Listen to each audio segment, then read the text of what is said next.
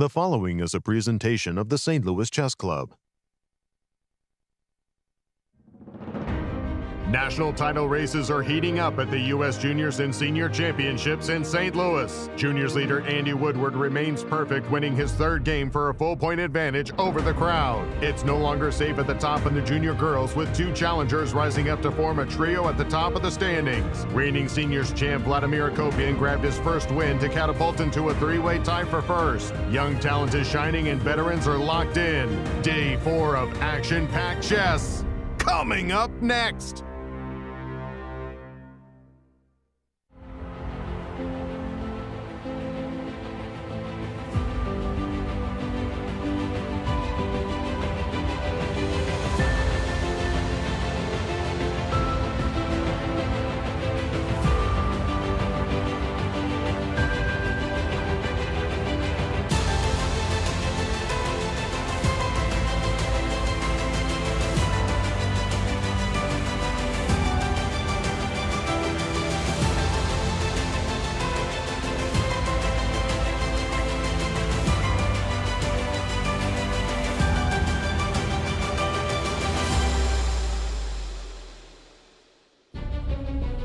Welcome back, chess fans, to Day 4 of the U.S. Junior, U.S. Junior Girls, and U.S. Seniors Championships held here at the St. Louis Chess Club. The first 3 days have been filled with exciting chess, thrills and spills galore.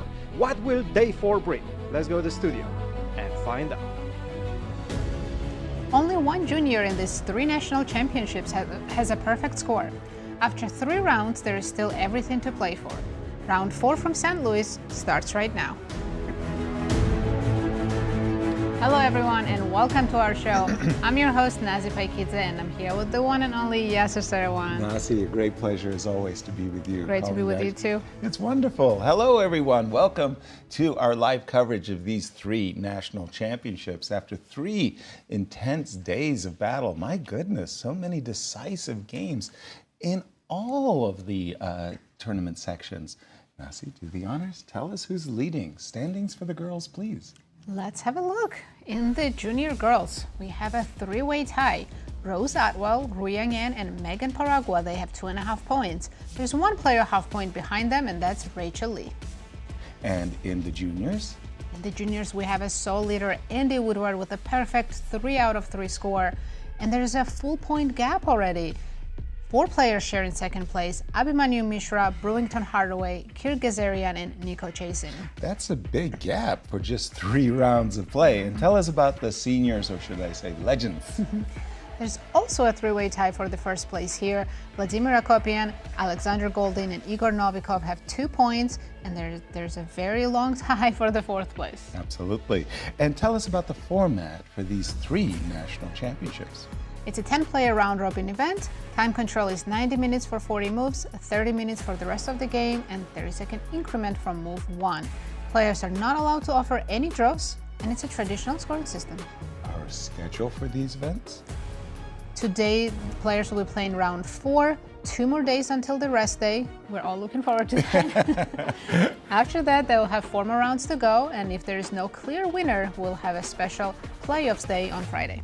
Thank you, Nazi. Christian, good of you to join us. Good to see you guys. Good to see you. How are things in the tournament hall? Oh, they're absolutely great. Tense, a little bit tense as we are entering the 4th day. But as we enter that 4th day, let's take a look at how our leaders performed up to this point and what the road ahead looks like as well. We're going to start with the junior girls section, and one of our co-leading players, that's Rose Atwell, at 2.5 points out of 3. She defeated Chloe Goh in the first game. She defeated Rochelle Wu. That was not an easy game against Rochelle. Rochelle has been having a very difficult event so far. And yesterday she missed an opportunity against Zoe Tang. Out of the opening, it was looking like her attack is just simply going to be irresistible. But she missed an opportunity with that h6 to open up Black's King's position, and unfortunately had to settle for a draw. Let's take a look at the road ahead for Rose, who is very determined to punch her ticket to the Nationals later in the year. In round 4 today, she's going to be facing Ru Yanyan. That's a battle of the leaders right there. Tomorrow, she will be facing in round 5 Megan Paraga, who is also co-leading as we enter round 4, and round 6 against Jasmine Su. So definitely not an easy one. Let's see, and she's already at the board, both of them. They know each other so well. They have grown with each other. They have surged through the rankings as well with each other, it feels like. And right now, they're ready to do battle. Let's take a look at the seniors section, and we're going to be talking about this man right here, one of the co-leaders entering day 4, Vladimir Akopian, who is also the title defender as we enter the 2025 championships. Draw in the first round against Maxim Dlugy, draw in the second round, and I have to highlight that one because he was on the back foot. He was pretty much busted. Absolutely. Shabalov, and a victory yesterday, a very important one with the back piece against Team Taylor. Let's take a look at his road ahead for the next 3 rounds. Today, he will be facing Alex Fishbein, who is coming off a victory. Yesterday, we had him in the studio, and he was in a very good mood. In round 5, he's facing Igor Novikov. Round 6, Alexander Goldin. So definitely not an easy path ahead for the next 3 rounds. He's ready to defend his title, and I feel like right now, he came yesterday in the studio, he was saying that, he started off slowly. It felt like, he needs to dust off his shoulders. It feels like he's at that position right now. He's ready to gain some full points. And let's take a look at the juniors section. He has been absolutely dominant. Andy Woodward, 3 out of 3, and his opponents didn't feel like they even got into the game in all 3 games. He defeated Sandeep Sethuraman in the first round, Grayson Rorrer in a difficult one because Grayson brought very, very pristine opening preparation in that one. In round 3 against Shar Deviprasath, and his road ahead is not looking easy. I took a peek at that just before the show. Take a look at this. Justin Wang, Grandmaster. Justin, actually, no, he's an international master still, but he's over 2,500, definitely looking for that Grandmaster title. Nico Chasin, who has been impressing so far as well, and that's the big one. In round 6 against the rating leader going into this event, Abhi Mishra. We have a lot of exciting games ahead of ourselves. Yes, we do. And Nazi, tell us about the pairings for this round 4 coming up. Start with the girls. Let's have a look. We have Zoe Tank against Rachel Lee. Big fight. matchup already. Lori Q against Iris Mou. Chloe Go against Jasmine Su. Rochelle Wu against Megan Paragua. And 2 co-leaders, Rose Atwell and Ru Yang. Another marquee matchup right there. And in the juniors? In the juniors, we have Abhimanyu Mishra against Nico Chasin. Big fight.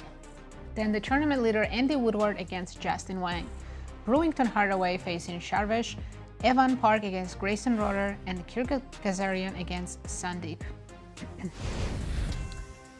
And there is Andy, the tournament leader, getting wounded. And he passed. He passed. He passed the test. What happens on a fail? And what about the seniors pairings? Joel Benjamin is facing Alexander Goldin. Larry Christiansen against Igor Novikov. Vladimir Akopian facing Alex Fishbein. Gregory Kaidanov against Team Taylor, and Maxim Dlugy versus Alex Shabalov. The players have been fighting really hard. What are they fighting for, Nazi? Well, we know they're fighting for that spot in the U.S. Championships, yes, but also for a lot of money. Total prize fund is $225,000 for this event. For seniors, it's $100,000, juniors, $75,000, and for girls, it's $50,000. Big increase from the previous years. Thank you, St. Louis Chess Club, for all your generosity as we're getting ready for this round 4. I think we have a special guest making a... The honor of ringing the bell for us to stop round. So when you hear the bell, you can go ahead and stop the clock. So everyone ready?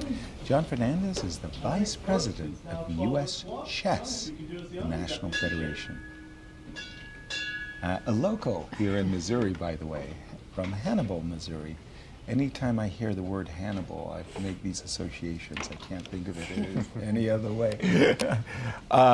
Boy, I tell you, the decisive number of games in these events has been through the roof. I think it's now 50% or beyond. We've seen it yesterday. It was 46.9 or something along those lines. Yesterday was ridiculous. And yesterday we had a lot lot of decisive. I mean, you guys were interviewing for about an hour. I know. We lost you took a nice break on the broadcast. During that time. Well, we have Andy Woodward's game.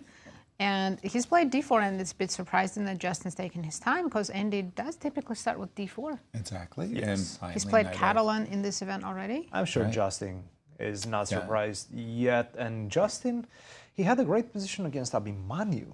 He did. He was just blitzing out his moves for no reason. Exactly. He was trying to play on his opponent's clock, which is sometimes a mistake. Sometimes it's a good thing, but in that particular case, it was a mistake. And with Justin yesterday, I think it was his game against Nico, where they literally blitzed to king versus king, and both players had an hour on their clock by the time they decided to give the game a rest. Justin looked like he was just checking his files there after, D4, knight f6, knight f3, as opposed to c4. By the way, I used to play very, very close attentions to moves 2, 3. Like in this position, for example, after some people would like to play a Nimzo Indian. And then they would also like to play a French defense. I was going to say, you can't play this if you're not a French defense Exactly, player. but if you're willing to play the French defense, and then it's sort of like, okay, let's say that you liked to play, I don't know, a martial attack against the Dutch. And if you played G3, you can no longer play a martial attack. And it was these ways of outfoxing your opponent to achieve the position that you want. By the way, bishop f4 by Andy, and we're seeing more Londons. Remember, Rose got into a very difficult position. Against Rochelle. 95, and Rochelle took on e5 with the bishop. We'll keep an eye on this one. Since we're in the junior section, Please. we should check Abhimaneu's game, Mishra and Nico Chasin. Again,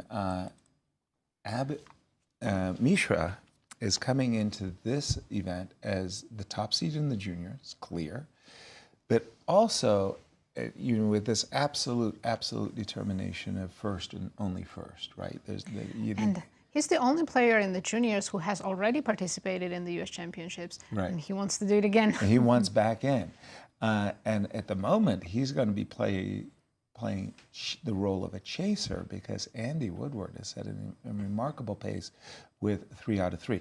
It's funny, I played this position essentially my entire career as black, and I was always happy with this early decision of white to capture on d5.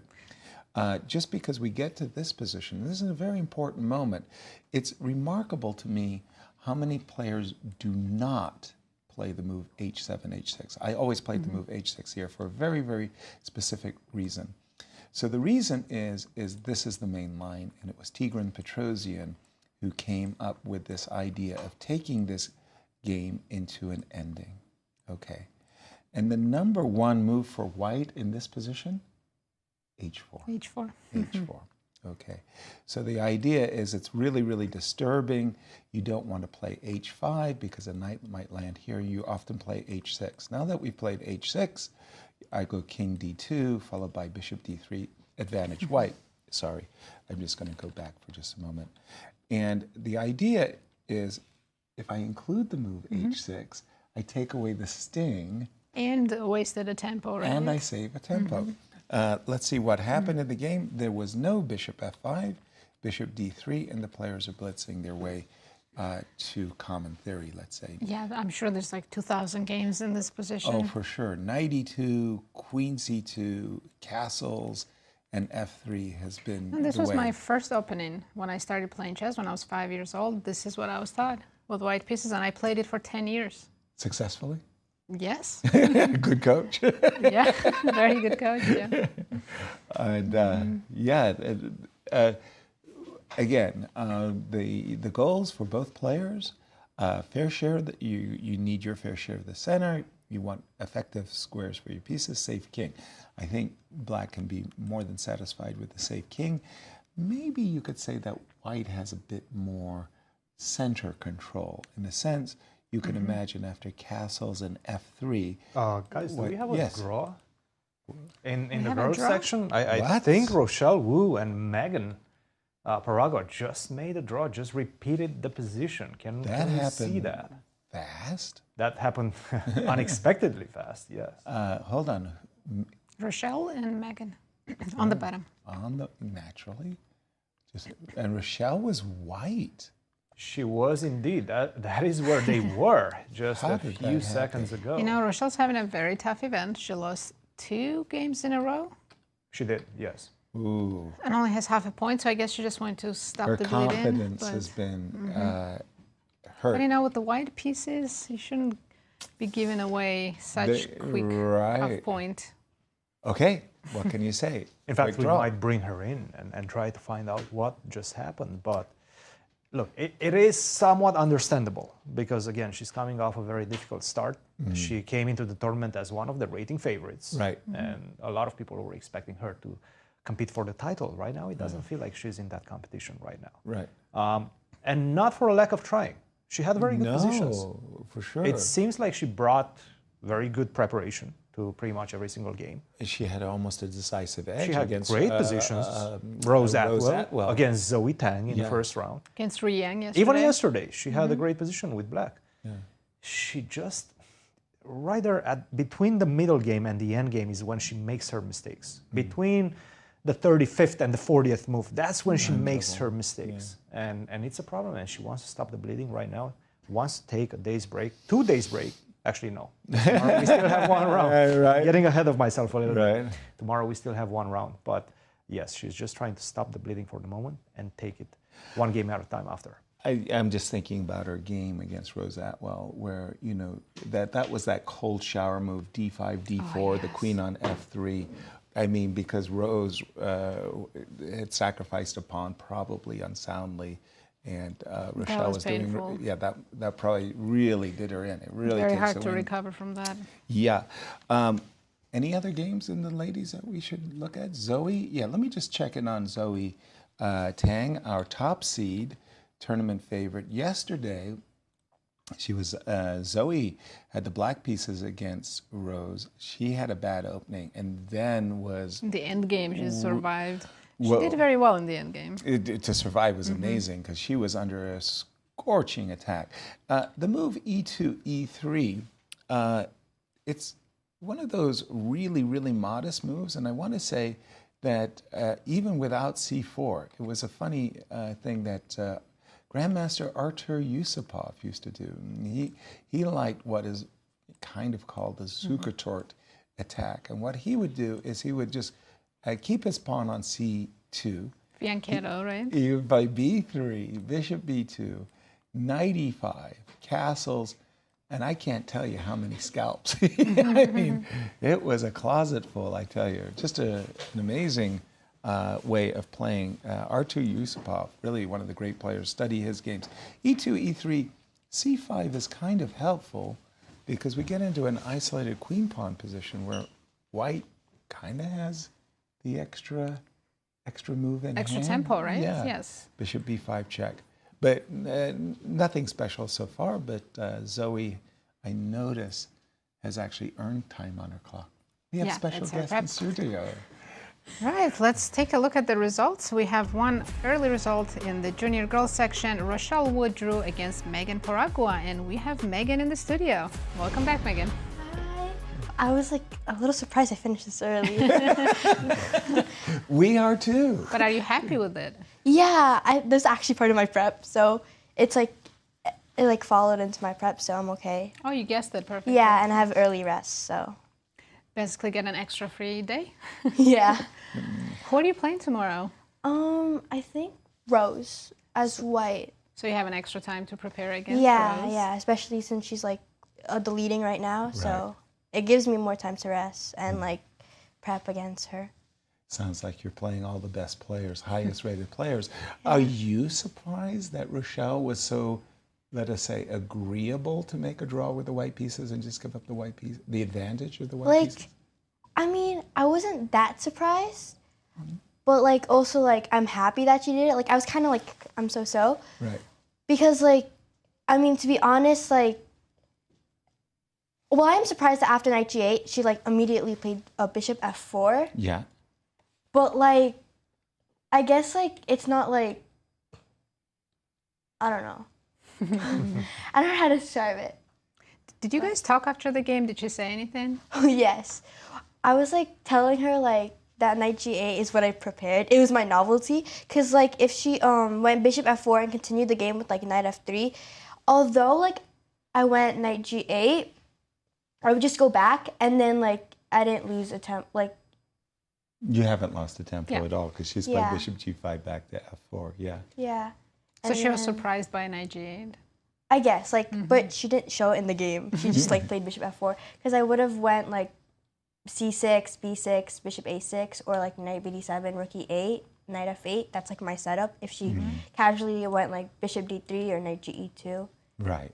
In fact, we're seeing a game in the juniors where Mishra on the white side is playing this bishop d3 and queen c2 going on currently. Good start. Megan, Yeah. feeling good about your tournament? Yeah, definitely better than last year. Because last year I kept drawing winning positions, so now I'm just kind of like pushing to win, like grinding it. Like for my 2 games that I won, I kind of grinded them out into like endgame.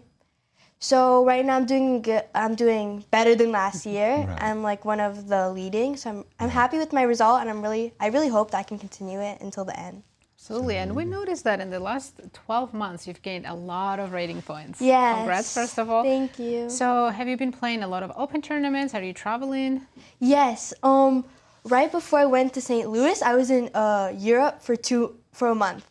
Whoa. Yeah, I was playing like 3 tournaments. So Bang, I was bang, like, bang. yeah, I was traveling a lot. I went from Sweden to Czech Republic to like Italy to Spain.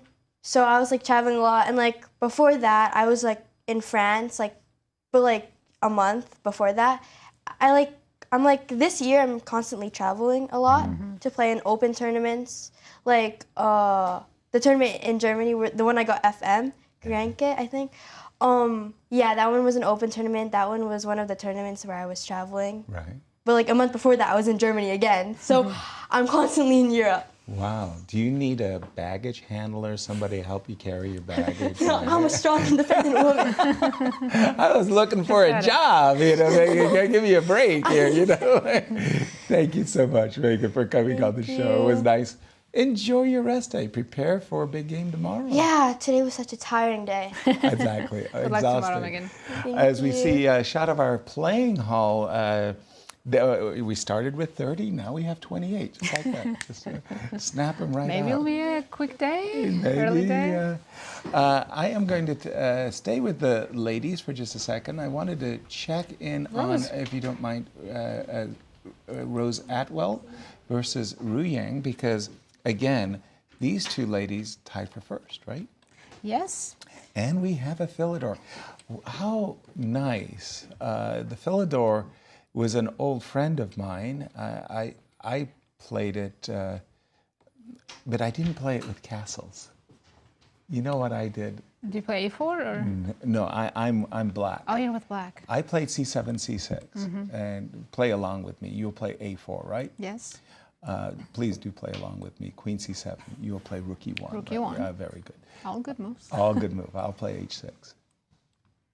This is where my knowledge of Philidor ends. Well- So help me out here. What is white supposed to do? h3. H3, okay. Help me Useful out. move. Useful move. g5. Oh. And followed by the dynamic knight f8, knight g6, and Knight f4. sack. I used to do that. But no, do they play like this? No. I mean, And if white didn't play H3, do you still oh manage yeah. to go G5? I was Yeah. always playing this queen c7 setups. It brought me success at the 1400 level. It was fantastic. Didn't bring me a lot of success at the expert level. Castles, rookie, all of this is very, very standard fare. H6, H3, B3. It has a feeling of a brayer, you know. Yes. But one of the big differences is that, you know, the B pawn isn't sticking out here like a sore thumb. This last move, B2, B3, in a sense, Rose, she's not 100% sure, but she's intimating that she may bring her bishop because the bishop really doesn't have a role on B2.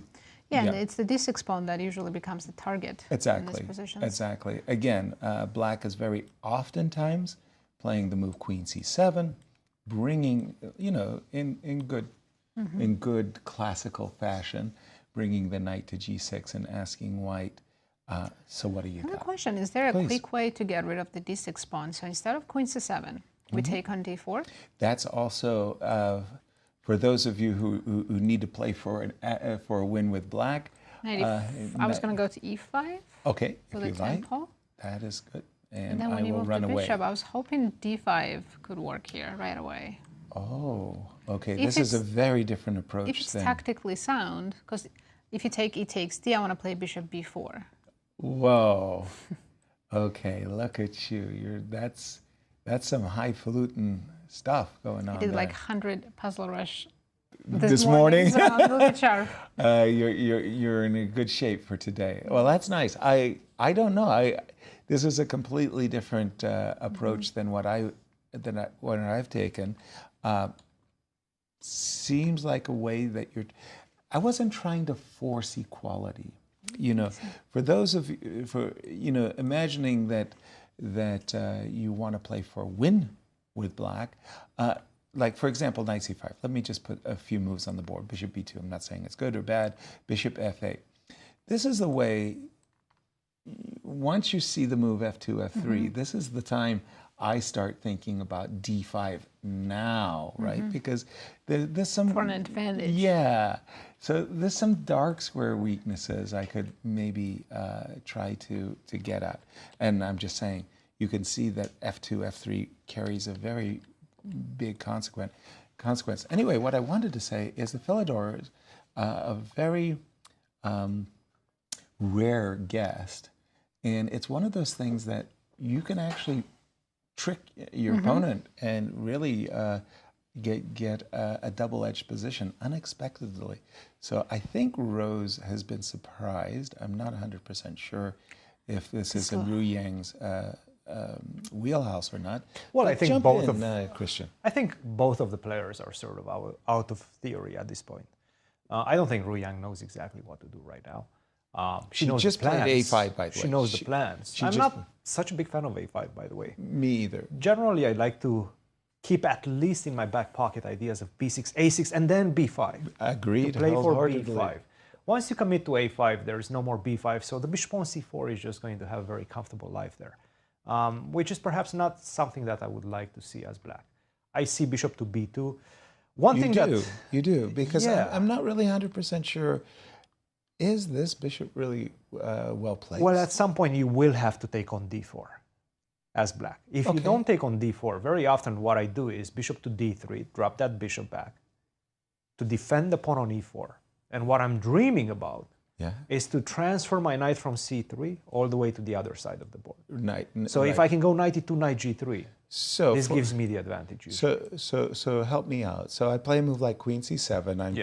Let's say I go bishop to d3, even though maybe I have some...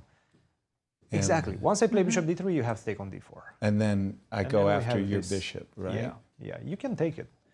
Slowly. I'm in no hurry. I'm kind of like, I like the standoff, the tension. It's a if you tension. will. Yeah. You guys are making me want to play this. I know. I mean, if you can get a solid position out of the opening. Now I go without... f4, queen f3, things of Whoa. that vein. You go f4? Are you looking at queen b6 already, or? Yeah, kinda. You probably can do that, I guess. Also, if I take? I have to take with the Queen. I have to take with the queen. Okay. I'm not taking with the pawn. No, I wouldn't. And in fact, I'm quite happy with this. Now I go rook d1. It feels like I have a lot of pressure in the center. It's true. A lot of control in the center. That bishop right? eventually will be a monster. Now, f4. Okay. Something to think about. Where would you like to? Thank you. Well, actually, I can please, maybe Christian. lead you into this one, just Zoe. to stay with the junior girls section for a second. Because, look, Zoe is the rating favorite. Right. She's been having a pretty stellar year. Went from 2,200 or so to like 2,370. Right now, she's in the top 5 women's in the U.S. She's guaranteed a place in the U.S. Women's Championship. For sure. Yeah. Absolutely. She already got her invitation. Indeed. That's it. She's coming. And right now, she needs to continue that trend. Don't stop. You know, that's the threat. Don't stop. Bishop to b5. This is the queen's gambit decline, though I look at it and it looks like a Tarrasch to me. Yeah. Whenever you play c5 as black, it feels like a Tarrasch. I always made that connection as well myself. Of course. I call it a Tarrasch whenever I see the pawn on c5, and maybe we'll have the isolated pawn, right? If you take on c5, we're going to see the isolated pawn. Bishop to b5. And I think this is where Rachel started thinking, because you have a couple of options. These are the main ones, knight to c6 and knight to d7. Knight to c6 probably being the main one. And there are some differences in this one, because once you castle, c4 does not work as well, because the knight is on c6 and not on d7. You will understand the difference in just a second. Now I go b3, and if you try to push me away with a6, I take. Your pawn structure is absolutely damaged right now. You're going to lose this one. Your two bishops are not going to matter as much. So she played the move knight to d7. Now, you cannot really play castle as easily, because now I will go c4. And this is a completely different situation, because if I go b3, a6, now you have to take. Oops. Yeah, that happened. Let's see, where was I? Here. Now you have to take on d7. Right. You cannot take Not on on c6 and c6. destroy my pawn structure. I take, and my pawn structure is still intact, right? I can connect the pawns with b5 next moves, and I have the two bishops, the bishop pair. So this one is much better for black.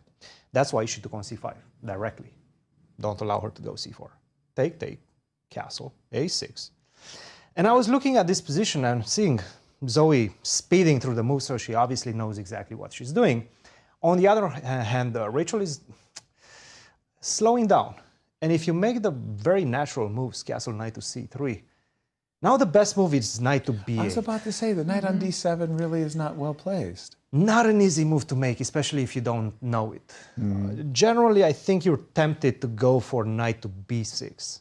And if you land with the knight on b6, I go b3. This knight is kind of stuck there, True. right? It's not That's playing okay. an active role. Yeah. Like, I would love to have the knight on c6, right? Knight b8, not an easy move from a practical perspective. Again, we understand because we have the engine, we have the knowledge. The database, yeah. But in the heat of the battle, generally, you're a bit reluctant to drop back to b8 like that. Yeah. So from a practical perspective, I feel like Rachel is somewhat in trouble right now. Thank you, Christian. And statistically speaking, after 3 rounds, who's going to win the girls' championship? I'm eager to find out. All-knowing Ben Underwood with our 15,000 tournament simulations. Well, pre-tournament, Yan was the favorite. Rose Atwell in close second. You were going to say clear second. Zoe Tang also close third. Yeah, there's no big favorites for her, let's say. After round 1. Yang still leading. Rose also close second. Mo, because she won the game, right? Zoe's going down, even though she's drawing all of her games. Her competitors are leapfrogging her by winning. To round 2, Rose was a sole leader, so no surprise she has the biggest piece of the pie. Exactly. And after That round draw, 3, however, now Yang, her opponent, is on top, but very, very close between her and Rose. And Megan in third. She's also sharing in first place. No way. I'm betting on Zoe with the 3.1%. I got a 30-1. That's a good. That's a good odds, bet. right? Where's Poly Market when I need it? I will take Zoe as well. Thank you. And let's go to the senior championships, because we've got some important games. Vladimir Akopian is up against Alexander Fishbein. Fishbein just won a very important game, knocking Larry Christiansen out of a tie for first. And they've got one of these, again, it's nice to see the Ruy Lopez, but different flavors, if you will, of the Ruy Lopez making a comeback. The Morphe defense, and then the old classical with the Fianchetto, G7, G6. And this almost looks like a hyper-accelerated Ruy Lopez, because oftentimes you go bishop e7, bishop f8 to e7, back to f8, and then you set up your... Saved yourself like 3 tempi. Exactly, and a2, a3, and it's basically a maneuvering game. What white really wants to do is the old knight f1, knight g3, slowly, queen to d2, bishop to c2, rook to d1, getting everything in prime position for a central break. Now, normally speaking, black cannot wait for white to set up everything. And whether you do it with king on h7 or whether you do it with king on h8, look at the games of Levon Aronian. Levon is looking to get in the freeing break f7, f5 to try to put a little bit of pressure on white's position. So someone who doesn't play this opening with either colors, to me, d5 for black looks like the most natural move. Is that an option? Yes, absolutely. d5, and you get this tension of the e-pawns. Funnily enough, it kind of looks a little bit like the Philidor game that we just saw, right? I'm not saying this is a great move or anything like that, but imagine I play b4 just for a moment.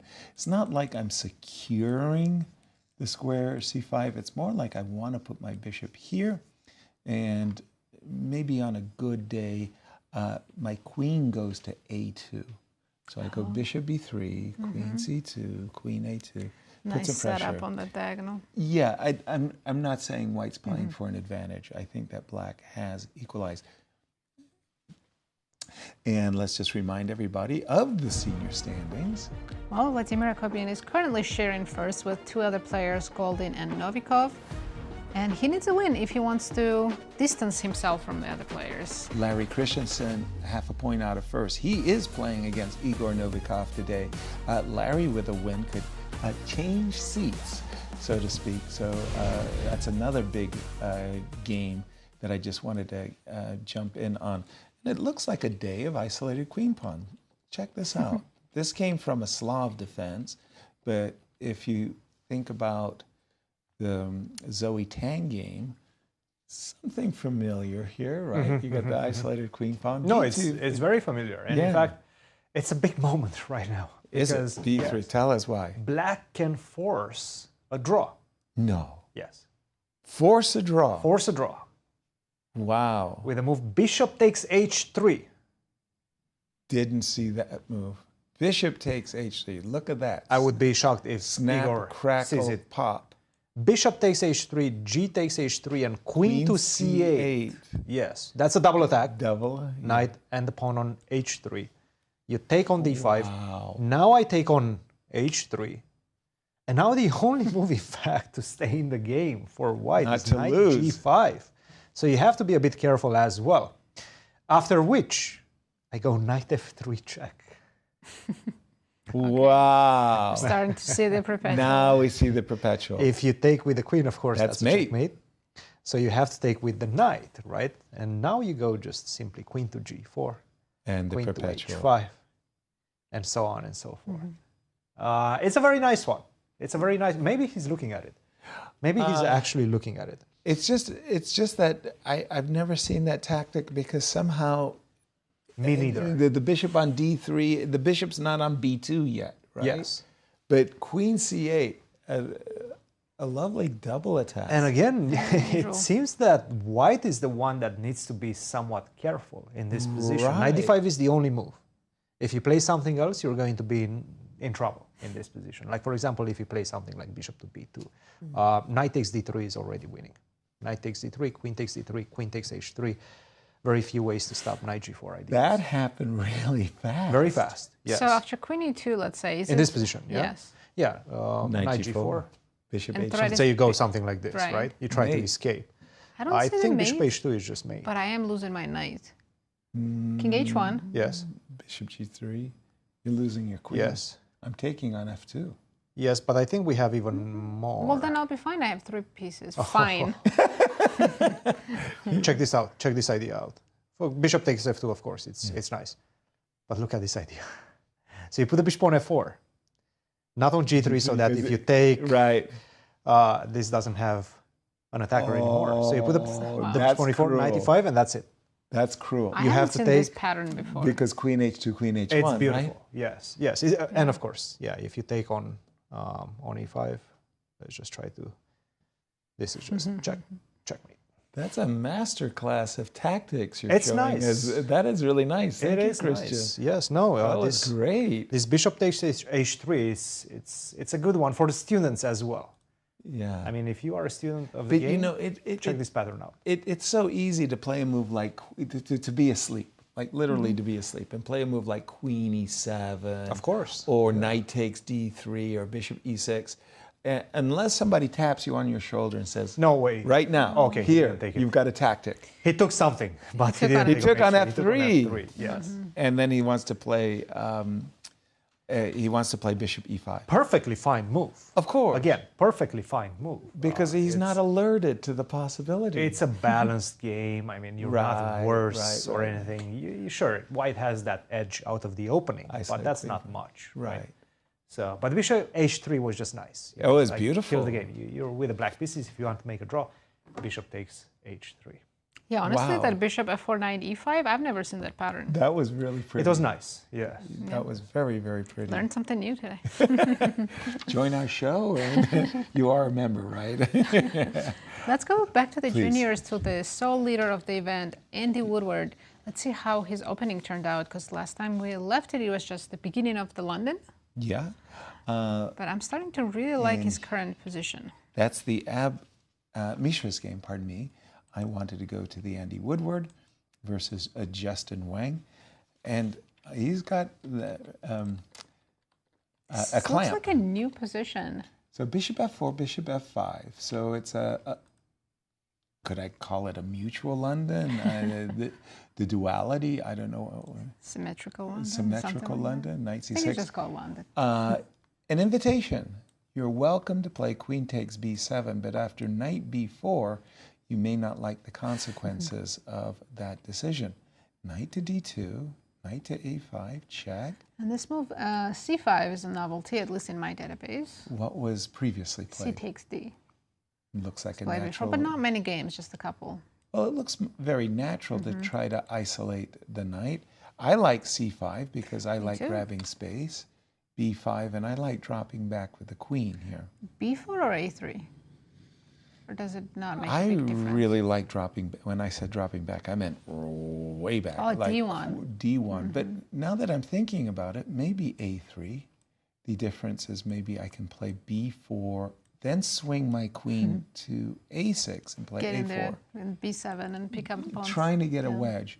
The one thing that you really, really don't want to do is you don't want to go in for a position, I'm just putting this on the board, where the knight ends up on just an absolutely terrible circuit. Like, give that knight 3 more moves.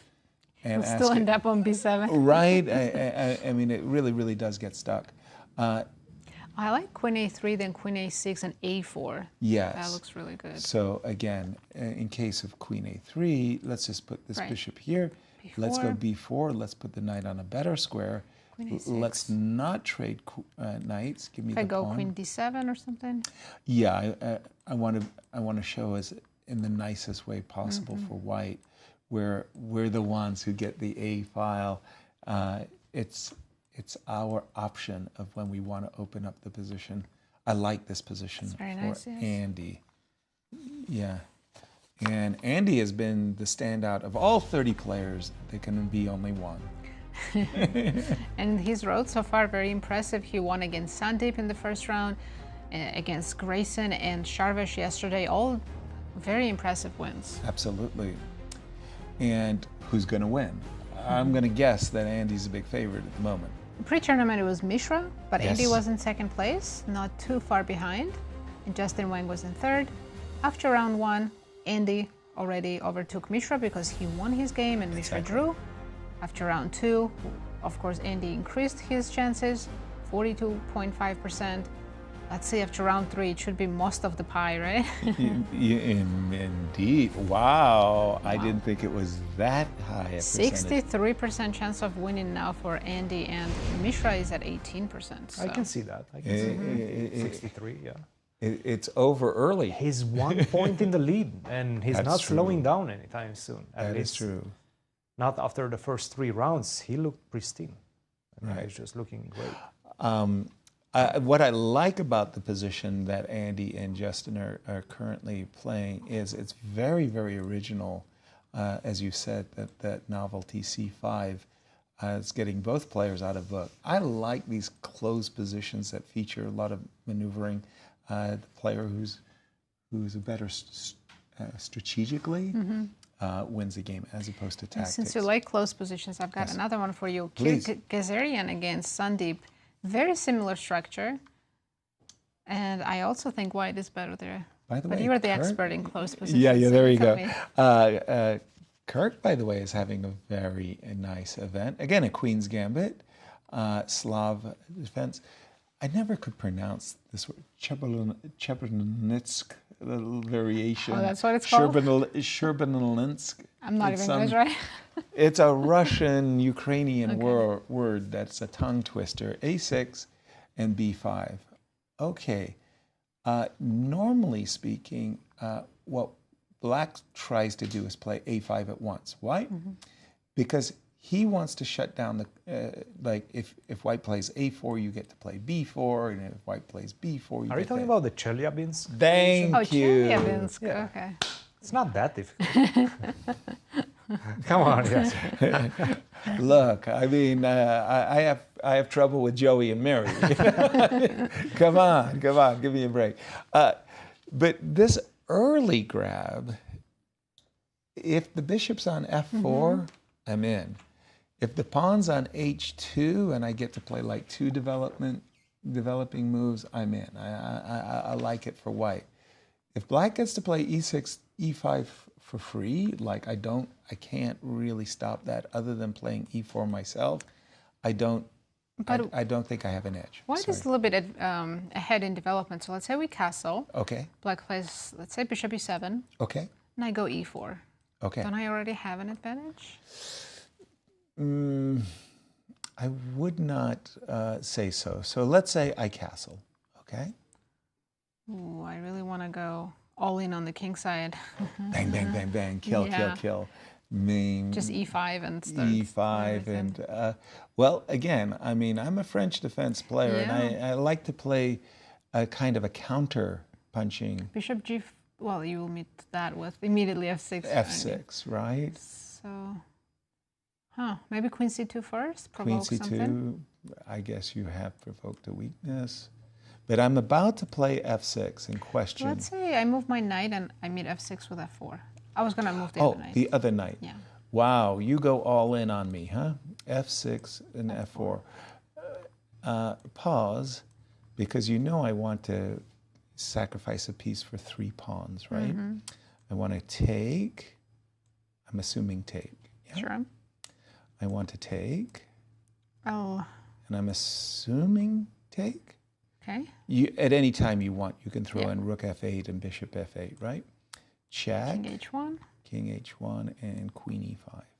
So I've got 3 pawns.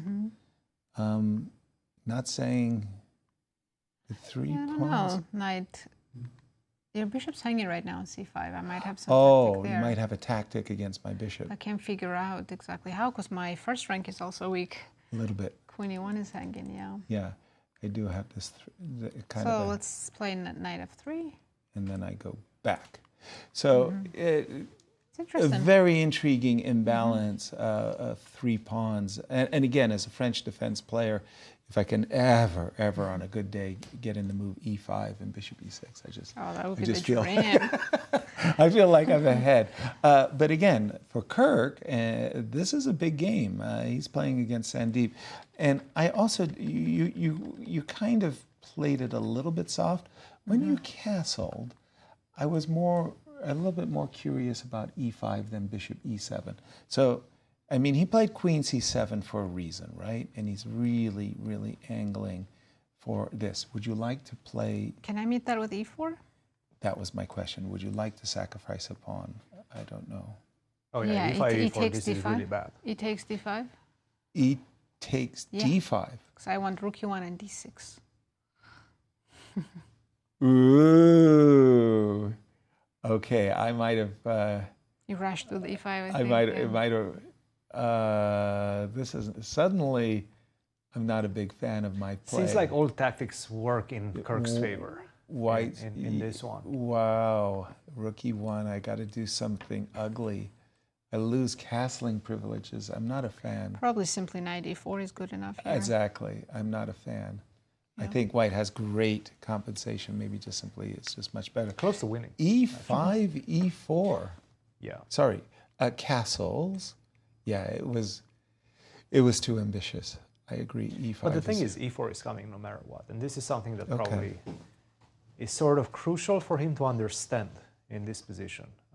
that he can go e4 no matter what. So for example, if you start with castle bishop e7, right? Yes, that was our first move. You don't want to mess with e5 and open then, up the position in the center with the king still in the center. And Nasi, castle first and then go e5, right? And then e4, Nasi hit me with. Yeah, e4, and this is probably the one that could throw you off this variation, e4. this idea of b4. But this structure apparently is quite good for white. Really? Yes. I wouldn't have guessed that. Exactly. Not you wouldn't have intuitively. guessed. It's not intuitive. No. But apparently knight to g5, it's starting to become quite annoying. I have a feeling that if you go Knight h6, h7. knight h7 is one, but maybe even f4. I'm curious if f4 works. It works. Wow. Knight h7 is much better, but Right. f4 also works. Like, you're not going to take my piece Yeah. get away with it. Right. So after knight g5, get the knight off the f file, and then go f4. You block black's position like this with tempo. And in fact, you have a very, very good position. Very good attack for pretty much nothing. Okay. This complex right now, you cannot attack it anymore. Unless you get e5 in, which you're not because of f4, you're not going to be able to attack my pawn structure complex. So that gives me the advantage as white. I can spend as much time as I want on the king side, go f4, rook f3, swing the rook on g3, and at some point you're going to fall. You're having too much fun, Yes, Christian. I After am. the move castles, let me throw a patty in your direction. b5, b4, So, immediately without bishop e7. Just kick the knight. well, Castles, kick the knight. you go b4 first. Okay, yeah, that's fine. And then bishop e7. Oh, a3. A3 is You remind me. problematic, yes. You remind me that I did. And now you have some problems with the a pawn. I do. So if you take, I take, obviously. I was huge problems with ready the to a-pawn. play e5 in so many of these lines. You can play e5 instead of bishop e7. Okay, good. Good. Let me try it that way. Yes, but then I take. Take. If you take, I think knight to d4 is just Also, looking. isn't queen a4 just winning a pawn? Yes, One of them. Yeah. yes. Good. We just got good castle. eye. We just got castle on the board. You Right. got a question mark? Okay, No. it's going away. No. It's a Don't worry mistake, about it. Castle, I mean, castle is the move you usually make. Yeah. Of course. Like, why wouldn't you go castle? Exactly. But again, it's all about putting that clamp on e5. Yeah. And unfortunately for black, it does seem like playing e5, the tactics just simply don't work in your favor. It don't work. You're not going to get that. You're going to get the clamp put on you with the knight moving away from f3, followed by f4, and then I will get a free attack on the king side. One last look at this position as we say goodbye to it. Castles for white. I'm going to try g6. You're going to go e4. I'm going to take on e4. You're going to take. I'm going to take. You're going to take. I'm going to play bishop g7. And I have a dream. Castles. And I'm not going to be suffering these knight g5 fantasy attacks that really look good for white. How are you going Maybe to... bishop g5, queen d2.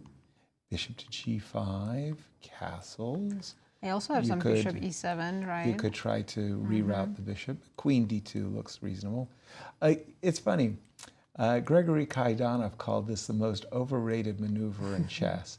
This idea of trading the dark square bishops. Wait. What did you do after bishop g5? I castled. Bishop and- e7, bishop Yes, e6? Yeah, we we mentioned allowed that, yeah. this, and we just kind of said this is, nicely repositioning the bishop, right? Because, I'm repositioning by force your queen as well. yeah. So let's get A4. knight g5. I want to go queen f3. I think Yeah, this is over. Whoa, I want be to careful. finish Yasser right now. It's, That is an ugly bishop. Yasser has been a naughty boy. But so- I remember. Queen f3. Let's go, Yasser. You're not Okay. getting away with this. A naughty. Okay, pause. Bishop d7 is one. Knight takes e4, knight takes e4, f5. I've weakened way Bishop too many. d7. Bishop e5. Bishop e5 forces my hand though. Oh, I see, and we're cut off from f7, yeah. Okay, I'm not proud. Hey, I'm winning a pawn. Just a second.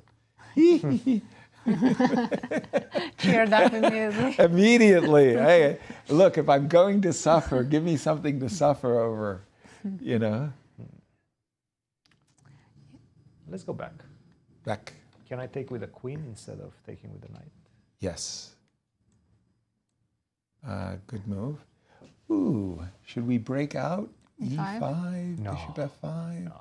F6, E5. Okay, go away. Really? Go away. It's our Okay, only I'll chance. go away. E5.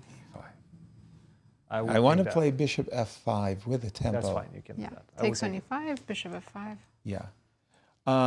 We're way off the beaten path, but we can understand that it's up to Sandeep to find his way to I an think even position. Sandeep is in trouble right now. Yeah.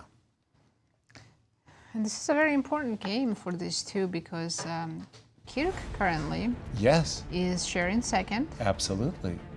and Sandeep is trying to catch up with them and join them as well. He's in that. He's at the 50%, trying to get into that plus column, looking way up at Andy Woodward, who is really making a distance between himself and the The pack. rest of the pack, yeah. Yeah. By the way, in the game between Rose Atwell and Ru Yang Yan, they've been following our plan there with queen to c7, queen d2. The bishop did come to a3. I like Rose's position. Yeah, but it's a very big moment here, I think, for Black to resolve the tension with e5 takes d4 followed by knight c5, or to play it to keep the tension and to bring the knight to g6, for example. I'm not saying rook a d1 is the best What do move. we do about the d6 pawn? Oh, you want to take back with the pawn on e5 whenever Always, it happens. yes. Okay. Whenever you want to trade. I agree. You can step down to queen d6, Right. but it's like the business squares are covered. D7 and d8 are nicely protected. I don't. Yeah, think... black is passive, but it looks safe. Yes, exactly. Yeah. Again, the far more, I want to say, risky option for black is to, let's say I play bishop f8. Let's say you play rook d1, just to, I better not Take on blunder d4? some No, I tactic. might even take with the queen. I know. I was just going to say, I don't want to blunder a tactic, but knight c5, again, I'm looking at these, I'm doing my best to get you to play a Provoke F3, move yeah. you don't want to play, which is f3.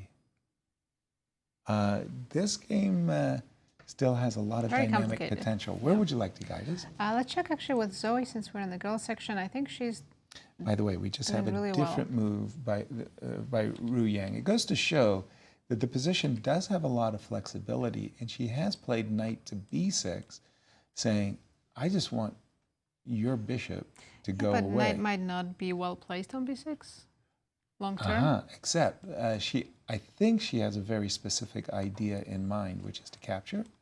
And again, I'm not saying this is good. I'm not saying this is bad. Let's play this. The idea is after e5, I might play bishop takes. I see. It's Nice a little bit intermezzo, yeah. weird. I'm not 100% sure If it that works. tactically it works. But okay, knight b6 is on the board, and we'll keep that one on the boil. Where did you want to guide us, Nazi? Zoe? Zoe. Yes. All right. She has a very good setup against the isolated pawn. By the way, congratulations to Rachel. She, in a kind of a difficult position, one of the hardest things in chess is to take your move back. And Christian explained to us why knight b8 was Important. the best move, counterintuitive, but she found it.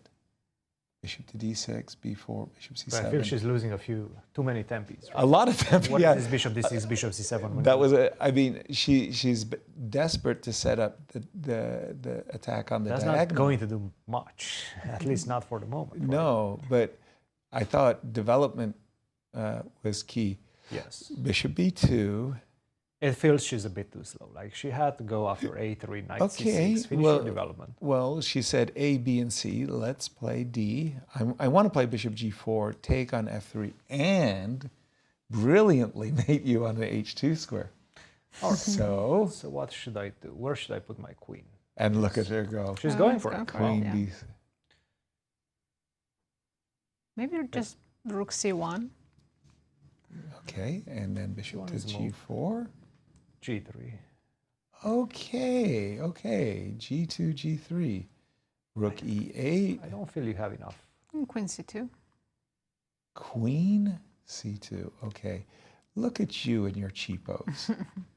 I also want to put the rook on d1 and I feel like Rachel Lee playing against Rex. I see what you want to do. You want to take my bishop. No, that didn't turn out very well, did it? yeah, you can play knight c6, but there's b5, right? Oh. I'll tell. No, my Michael Tal is not working today. Just a second. I am. Yeah, I think you rook- just don't have the resources yet. No, I want to go bishop h3, rook e8, and some brilliant knight. Okay, bishop h3, rook e8, rook e1, right? Sure. Rook e8, Same thing. Let's say I go queen. queen c2. Sure, queen c2. Why not? And how do I get this bishop b6 and rook e3 to work? I mean, you can play it now. Bishop b6. Bishop b6, I'm afraid of knight a4. But that's like one trick you have in the Bishop position. A7. I I'm have not gonna fall another for it, trick. Yasser. I was attacking on h2 a moment ago. I had two tricks in the position. Don't give me one trick. I'm not just a one-trick pony. The problem is, And it's not like it's a deadly trick. and it's not a deadly trick. And if I play knight I develop. Why don't I develop? You can play rook d1. Which rook? E. Wrong rook. Rook e1. But why don't we start with b5? I don't Knight know. b5, just knight e5. 95. You I take, Take. rook e5. b5, knight e5, knight e5. I feel there should be some tactics. Like rook e5, I take on a6, ba, knight b5. knight b5, and That's it, yeah. there's a fork. At the end of Triple. it, I'm on exchange up. Exactly. Unless you mate me, then I should. Yeah. Then we take it all back and say sorry. The thing is just this type of slow play. Like you go knight d7, knight b8. Okay, I understand. You want to get the knight on c6, but you don't put the knight on c6, you lose a couple more tempes with bishop d6, bishop c7. It just feels like it's too slow. And you're not prepared for it. Like you have to finish your development first, go knight c6, get the bishop, light square bishop out, get the rooks stabilized in the center, e8 and c8 on the open fires, and then go for this idea. It right? takes a lot of time. Then true. go for bishop c7 and queen d6. And maybe you should come from the other side, from a7, so that you have ideas of d4 as well. Right. You have to combine all of these ideas, and it doesn't seem... She's taking like a juggernaut approach. Hey, I'm coming to mate you. Bam, bam, bam, I'm bam, not bam. trying to be subtle in Exactly. this one. I'm going to go bishop Exactly. to g4, bishop takes f3, and checkmate you. I don't think it works. Well, at the moment, if you look at White's king side, you would better ask the question, why should it work? I mean, that's a very, for 1,000 years, this has been considered a kind of a fortress-like setup for White. It's very, very hard to storm the gates of the castle, so to speak. I wanted to go, I think, to the seniors because many of the games, first place is up for grabs in a lot of the senior games. I've got the game between Larry Christiansen and Igor on my board. Nothing really is taken. This one Please. very interesting position Please. in Gregory Kaidanov game against Timothy Taylor. Okay. Whoa, this looks like a Trying game. to guess what opening it was. Oh, the Scandinavian. They actually called this the Portuguese gambit or the Scandinavian. I unfortunately misled our very own Var. Var was preparing for a U.S. championship, and he was up against Abhi. And Var asked me to help him prepare this kind of weird Scandinavian. And we spent some time, and we came up with some really nice ideas. Fabi tricked him a little bit. Var got a really good game. He missed just one touch. And I always thought that I would one day use the analysis that Var and I had made, and it wasn't to be. And But you still have it in your pocket? Still saved? Well, it's rattling around there, up there somewhere. Bar has it. Oh, good. He remembered. Did you notice that Gregory never included e6 takes f7 check? Yes. We're revoking his membership. But he was afraid that the e file he would be exposed along the e file. Yeah, because maybe after that, bishop b4 check and rook e8 check all come with tempi. Bingo bongo, right, exactly. So if we go back one move and we include this, and Gregory drops back with the queen, this could be maybe one of those embarrassing moments where you have to do something like bishop e3 and allow a knight g4. Oof. Okay, none of this happened because the current position, and what's the pawn count? Just one pawn?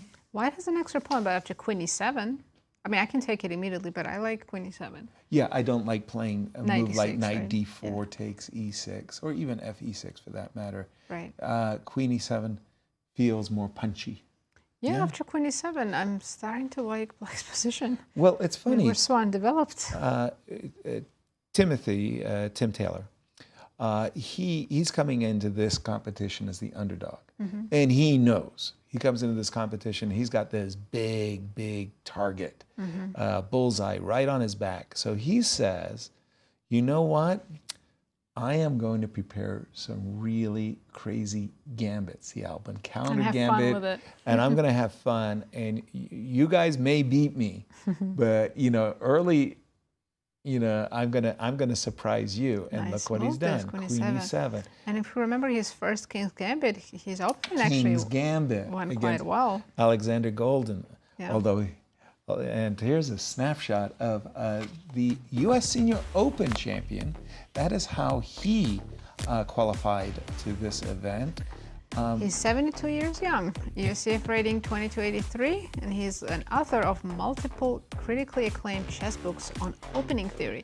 That's okay, that's why he knows so many different openings. Exactly. I like the way you said 72 years young. Thank you. Thank you very much. All the seniors out there are applauding you all the way. Let's keep that up. Queen e7. And if you don't mind, Christian, does this opening have a name? Scandinavian. Oh, you want to say if it's Portuguese Gambit? Portuguese Gambit, Scandinavian. Does this one have an opening's name? Scandinavian, the modern variation, apparently. Modern. Yes. We're looking No for fun. some- No fun names. The Tupperware No fun variation, the Teflon. None of that. Nothing. Just Scandinavian. Just Scandinavian. How does modern. the engine evaluate the gambit? It says it's more or less balanced, close to equal at this point. From a practical perspective, obviously, it's not pure equality. Right. It's just a balanced equality. Enough compensation after queen takes c6. It's all about this square d4. If this pawn would be on c2, it would be a completely different situation. Exactly. Right? Because then I get to go c3 and kick the knight out. Exactly. Like that, I have the extra tempis, Yeah. and I also have a beautiful square on d4. Right. So you go here, probably bishop to e3. Now I can choose between castle, which to my eyes, at least, it's the most natural move. Absolutely. You can go also knight to f5, but I like to keep the knight in the center like this. Yeah, and I'm assuming knight c3 is not. Oh, Castle, knight castles, c3, you the will most have to natural. finish your development like that at some point. Right. Now I'm starting to have some threats, right? Bishop, knight takes c2, bishop takes c3, maybe after rook to e8, so you have to be a bit careful Yeah. in the position. For example, knight to c3, I go rook to e8. How do you continue? Yeah, you're playing the most natural moves. Very natural moves, Right. right? And then I go queen to f5. I have a big threat to take, and then your pawn on d3 is going to be lost as well. So h5, knight g4 ideas? Or you Sure, depending on how you react. If I play bishop f1, then you don't even have to include h5. Maybe H5, you'll do it anyway. Let's go. Why not? Why Okay. not? Yeah. And Lovely. somehow it reminds me of Brew's game yesterday. I was just going to say that. Yes. But the knight was on On d3. D3, yeah. It's a different position. It just reminds me of it for whatever reason. I guess it's the long castle It's the two and the rooks. rooks on the open files. Queen on Yeah. f5, yeah. Yeah. It's one of those. And slow-moving, but at the same time fast-moving attacks. And all of White's pieces remain on the first, second, and possibly the third rank. I mean, I think that's as far as they go. That's as far as they went. Thank you, Cristian. Very nice. And we have reached that time in our broadcast where we're ready for our first break. We're going to check in with our friends at Q Boutique and see what we can take home with us. This one is a souvenir of the strongest chess club in the country. We say that? With these branded t-shirts, the shirts proudly present the St. Louis Chess Club logo on the front, available at qboutique.stl.com, or come in person at the St. Louis Chess Club for all your chess shopping needs. And those are cool shirts. They look good on. And what do we have for our viewers as we go to break? As we go to break, you talked to Brewington Hardaway. I did. Yes, you did. Good. Take good a talk. listen. We'll be right back.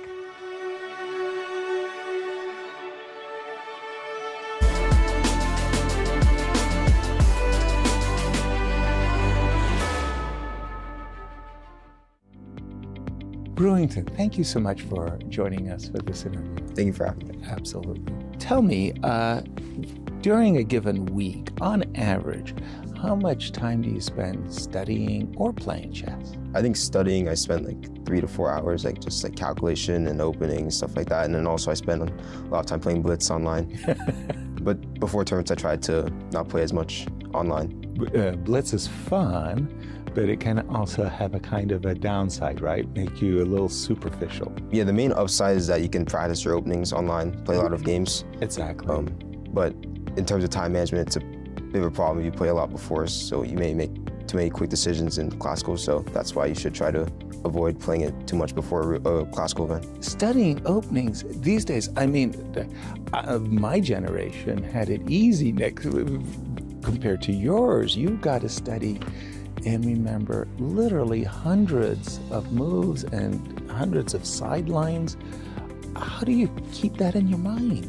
I just try to keep working at it every day, just repeating, and also just looking for new ideas and looking at all the recent top-level games. That's how I approach it. Okay. Do you ever worry that your rivals might be working harder than you do? I can't really focus on what they're doing. I just need to focus on what I'm doing and just put my 100% effort to being the best player I can and working as hard as possible. If you could give advice to your younger self from last year, if you could go back 1 year before this event started, what would it be? I think last year, since I was the wild card, I was very nervous, and I ended on a plus score, but actually threw away 3 completely winning positions. Oof. So I think that was just due to nerves. I made some very weird decisions since I was just very nervous and couldn't believe I was getting so many good positions. So right. I think I'll just tell myself that there's no need to be nervous, and you can beat everyone here. Everyone here is very strong, but you're here for a reason, and you shouldn't be too nervous about facing this strong opposition. Absolutely. Besides yourself, who do you see as the 2 favorites to win the tournament? I think everyone would say Mishra and Andy, obviously. Mishra, youngest GM of all time, and Andy, just 15, and he's already like almost 2,600. So, on paper, they're the 2 favorites, but I think I can give them a run for their money. Sounds good. Sounds good. For me, the rise of Gukesh has been phenomenal. Speak about his rise, and has his rise inspired you at all? It's been really inspirational because he started chess at 7, I believe, which is later than usual, and just like 10 years later, he's world champion. So, that just shows that, as long as you put in the hard work, no matter like how many good results or bad results you have, as long as you're consistent with it, eventually things will go well. And I think, he's a big inspiration for everyone, and especially all these Indian kids now. We see like every open tournament, you see these Indian kids just crushing it. So his impact on the chess world has been incredible. Right. And I think everyone is inspired by his story and his rise, and I think that's just making everyone stronger, just seeing a young player like him thrive so early, and it's just really inspirational to see. Marvelous. We're going to wrap it up, but I'm going to ask you 5 questions that you've got 15 seconds to answer, right? So you got to be fast. Your favorite opening is white. Italian. Your favorite defense as black to 1 e4. Sicilian. Your favorite defense as black, to one d4. Queen's game declined. Your favorite food. Pasta. Your favorite commentator. I really like, I like Danya a lot. Cut, change, new player, out. Brew, thank you for joining. Thank you.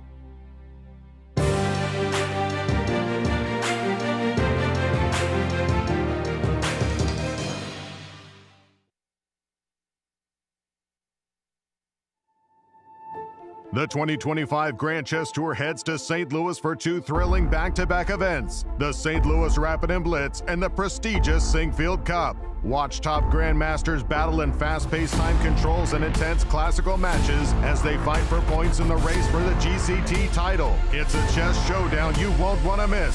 Be there to witness the drama unfold live from the chess capital of America, St. Louis, Missouri. Ladies, are you looking for something fun to do? Do you want to make new friends and broaden your horizons? Ladies' Night is the premier all-female chess event in St. Louis. Every Wednesday night, you can meet and play with new people while learning one of the world's most popular games from a certified woman grandmaster. Plus, St. Louis Chess Club members can attend for free. Whatever your age or skill level, you're welcome at Ladies' Night. You know Q Boutique at the World Chess Hall of Fame has the region's best selection of chess sets. But this store is so much more.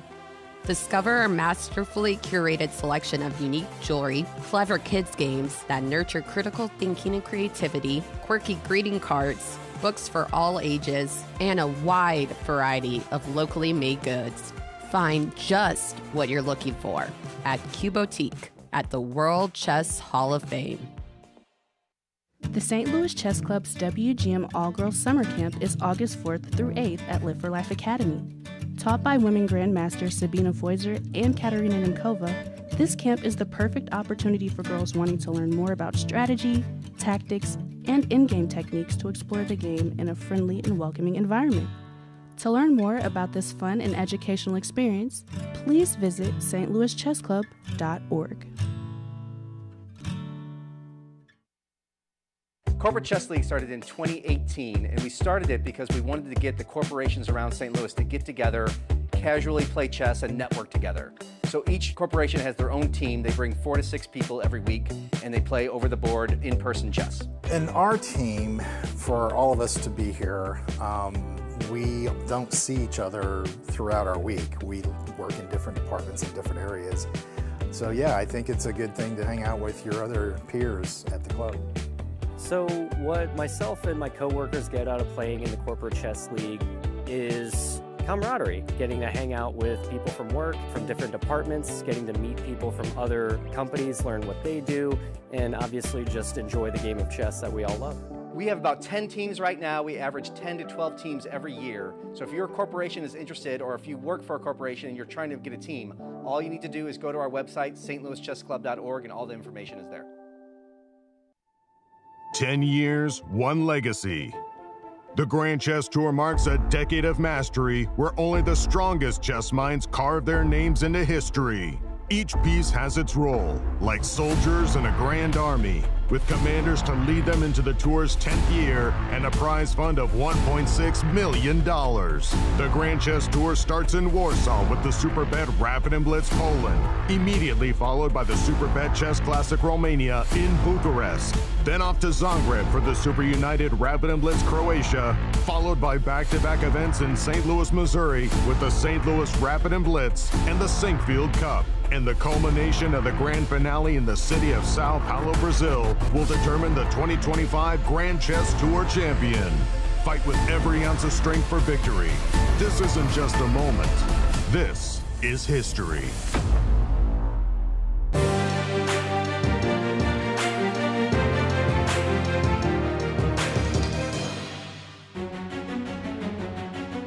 Welcome back, everyone. And before we dive back into the games, we have a very special guest with us, Vice President of U.S. Chess, John Fernandez. Welcome to our show. Thanks for having me. Welcome. This is really great, John. Good to see you. We've known each other 25 years, I want to say. Maybe I think more. I was I was afraid you were going to ask me that. I know think for it's sure more. 2002 U.S. Championship in Right. Seattle. I know we spent a lot of quality time together then. Right. I don't remember if we met before then or not. I'm sure we were probably in the same room, but New that York. was. We might have. Anyway, welcome. It must have happened. What's happening in U.S. chess these days? Tell us. So a lot of stuff as always. I always like to think of it, there's two tracks. There's the 24/7 365 of U.S. chess. We have over 10,000 tournaments a year, Wow. 1 million rated games a year, over 100,000 players. So all the services we do of rating, working with FIDE, tournament director certification, all that goes on. Obviously, we have our programs as well for Title I schools, at-risk youth, women's chess, and we support everything there. Obviously, the work with FIDE is really important, and we do that also. And then we have our events. Yes. Obviously, our calendar includes everything, including these magnificent tournaments going on. But obviously, the main events that we host ourselves, there's really 3 of them. We have our Spring Nationals, which we just had in Orlando, Florida. We actually did our Super Nationals. Most years, what we do is split it up. Right. Elementary in one place, junior high and high school in another. In this case, we combine them all. Call it Super Nationals. I think 4,600 players, including my twins. It was my first time as a chess dad. Oh, my goodness. So that was a very neat How old? experience. They were 6 at the time. They're 7 now. So the Right. first graders now becoming second graders. So it was their first time at the chessboard, which was definitely a weird feeling for me. Did they enjoy it? They enjoyed it. It was just so big to them. Chess to them is, looking at this screen. Right. They've seen a little bit of the smaller tournaments I've been playing locally, not this scale. When I went to the Super Nationals, I saw the 6, 7-year-old. They came in and they saw the trophies, and they were just stopped. They never saw such glorious trophies. How about you? Oh, they love them. And the medals, they were wearing them to school when they got back. And that's amazing. And so, that's the cornerstone of the spring. We have the same thing coming up in the fall as well. We have our grade nationals, Spokane, Washington. Not that close to your neck of the woods, a little bit on the other side of the state. But obviously, we're a big country. We want to make sure we have our tournaments everywhere. Right. And then in the middle of the year calendar is the U.S. Open. Yeah. And that's going to be the really key event coming up just in a week and a half up in Wisconsin. From here, it's about a 7-hour drive. For me, about 5.5. So I'll just drive up there. And so U.S. Open's a combination of a few things. Obviously, the traditional U.S. Open, which does qualify someone to the U.S. Championship, which is always why it's a very prestigious event. And I see at the bottom that the people can follow it online via those Twitch TV. On our Twitch channel, YouTube, we'll be streaming it live. We'll have the invitational as well, which obviously qualify people to these tournaments. Exactly. That's a a big ticket to get into these U.S. championships. Yeah. Totally. And then our governance stuff, board meetings, delegates meetings, committee meetings that we have. So, I'll be playing in the U.S. Open a few rounds, not all 9, but I'll be busy across everything. John, can you tell us a little bit about this national championships and why they're so important for the next generation of chess players? It's a very deep question. We got an hour. We're humans. We're very goal oriented, right? So I'm obsessed with my rating. Why? Because I want to get those 67 FIDE rating points to get the CM title. That's a big deal to me. And so that incentive, obviously, playing in tournaments like this is outside of my reach, unfortunately. But for the players that are playing in this, the players that are trying to get into this is the ability to strive for a target. I believe very firmly that nothing is better at becoming a good chess player than proper, classical, 1 game a day in incredibly high quality conditions like we have here. Right. That is what you're going to get at, the FIDE World Cup's going on right now. Yes. That's where you get an Olympiad. That's when you're getting a World Championship. This is the training ground to make the players improve. So that's really critical. And then I'm a marketing guy, right? So this is being broadcast all over the world. Right. People are watching this stream right now that are going to be playing in this tournament a few years from now. And so that gets them into the game and really excited. And so, you can be here. Someone who's listening to me right now will probably be in this room in just a few years. It's an unfair question. You're rooting for anybody in the field? New York. I wish New York. Yeah, I have to play the New York thing. Look, for me, Joel Benjamin was really my first touchstone into global chess. I got involved in '94. That was the Searching for Bobby Fischer era. Right. My club was the Manhattan Chess Club. Of course. Was Joel's chess club. And it was weird. You remember the place on 46th Street. Of course. That was Flea my House, local club. And what was incredible was the way that Joel was someone who was at that club. You'd see him Friday Night Blitz, and that summer he had played Garry Kasparov and held him with black. And like, I think it was Credit Suisse. I don't think it was in Beale. It was someplace else. Back in '94. And it's like this guy's playing in our Blitz tournaments on Fridays, but here he is playing. He's that guy. He's that guy right there, right there. All of 30 years ago. So Joel's always had a special place in my heart, and we've worked together teaching way back in the day as well. So he's definitely a favorite. Did you work with the Chess and Schools program there? In A the little New bit. York We're in the area? same building. I mean, I worked for the Manhattan Chess Club for a while. Obviously, Chess and Schools, as it was coming about, was there. You wore a lot of hats then. I was kind of Forrest gosh. Gumpy in that time frame of like the mid '90s to mid 2000s. Of I would randomly show up at places and somehow get involved in cool chess stuff. So What's the funnest thing of your job? Well, your position as vice president of the USCF. What do you enjoy? Doing this is a pretty good cool. answer. I mean, yeah. I mean, part of it's just being back in chess. I mean, for me, I took the kind of normal trajectory of a lot of folks of being very involved in chess when I was a teenager in my 20s. My career took off very fortunately. Work. I've been lucky to be successful professionally. Now I have a family, 3 kids, 20-something chickens. I've got the whole, everything there, and I've been able to get back into chess. A lot of my friends are chess players, who've gone on their careers as well. So we have those real lifetime bonds, and so I'm able to sort of keep one foot in my real world, but also come hang out, see people that I've it's a known passion for and a hobby, forever, and so I think that's really the cool part of it for me. Brilliant. It's a love of chess always brings the people I think back into the chess way of world. putting it. Thank you so much, John, for joining, and thank you for all you do and keep up all the good work. No, thank you. You have been amazing, and this is really wonderful for certainly supporting our mission for the players and everybody else. So thank you. Thank you. Great having you here. Thank you. And we have some results in the girls' championships. Let's have a look. It was a very early draw. Very early draw between Rochelle Hu and Megan Paragua, and we had Megan in the studio who said that was her prep. That was her prep, knight g8. And look at that, a big game at the very top there too. Zoe Tang, Rachel Lee, as well as Rose Atwell, Ru Yang. Those 2 games are going to be deciding who is in first place at the end of today. Yeah, very and important Cristian, we want to bring you back in. We don't want to lose you, my friend. I mean, we have so many guests. Yeah. I noticed you just. Thank you. Oh yeah.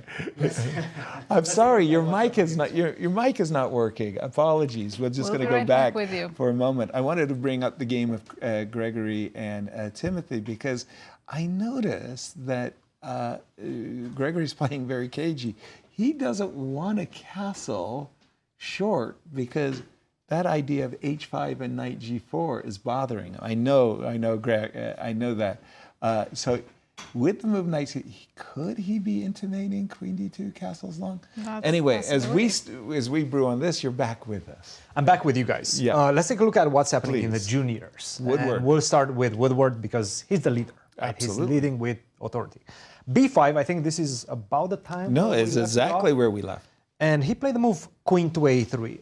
As we discussed. A good decision. Of course, you probably don't want to take. This No. would actually be quite bad. In fact, after a takes b6, black has a much better structure right now.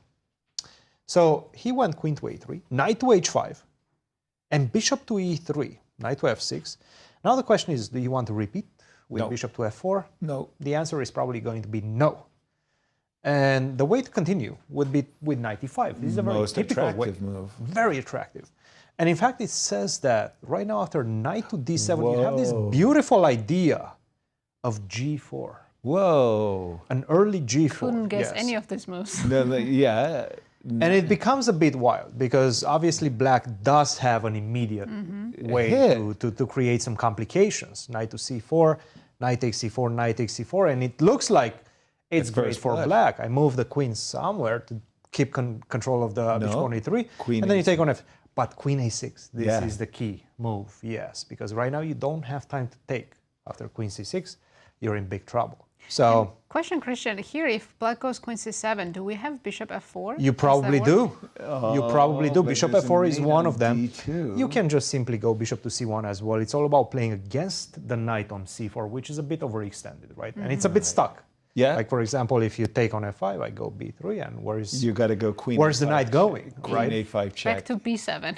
Yeah, queen a5 check. Queen is- a5 yeah, check, it- take, and then you go towards b7, which is not good because No, it will no. immediately start. I hate the knight on d7. You're a pawn up, but I have so much compensation. Oh yeah, Like this knight is, you still need, look, if you land on e6, it's going to be a good knight, but it takes some time. Right. And you're behind in your development. So he played the move, he 95. hasn't played the move 95 yet. And he has not. Ooh, He's still and thinking. He is taking a long He's time. spending a lot of time on this one, yes.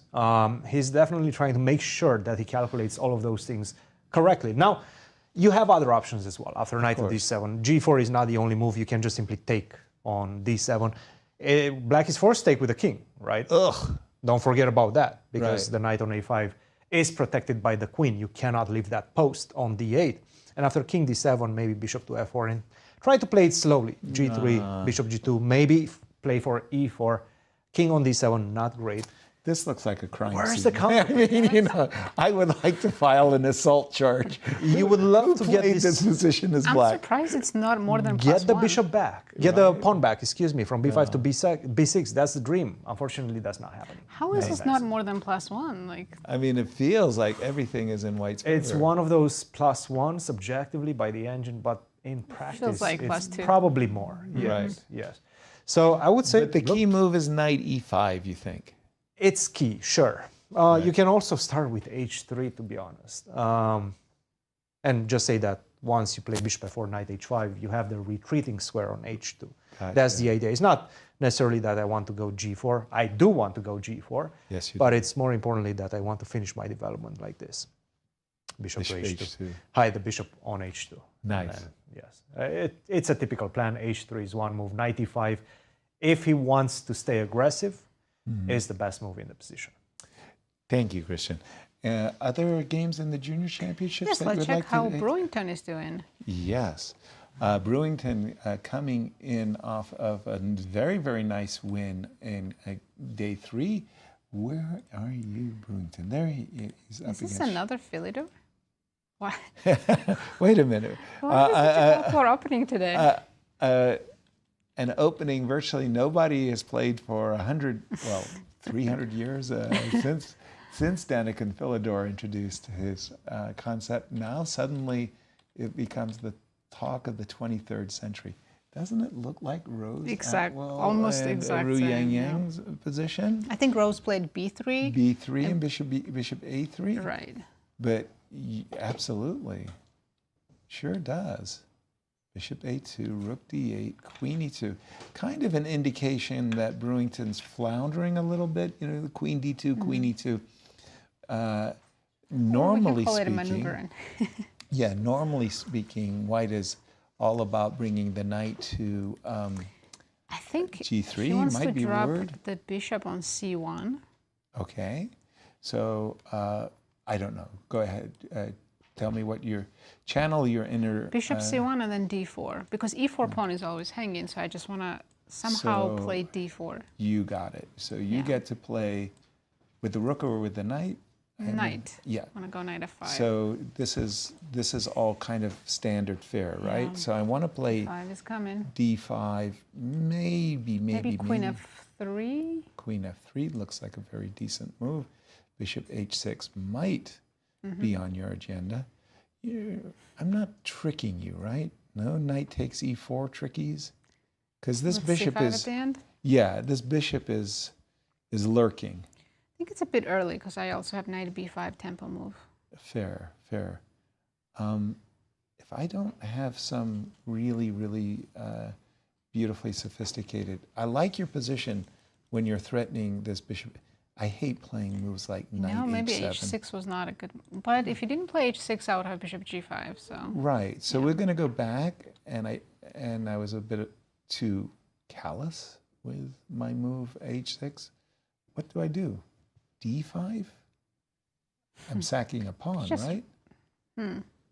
If I play d5, I'm sacking a pawn. You're going to take it. Yes? Yes, yes, I will take the e5 pawn. Yes, yes, and yes. Maybe with the queen, maybe with the knight. You're not sure. Not sure. I don't want to be pinned, so I'll stay with the queen. Yeah. I've got the two bishops, but I'm not a happy camper. Okay, so it means black has got to do something a little bit more clever, a little bit more sophisticated than what I'm doing. Knight e6, you still might play d4. Huh. How about that? So yeah, maybe this queen e2 wasn't such a slow move as we thought in the beginning. Okay. I know what I'll do. Now I get it. Rook e8. If I include... If you include knight g5, then I wanted to play right? d5. And if you go bishop c1... Bishop f8. In this case, I want to play knight e6 so that when you play d4, munch, munch, munch, munch, munch, I get to play d5.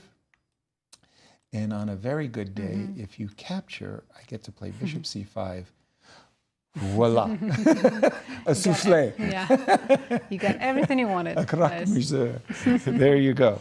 All right. We'll keep an eye on this one. And Christian, you would like to share. Big moment in this one. Whoa. Abhimanyu versus Nico Chasin. And this is a crucial one. It goes to show, you know, sometimes when you're trailing by 1 point, the leader, and you are the rating favorite, and you know exactly what you want that US Chess Championships spot. Right. The pressure is starting to pile on. Right? Exactly. You cannot afford making draws anymore. No, you'll draw your way out of the competition. Especially when you see Woodward winning another game, or at least it looks like he's potentially could be winning another game. Yeah. This is the position that Abhimanyu and Nico Chasin are having right now. And in fact, Abhimanyu needs to be very precise. He needs to start with the move rook to f1. Okay. King to g7. Okay. Only move. Got to defend the knight that defends the bishop. This does not seem to be very good. We lose the e3. 2 pawns. You do lose the e3, 2 pawns. It doesn't seem like you have a lot of targets. And the for rook on g4 is also a little weird, right? In fact, I can probably force it to be exchanged after h5. And generally, you want to hold on to your rook. If the rook would be on the f5, maybe it's a much better situation. Agreed. So after rook to f1, king g7, you can start with the move h4. And you probably have to. In fact, this whole sequence, if you don't find it, you're going to be worse as white. So you need to be very precise. Take, take, take. We go into the same endgame, right?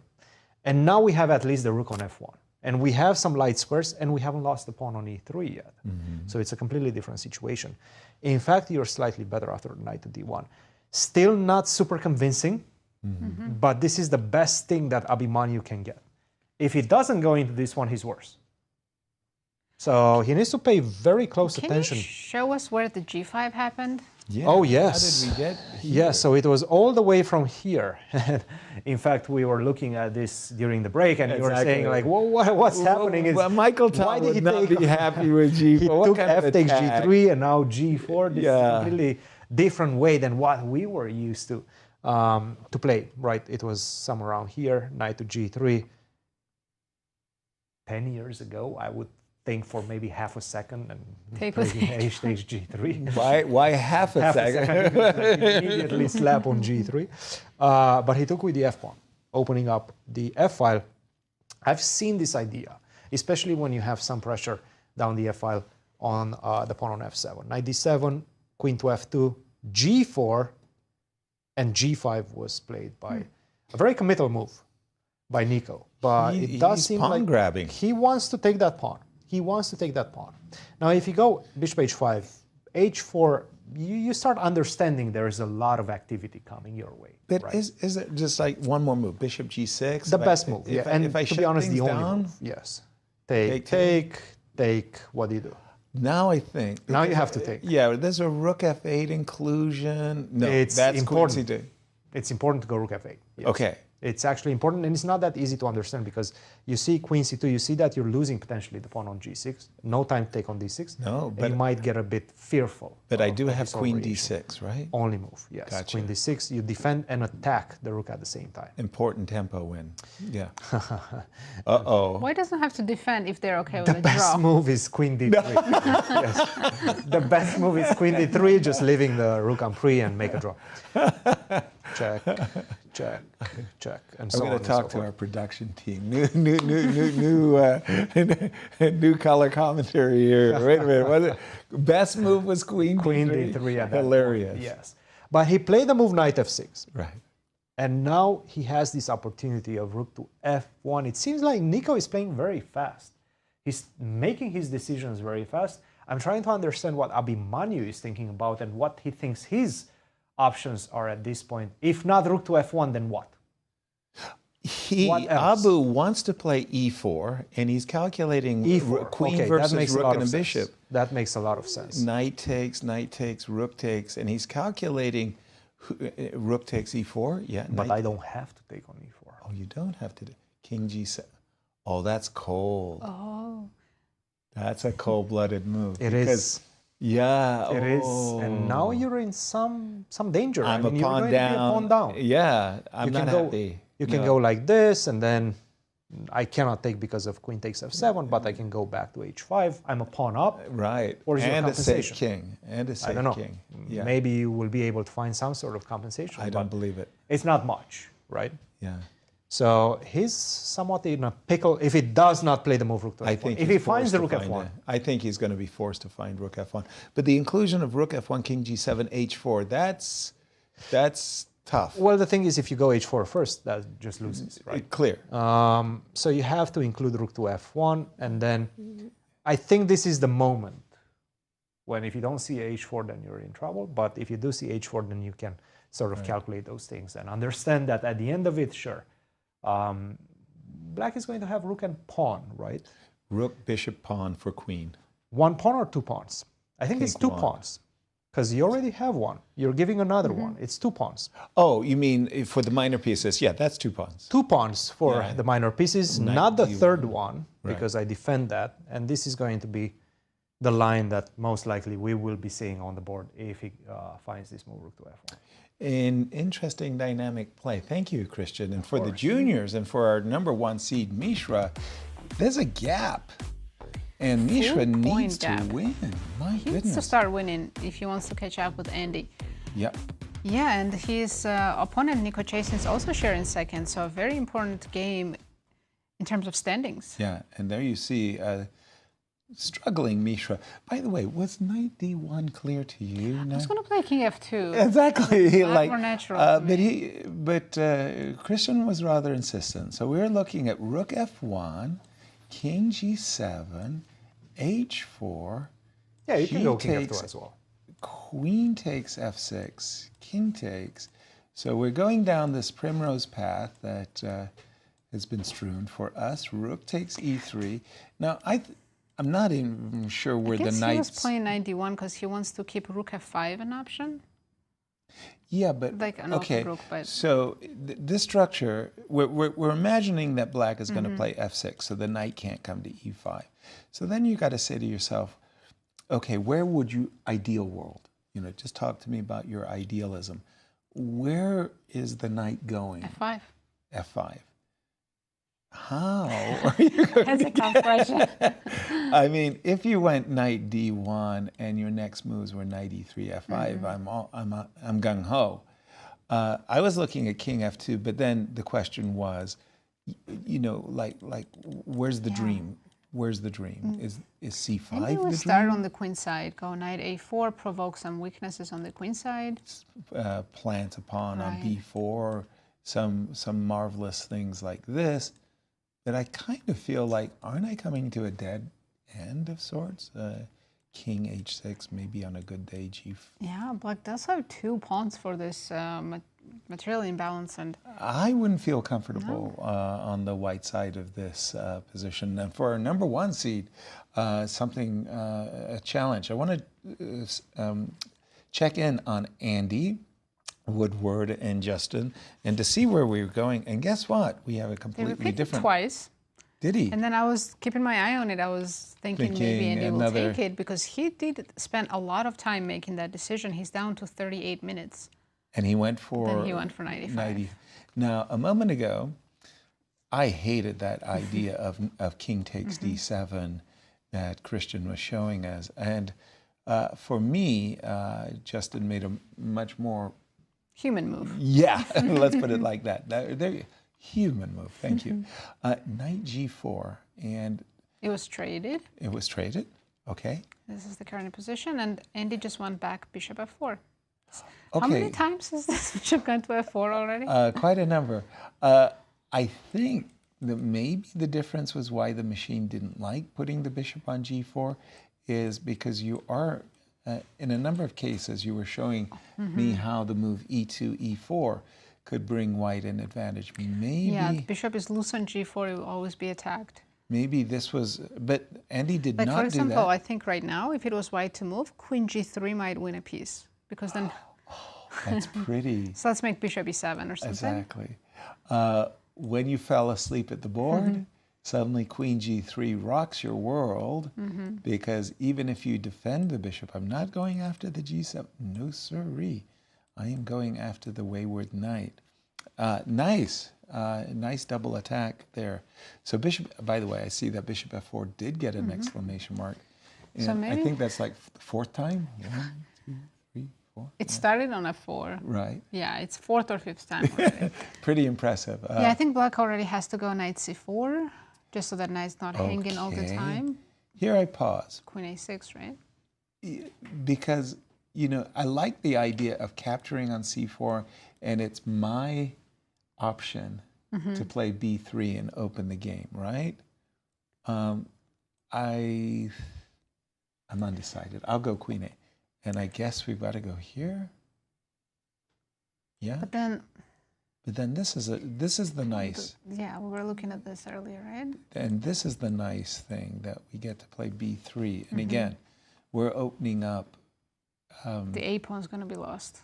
Yeah, and we're opening up at exactly the time that the bishop controls that beautiful diagonal. It's important. Black cannot go for knight c4, but then the problem is this knight is like, let's say I make a move, bishop f5. How do I resolve? How do I bring that knight back into the game? Just don't.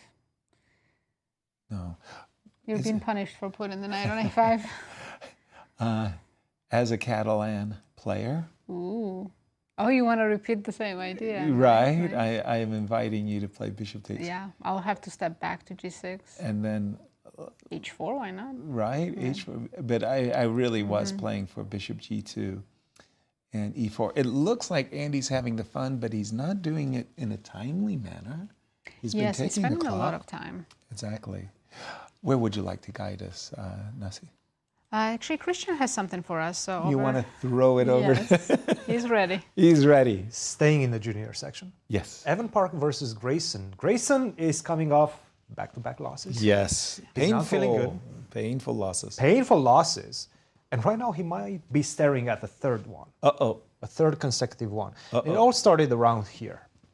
D3, last moment to capture that bishop. You've been spending a lot of time, a lot of resources on capturing that bishop on b3. You should have went for it. He went for this move, knight to f6. But now I get bishop d5 in. Looks like, wait, you're just helping me gain another tempo. Exactly. But no, bishop takes f7 was the whole idea.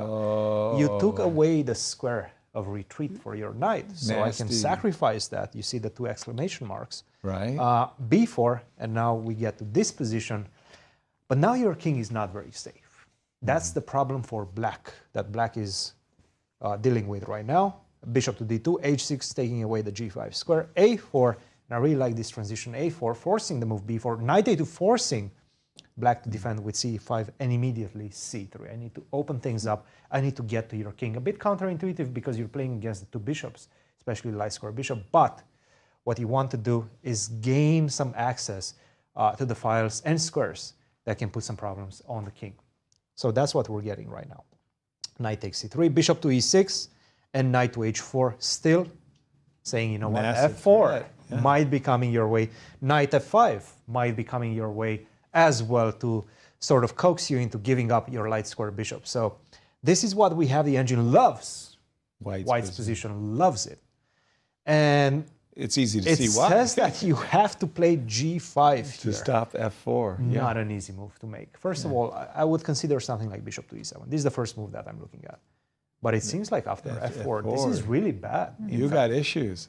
f4 and knight d5. So this is the idea. The queen is trapped. Queen, not yet trapped, but what I do is transfer my knight and go to g2. It's bad. It's bad. It's bad. And imagine, once the f file opens, I have ideas of queen h5 check as well. Yes. You really need to be careful not to get checkmated right now. So I think this is a disaster. Big problems. Big problems. I don't know how Grayson is feeling about this one, because it's not an easy position right now. He needs to understand that f4 is coming, knight d5 is coming. He's probably not very happy with it. He looks nervous. You know, this is the craziest thing. I guess it's from my Scholastic days. Who hasn't played this as Scholastic player?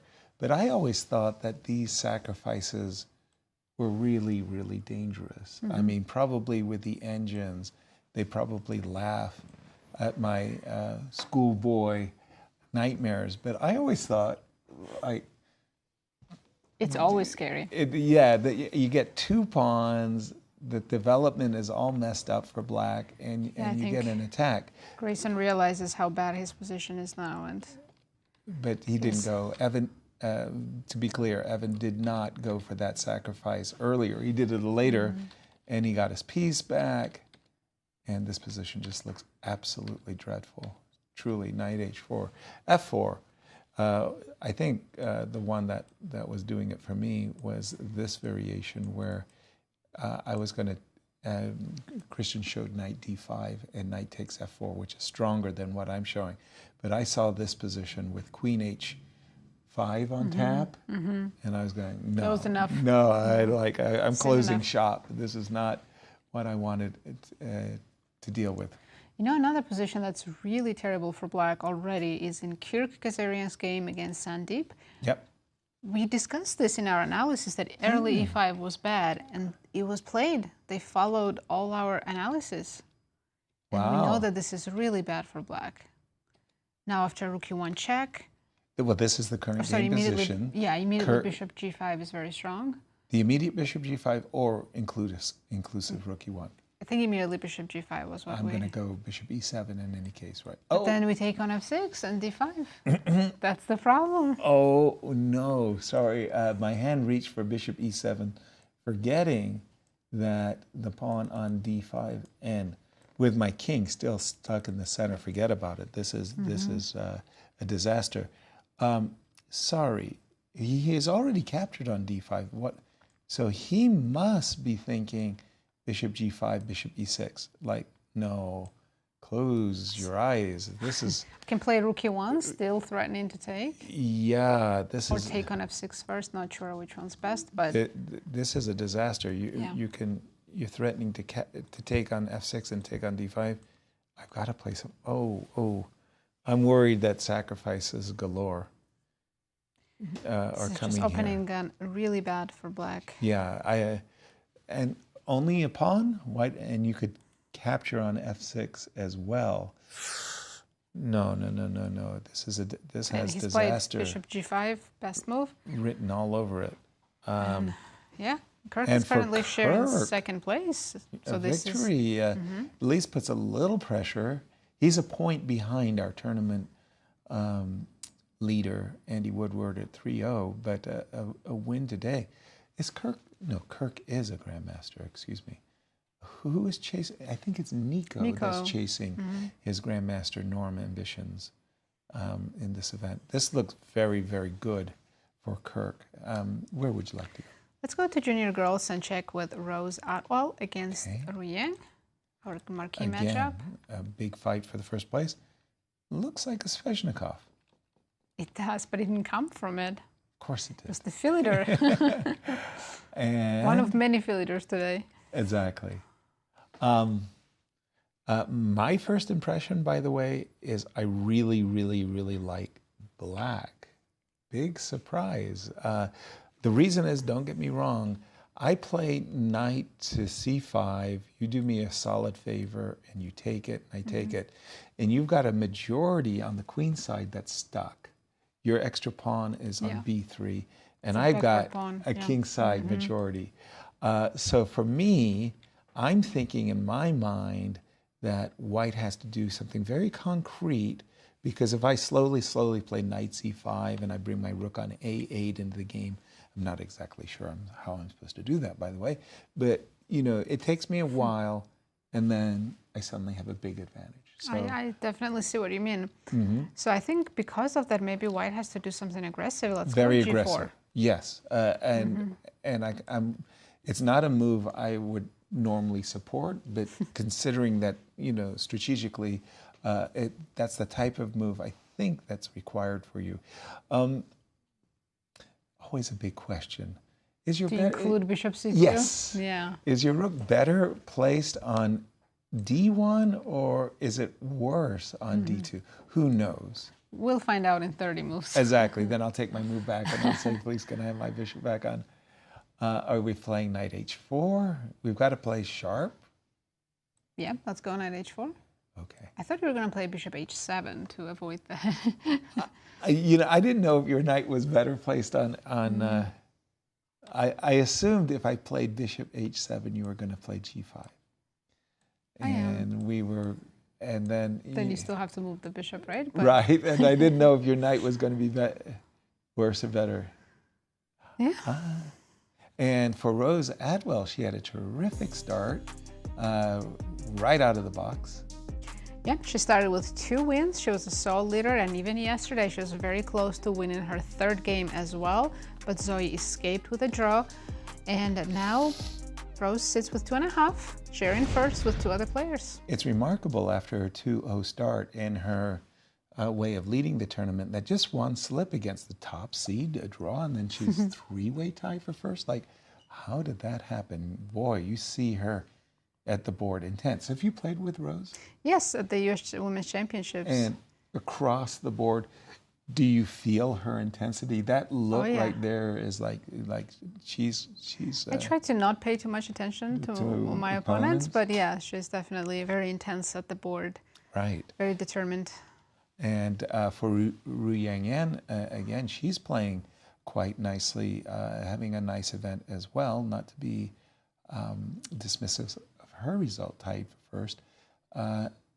Again, I'm thinking that if Ru Yang can play knight to c5, you a moment ago just played g4. Funnily enough, I was actually thinking that I might include g5, bishop g7 myself, but I didn't want to do that with the pawn too on early. d6. Yeah, I still have to kind of tuck my bishop in before, before I get too aggressive. All right, keeping an eye on this one, I wanted to go also to Zoe and Rachel Lee. That was, remember, she got that Isolani position. Knight d4, queen d4, bishop b6. I'm assuming we're dropping back. A square. Unless you want to trade queen f4, but... excuse me. Normally I like taking g takes f, but with my king and your bishop on h3, I'm a little bit worried, so let's play queen d3. Okay, and here my question is... Play knight a4, right? Knight c5. Or rook d1. So many ideas. Okay, I can't. With the bishop, okay, I'll tell you what I wanted to do. Yes, sir, our move queen d3 got a question mark. Oops. I'll tell you what I wanted to do. I think it's because of d4, yes. And now take on e3. Yes. Wow, so let's take the queen. Yes. How much material are you taking? A lot. Right. Okay, pause. Any sneaky knight e4 tricks? I'm taking. Ooh, you're taking. Okay, but don't forget your bishop on b6 is hanging. So don't bishop forget, f2, right? Yes. And don't forget, when I play rook d8, there's ideas of rook e2 and a back rank mate. But this is knight Knight e4, queen b6. Right, I can't and defend up to the same time. But f6 is hanging, and I'm cognizant of that. So you have only rook right now for the queen, right? What? Yes. That's all. That's all. Jeez. I was hoping it was going to be more than that. But your position, I mean, you kind of want to play bishop d7, bishop c6, then you? Rook d8, rook e2, because of the back rank that's maids. also, or the bishop mate with the remaneuvering. I think it's black all the way here. Black is doing so. D4, a big moment here for Rachel Lee, as she's up against the #1 seed. Will she find D4? So you know, actually, instead of queen d3, queen h4 then would have been better. It's a tempo move. Yes, of course. Yeah. And by the way, that bishop is kind of an insolent piece. You got to get rid of it. Yeah. Wow. Actually, I'm really surprised. You know, I'm always looking for those attacking moves. I attack a piece. Queen h4 begs to be played, and it wins a tempo. White really, really desperately wants to play knight a4. She can't do it because her queen's under attack. Moving the queen with a tempo was vital. Queen d3, d4. If we have to take... I think she wants to go knight a4, right? Yeah, but then he takes e3, the line will look problem. That's the big problem. Wow. I don't think she saw that. When she played queen d3. I don't think she saw that. Exactly. Yes. We'll keep an eye on this one. Christian, what do you have brewing for us? Well, I'm also looking at the seniors for just a second, and this game between one of the co-leaders, Akopian, trying to defend his title, and Alexander Fishbein. And we have this position. Black is better. Yeah. Mostly for the fact that I have this beautiful square in the center, d4. If I manage, give me one more move. Let me just go f5 and kick your knight away, and then I will have everything. Yeah. I will have e4 whenever I want. I will have as much pressure on d file as I want. I can triple down on the d file if I really want to. But a very nice variation, first of all, you have to defend the pawn on b2 somehow. A very nice variation for example, is queen to c2. Now you go f5 and you're super happy, right? Because the knight has to move. Right. The knight does not have to move. The idea being that if you take, and the queen is in fact trapped. I took away your retreating square on b6 and a7. That's a cute trap. It is a very nice one, and one that can easily be missed, right?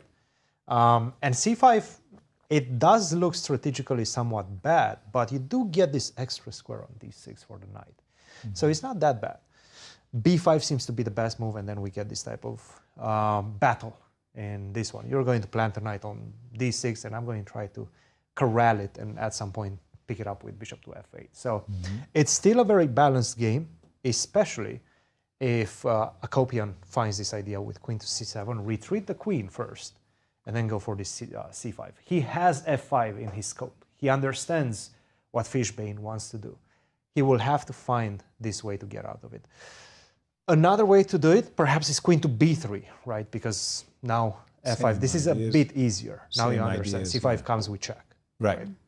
But after queen to b3, maybe I can do something else. Maybe I can start getting ready for it with b6 or rook to e7. Slight advantage for black, but white still has some strategical ideas in the position that Fishbein really needs to be careful about. Because if you manage to plant the knight on d6 and you don't get rid of it very, very swiftly, you might get in trouble as black as well. So it's a 3-result game so far. Yeah, thank you. Nice idea of trapping the queen. Who's going to win middle of the board? Yeah, exactly. Who's going to win the seniors? Well, according to the pie charts pre-tournament, the favorite was the returning champion, Akopian. And I'm saying that from memory. So I hope I'm right. I just love our technical team. I think they like poking us. They're fun. All right, yes, Akopian. Yes, you were right. Good memory. 28%, and Larry Christiansen in second with 14.6%.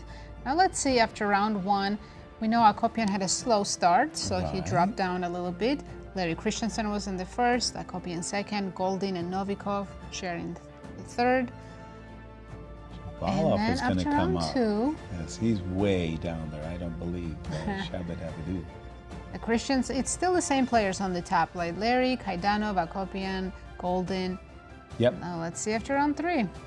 That was a big That's when Akopian change. comes right back, because after his win, now he's a huge favorite with 40%. Goldin and Novikov in second and third, Larry in fourth, and Shabalov has increased his chances to almost 7%.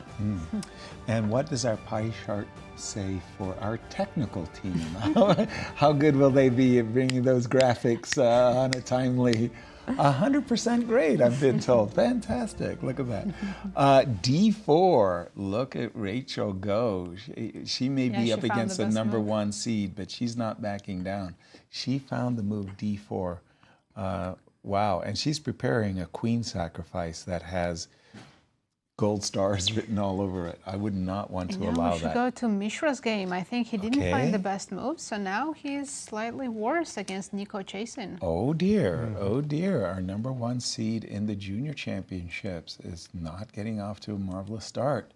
Okay, when we left it, yes. He had to play Rook F1. Rook F1, and I was pretty sure Mishra was calculating this. I did not see King G7. I originally saw this piece sacrifice, queen sacrifice. The idea was you're getting a rook, bishop, and a pawn. Which is enough material. Which normally speaking is enough material. And, you try to, with the queen in the hand, so to speak, you try to make sure that you're the one attacking. You got to play moves like H4 and Queen F6, one of those combinations of moves. But the problem that Cristian showed me was that when you reach this position, you play Nico's move, King G7, and then you're not a happy camper. Yeah, in the current position, I actually see these tactical ideas. So after the trades, this is the current Bishop E2. That move, Cristian didn't show me. He's a mean person. He showed me Bishop H5, and I was convinced that's also very good. that was just a pretty. But Bishop E2. See, it allows Queen F5, but okay, it looks a little scary. It's very scary. Then I can go Rook H8. Rook H8. Okay, I'm still. And then I'm rerouting my bishop to C4 and putting it on that E6. diagonal. So I tickle your bishop, and then you're coming back. I'm going to move the other rook to E8, go after your first rank. And you're using this rook just to defend. It's a good idea, right? Wow. Too sophisticated for me. I like Bishop H5. Bishop E2. Wow. Oh, why didn't you play Bishop E6 immediately if you wanted the bishop on that diagonal? Because Bishop E2 was fancy. Well, that explains it. There you go. Bishop E2, fancy. And with the tempo. Okay, with the tempo. That was important. That's a better answer. And added. But yeah, I think Bishop A. Bottom line, we like Nico's position, right? Wow. And Yasser, I'm told that we have something special for you. For me? I love gifts. Ferraris, Lamborghinis, you name it. Thank you all. Oh, look at this. Who's that? Hall of Famers. Yes, this is Ulf Andersson from Sweden on the right. Grandmaster Ulf Andersson, of course. Grandmaster Oscar Pano just inducted into the Hall of Fame. Myself, it was 1980s. It was 81. Victor Korchnoi was playing Lev Polygaevsky. By the way. That was the style at the time. Look at your Wimbledon. Look at your Wimbledon, man. Okay, short. And those guys were dastardly. We're playing on the Argentine clay courts. And look at the wooden rackets, by the way. Nice. And we're playing, they hit drop shots at me. Oh, really? And then they lobbed it over my head. They were terrible. Oh, nice. Yasser reminded us. No. Another famous Tom needs glasses, prescription glasses. Borat is not... Eddie Mercury. I thought that's what I was going to see. Thank you. I thought it was going to be Freddie Mercury's picture. There we go. You're a nice person. What's your best Borat impression? Not good. One game that's not good either. You're about to show us some bad news. Kirk Ghazarian versus Sandeep. take a look at what happened. Things has gone. First of all, I just want to show you this beautiful double X-clam, which we knew is going to come. Once you play E5, and I think we didn't even see E5 on the board before we moved away, but he did play the move E5. Yeah. No, we saw. We caught did. up. We had caught up. Yeah. Yes, E4. Take on D4, take on D5, beautiful move, by the way. Of course, you're not going to take on C3. If you take on C3 after rook to E1, you have to go king to D8, and I don't even need to finish you off, but this is really bad. Right? If you don't mind, Queen A7, yeah. Queen A7, you want to hold on to that extra piece.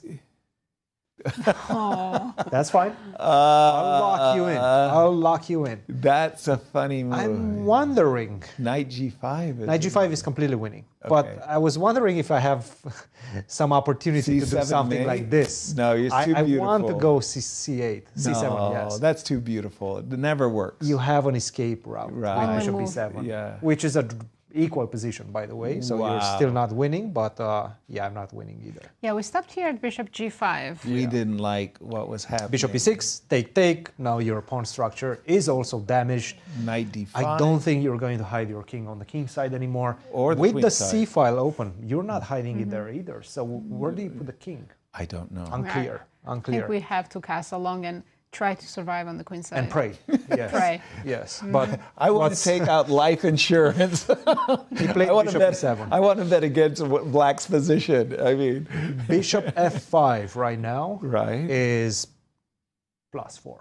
+4. While down a pawn. Well, down a pawn, +4.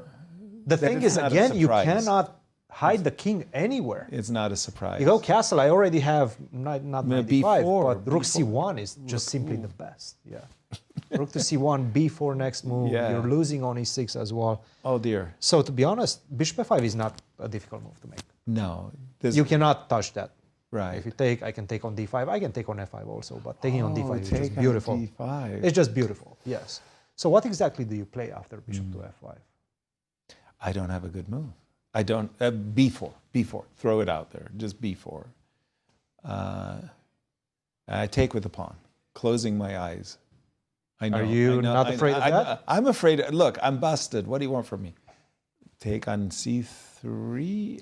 Check. No, and Queen D5 check. Oh, that's a geometry. Yes, that's nice geometry. Again, Bishop F5, completely winning. Crushing right now, Kirk. In action, let's take a look. Zoom it out a little bit. Let's see him make his next move, which we believe is going to be Bishop to F5. And he played that with deliberation. He played it with deliberation too. Like he kind of pressed it into the square. Not the best piece to put on F5. Still winning, but... Still winning. Still winning. Bishop that goes to show how good his position is. But Bishop F5 was just... It's not that easy now, right? After Rook to D8. Defending against Knight takes D5. No more Knight takes D... And that's a very good idea to point out. Yeah. If you make a random move to defend, let's say, against Knight G7 with For example, G8, yeah. Knight D5 is a big, big problem. That's an issue. Right. Whoop. Rook takes E7, and this is his plan. So... Rook D8 is kind of forced. Yeah. Can you go castle long? Again, Rook C1 just kills you. Yeah. Once you put that king on C8, you just simply have too many pieces on the C file. You're going to lose something by force. Move the king away. Now I can go B4. Next, some sort of a discovery attack is coming. Actually, discovery attack first. Yeah. Yeah. Knight B5. And then B4. Yes. So you don't have Knight takes D3. Exactly. So on and so forth. I pick up my piece back and your king is completely open. Terrible, terrible. But a big miss, though, too, because Bishop F5 was just begging to be played. It's still completely winning. Right. I would say still completely winning, but he's making his life a little bit more difficult. Right. No fancy. No fancy. No fancy. Nico just played a very good move, in my view. He's played the move Bishop H5, defending the pawn on F7, reminding Mishra that the bishop is now hanging on E4. Mishra's a pawn down. Our top seed is in second place, but in second place by a full point behind Andy Woodward. And trust me, you feel the pressure. Mishra has a single goal in my interview with him. He's coming here for gold medal. he wants to play and get back into the U.S. Championship. He has no other desire than gold. And right now he's trailing by a point, and he's struggling in this game. If he gets out of this with a draw, he should be should be grateful, let's put it that way. Yes, absolutely. I don't like this. We're going to go on break? Time for a little break? Either one? Okay. Well, as we go to break, we're going to see a clip where Yasser asked the senior players what it feels like to play in this tournament compared to other events. Take a listen and we'll be right back.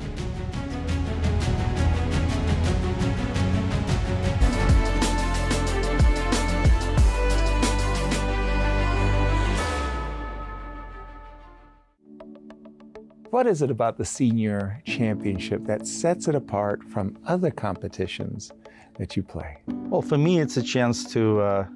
It's a nostalgic event because all the players that are playing, I've played for the last 40 plus years.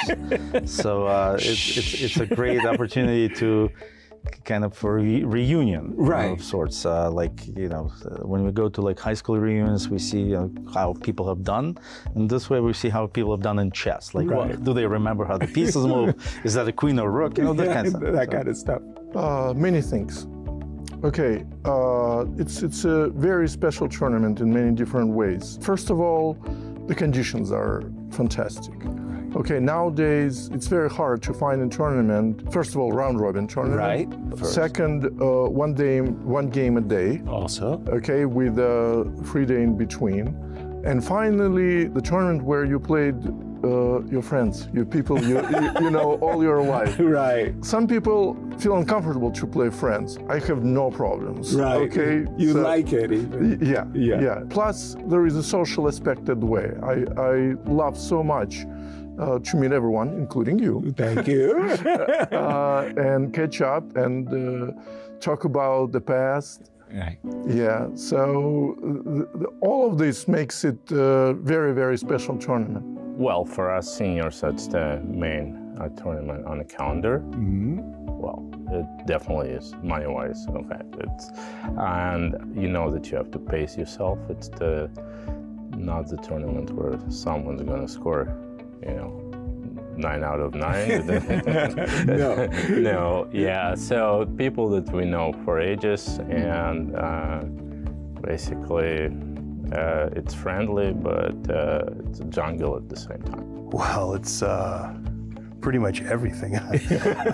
I've actually been playing a lot, and most of the tournaments I've played in have been these, weekend Swisses, or sometimes longer Swisses, like 9 rounds. Right. For example, I played in Grenke, but most of the tournaments I've played in have been, opens, not seniors. So most of the opponents I'm playing are like 3 times younger than third or fourth my age sometimes. Right. It's very different. Also 2 games a day. Right. That's a big difference. Even Grenke was 2 games a day. That's hard. Yeah. So I've been doing that. It's a little bit of a different game. I've had some successes, some good results. I've had some not so good results, so mix of everything. Right. But I'm pretty happy about the way I'm playing in those tournaments, because just to be able to play against those kids, it's not so easy at our age. No. Not a lot of people are doing that, and I'm proud to be able to, when I can do well against them. Right. I feel proud. Yeah, it's definitely very different from other competitions. All senior players, we know each other for many, many years. Right. So it means that you know what player is playing, what player is eating, what player is doing in his career, what player is doing at home. Right. So we know everything about each other. Right. Well, I haven't played in a round robin in a long time, so that's already a big difference. That's already a big thing. Right. And, so I'll know who the players are. Right. And of course, any invitational event is pretty great. Well, it's hard to tell since I've been inactive for many years. So the last tournament I played actually used seniors 6 years ago before COVID. Right. Yeah, but it's definitely different because it's a different motivation because you're not fighting as you used to. You're junior to players. get the results, to prove yourself that you're strong enough, to prove your family that you worth the marriage, all that. And the goal is just basically just to avoid blunders. Yes. To memorize the openings. Right. So you see that's different. Yes. So, but as long as you're not focused on that, you're still a chess player. Exactly. And if there is a joy, yeah, that's it. The difference, I believe, is that, okay, here I play like more relaxed, first of all, I'm more relaxed. And of course, comparing with what I was doing before, it was a lot of work on theory. Right. Also memorizing lines, games, and everything. Now, of course, with the age, everything becomes more difficult, and that's why it's more difficult to fight young players. Right. Yeah, because they have, also you normally lose motivation, So over 50 is already difficult. So it's just kind of relaxed, but very interesting still. Tournament, good players, and you just get pleasure, Yeah. Like already, I consider myself like not even half, but almost retired. Right. Because normally I play like maybe only this tournament per year, maybe twice, just not to lose my shape. But this is basically. So getting a chance to play colleagues and not these young lions. Well, a lot of chess competitions out there today, you're crammed in there like sardines. You have no time between games, no time to rest. But here, it's just beautiful playing conditions. One game a day, so it's very, very pleasant. So you're in physical condition to play your best chess. Right. And on top of that, it's seeing all my homies. Exactly. It's like a lot of guys that I've grown up with, and a lot of guys that I've known a long time. And it's fun to compete against them, but it's also fun to spend some time with them as well. Well, it's kind of a part reunion with old friends and opponents. Yeah. And it shows you're still in the game, like playing in this thing. Right. I think I'm the second oldest this year. Oof. Yeah, that's time flies. Right. And of course, I played in the junior a heck of a long time ago. Right. A long time ago. And by the way, our mutual friend JD, John Donaldson, just sent me a clipping of a tournament from '73, the Palace Hotel in San Francisco on Market Street. Right. And which I won. Okay, and wow, 52 years ago. 52 years ago. Yeah, it's amazing. You think, wow, that's just seemed like a week ago.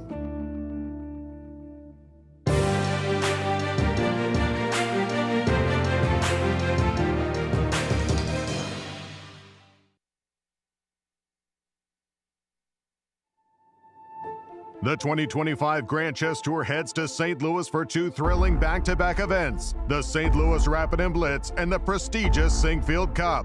Watch top grandmasters battle in fast-paced time controls and intense classical matches as they fight for points in the race for the GCT title. It's a chess showdown you won't want to miss.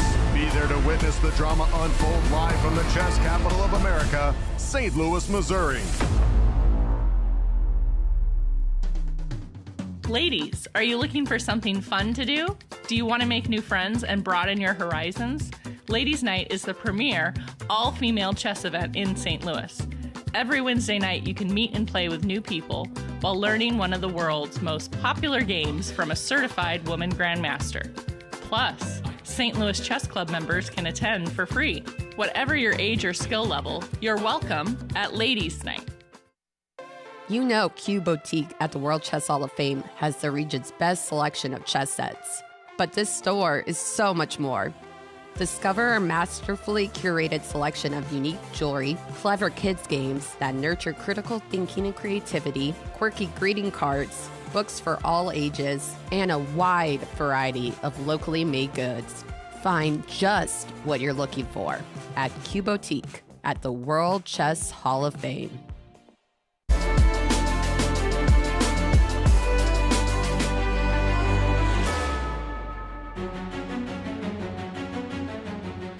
Welcome back, everyone. We're in the middle of round 4, but let's take a look at the results so far. I think we had one quick draw between Rochelle Wu and Megan Paragua. Rest of the players, 28 of them are still playing. Yeah, that was the shortest draw of the event, for sure. It's one to beat. Hard one to beat. But big games going on the top board as well as the fifth board is there. We got a look at the playing hall. Should we start with the tournament leader, Andy Woodward? Who has the perfect score? And see what's happening in his game. Kind of the conventional developments that we kind of expected here. He did play the move bishop f4. We were looking at a line where white was aspiring to play f3 and e4. And I think it was based on this idea of queen to g3 as well. There's a hidden tactic in the position. Queen a3, g3 with a double threat of attacking the bishop. Bishop c7. I don't know. That's a big, risky move. White could have taken on g5, no? What? It is a hanging pawn. But maybe he didn't want to give up that dark squared bishop. There would be some compensation. That's true, because the knight on a5 is really out of play. But I don't know. I'm sure Andy saw the hanging pawn but decided to keep the bishop. Boy, you know, I'm having heart palpitations just thinking, well, he didn't take the pawn. Okay, he did not take the pawn. Andy played bishop e5, f6, a6. An indication maybe before queen a6 was too disturbing.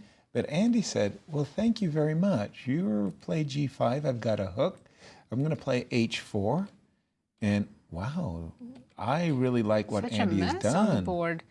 The only thing is Andy's spending a lot of time. He's down to 20 minutes for next 18 moves in this very complicated position. 20 minutes for 18 moves. Sorry. Yeah. Yes, please. Basically, minute per move is what he has left. And we know his opponent, Justin, plays really fast. He still has 45 minutes on the clock. But clock times notwithstanding, I really like Andy's position, and I especially like this last move, queen on a8. You do? For me, I see I've made the maximum progress I could make. I can't do too much more on the queen side. I got you to play a6. I've also got your knight off play. Now, your last move... bishop h6. Are you happy to trade the Exactly. bishop? Your last move, my way of thinking, was that you wanted to play bishop h6. So I'll play queen e3, anticipating your bishop h6, and I was going to play bishop to f4. And Time I know to go to f4 for the 7th time. Exactly. I don't know if it's good or bad, but it just looked rather fun. Yeah. Okay, now again, I'm just saying, give me one more move. Give me one more move. Let me play e5, and this guy... Okay. But we do have a move on the board. Justin played knight c4 instead of bishop h6. And knight c4. We got knights traded, and he took with the d pawn. Knight takes c4, d takes c4. Again, I'm seeing this as a really nice advantage for Andy. I don't like this structure. By the way, your bishop is... No. You can castle long. Absolutely. And if I play bishop h6, you could even play f4. Even play f4. Then, you know, slowly move the king all the way to a1 and then start exploding the center with your pawns. Exactly. I like this position for Andy. I'm not sure what the engine says. In fact, let me ask you, Christian, what does the engine say? Better position for Andy. Maybe not as big of an advantage as it used to be, but still pretty significant. Okay.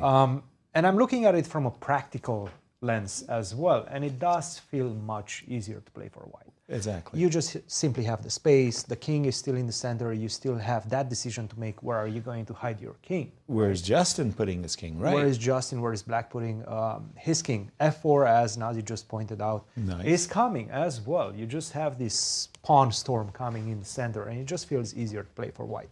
Better position for Andy, but still plenty to work. What I do not like to see from Andy is his time management, going behind 20 minutes on his clock against 46. We know Justin is fast, and he makes mistakes sometimes when he's so fast. But right now, at least from the time perspective, he's doing a good job. Okay.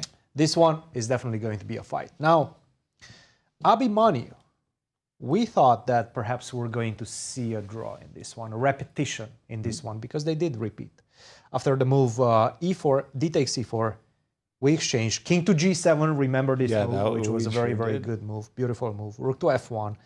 And now bishop h5, rook h3, bishop g4. They repeated. And he decided, Nico Chasin decided to go for bishop to e6. Should have done defensive move, bishop e2, right? That was a good move. Yeah. That was a great move. Bishop to e2 was a great move. He played bishop e6. Now this is a bad move apparently. And if he finds the next sequence, Abhimanyu might even be up with a shot to win it. What? Yes. Really? Bishop e6 was that bad? Good start. h4. I'm actually curious to see what Nico is going to do after this one, whether he's going to play a quick move, g4, or he's going to start and think. Probably he's going to think. If I play f6, a little bit, just trying to be solid. It's a move. It's a move. But now bishop to c2 seems to be giving. Bishop to c2.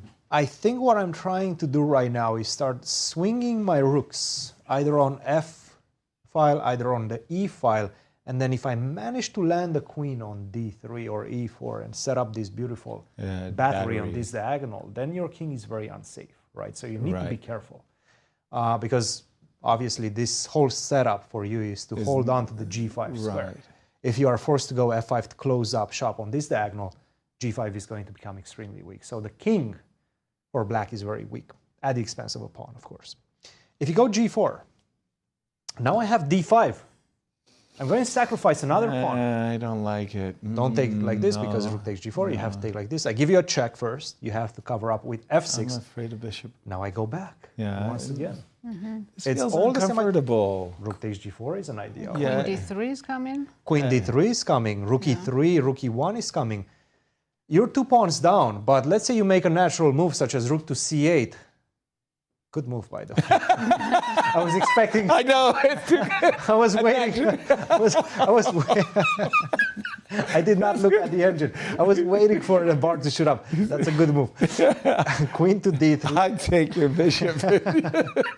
And now king to g8. That's pretty good. Yeah. No, it's still it's better for white after bishop to a4, but not as much as I did expect. Still.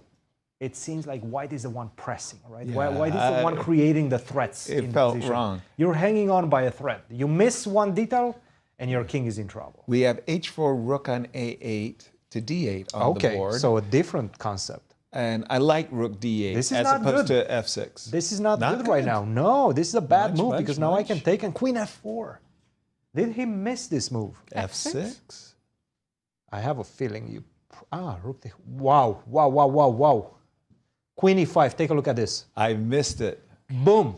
Rook f6. I have missed it. This is not obvious at all. I think we all did. Queen I think Nico did. I think Abhi What a right now. shock. He needs to be looking at ideas such as this one. Rook g6. Rook g6, and we're getting this position. Bishop f7. And now Queen I'm hanging on for a draw. I'm begging for a draw. You might make it. Yeah. You might make Probably I will. But with the queen against such a I know, naked I know, king on I know. h8, I'm not a I fan. don't know. You're going to suffer for a very I could have long time played in king this f8 instead of king h8 though in that one position. Probably I go queen h7 now. Still. I'm still picking up some pawns. No rook e7, right? Yeah. You And don't no have rook time to d4 coordinate. either. You don't Yeah. have time to coordinate. So yeah, big opportunity right now. Queen to f4 and rook takes g5. This is That's a hidden tactic. rook sacrifice. I'm not And by the sure. way, is it king- hidden for Abhimanyu is the question because he's looking at these ideas. And check this out. King h6. Alpha 0. Yep. And yep. Nice. What a shot It that came would out of be. nowhere. It did. Very nice. Very nice Queen ideas f, in this one. hg, queen f4, and look at Mishra. You know he's looking at it. He's got the look of a raptor. You know, like a bird of prey. He's ready, yes. He's Can ready to he pounce. strike with rook g5 and queen e5? He is ready to pounce. And he needs to pounce. Again, we've been discussing about this dynamic of him being 1 point behind Andy Woodward for that national title. He feels the pressure. He knows he needs to win. Look, it was Nico that could have repeated the position. Exactly. Nico could have forced the draw. Yeah. Perhaps right now Abhimanyu is thinking, you know what? This is my chance right now. If I find this queen to f4, I'm the one pressing. I'm the one in pole position to squeeze a victory. Yeah, and also... Big moment. Wow. Big moment. But queen f4, I mean, it almost gives you the shakes Queen to F4 realize. is fine. You call King F6. But then you see F6. Rook G5. Rook G5. Yeah. It's a nice sacrifice. A bolt. But if you out do of a clear consider blue it, side. then the rest is all forcing moves, so it's very obvious. Yeah. Just have to convince yourself that tactics work here. Yeah. Yeah, you have something. By the way, it's not so easy to convince yourself that the tactics exist, because you look at the position after H, G, Queen F4, F6. And this was something that Bill Lombardi, there's a name out of a blast out of the past, American Grandmaster Bill Lombardi. He was the second to Bobby Fischer. He was also, as far as I know, the only World Junior Champion who ever won with a perfect score. Oh. Yeah, his World Junior Championship. He would say, count the attackers, count the defenders. And here, I might use the bishop as a defender and the queen as a defender, and certainly use the 2 pawns. Close by. Yeah. So he says, you know, the attackers will overwhelm the defenders when you have a material attack. It's kind of hard to convince yourself that all you're attacking with is a queen and a bishop and a rook, and just as you said, well, you're kind of defending with a queen, bishop, and rook, and then you see that this is all forced. This is all forced. You get the queen, and you get a position where, okay, it's queen versus 2 rooks, but... Yeah, best case scenario, black survives this with a draw. Best case scenario. That's exactly right. Best case scenario. But there you go. Mishra, will he see that Lady Luck is on his side? You know, like, wow. Let's go to the seniors. I just heard that Shabalov is winning because Maxim Dlugy just made a big blunder.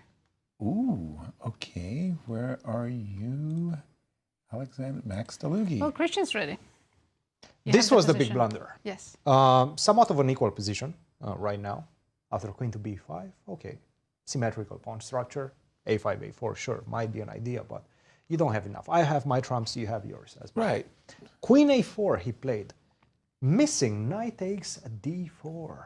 Ooh, and now the queen is defended by the knight. You take, I take with the rook on c5, defending my queen at the same time. So you take on b5, I take back with the rook. That's Houdini. Now I'm just simply a pawn up. An important and it's a great pawn. It's a really important It's a great pawn because I go bishop f6. You don't have the pawn on e3 to defend your structure. You are in trouble. So he took on b5. And now he played knight to a4, and now he's just simply down a pawn. He's scrambling to try to make a draw. He's down a pawn. Yeah. Well, it's going to be a long fight, but... You're down a pawn. With good play, you're down a pawn and probably a losing technical position. Exactly. Right now. So, still plenty to go, but that was just a missed tactic. But a beautiful one, too. I mean, because it's such a quiet position, you've lulled yourself to sleep. You're not looking for tactics. I'm seeing a pattern, though. I'm seeing a pattern from Maxim. Against Kaidanov, he rook takes e5. Yeah. That's a pawn. Against Joel Benjamin yesterday, he missed rook, bishop to c1. Bishop, clear. Again, knight takes d4. One move tactics somewhat are being missed right now by Maxim. This is just a sign that perhaps he's not in great shape. Perhaps, you know, he had other things to do in preparation for this one. Maybe he focused his preparation on not his tactics. Right. And right now, he's paying the price for that. We'll put him on the puzzle rush. Let's take a look at the standings of the seniors, because coming into today's game, Shabalov had just won. Yes, there's a three-way tie for the first place. And actually, we should go to Goldin's game after this. That's a very interesting position. But yes, Alex Shabalov, if he wins, he's going to jump into the standings. We'll be sharing second, third, who knows? Exactly. Very important game. Absolutely. So let's go to Joel Benjamin's game against Alexander Goldin. I just saw King F7. Yeah. Okay. Whoa. Let's just see. Last few moves. Alexander played c5. Bishop takes. Sacrificing a piece. Okay, now we've got a tempo against the queen. So remember, we've got one pawn. Now we have 2 pawns. 2 pawns and a rook, I guess, for 2 minor pieces. We can take on h8. Yeah, let's start with Munch. And you know, we always have queen h. I think I don't want to see queen g7, queen g6. So my instinct would be, let's start with a check. no, I really wanted to play e5 and hoping if you take with the pawn, I get my knight on e4. Okay, that looks good. How was I going If you to... take with the bishop, that's still, yeah. There's something that's got to be there, right? Knight e4 still? I don't know. Maybe even knight. Yeah, let's try knight e4. Knight e4. Mm-hmm. I am not a fan of Alexander's position, but I will try to trade queens. I know when I'm under attack, my king especially, I'm looking to trade queens if I can. Right. A check and queen f3. Check. Now you're. I assumed you were covering with queen g6. And I assumed I was too. I just didn't like my king on f7, so I'm going to go back. Okay, and that can take on c5 now. Okay, so again, what's the material count? I've got rook and 2 pawns for your 2 bishops. But your king is still very weak. My king is still very weak. Yeah. It's true. If you don't mind, I understand the desirable e5. Can we do it another way? Maybe I'm trying, I don't know. Yeah, this looks very unpleasant too. I have to go bishop. No, I can't. Piece is hanging right now. Exactly. Knight or the bishop, right? The desirable bishop b7. Oops. Yep. Oops. And I would love to go bishop e5, but that allows your rook to the 7th rank, which ends the game. Yes. Let me just show that to our audience. Rook to the 7th rank. And by the way, it's very rare that I see the queen so miserably placed in such a case. Yeah. I think, for Joel, by the way, I think he's kind of drawn himself into a 50% score. He missed a big win yesterday against Dlugy. Maybe this will right a ship if he could knock Alexander Goldin, who's basically sharing first. By the way, we should jump to with the Vladimir. girls section. One game about to be over. It's Lori Q against Iris Mou. Oh, the pawn breakthroughs. Yes, oh, I love that. Let's do that. Let's jump to that game because we are about to see a handshake. Yeah. And am I in time? No, I just missed it by 5 seconds. And Iris won her game. She was winning for a while and converted nicely. Okay, let's just see. Really, one of the really fun things about endgames is these pawn breakthrough endgames, and this is just it's one of those beautiful moments in chess that you just really like. But I like it when it's 3 versus 3. Right, and then you go g4 and h4 and f4, and essentially what Black is doing is she's getting a passed pawn that is basically unstoppable. It's a girl. h3, h2, h1, and Iris bounces back. Yesterday she had a bit of a setback. Our congratulations to her. I'm going to go quickly to the game of Zoe, Tang, and Rachel lead because when we left it.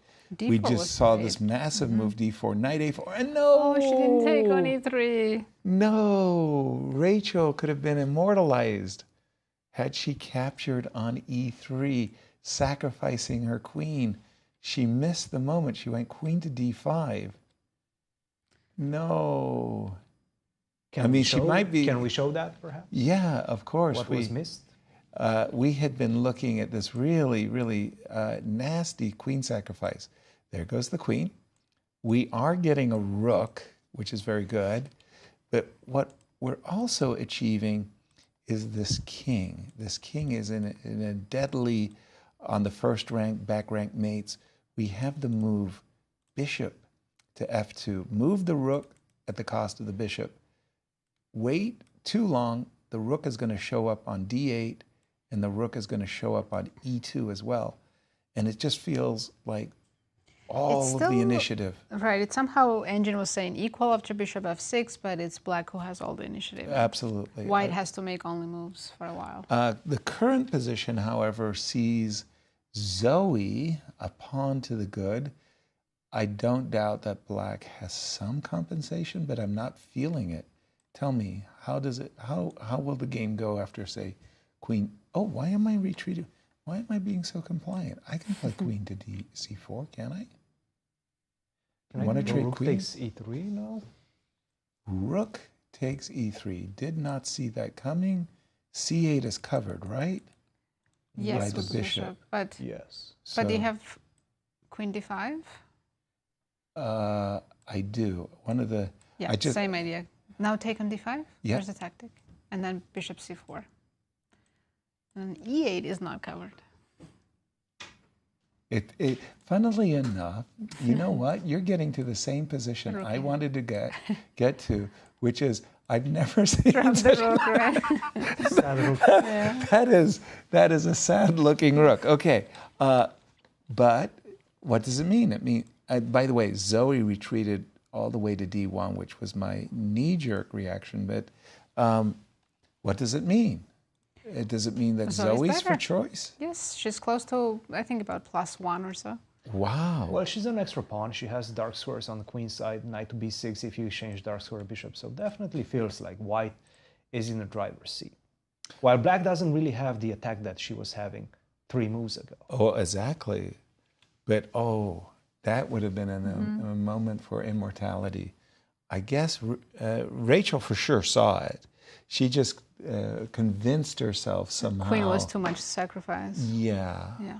Oh, but what a missed opportunity. Nazi, where would you like to go?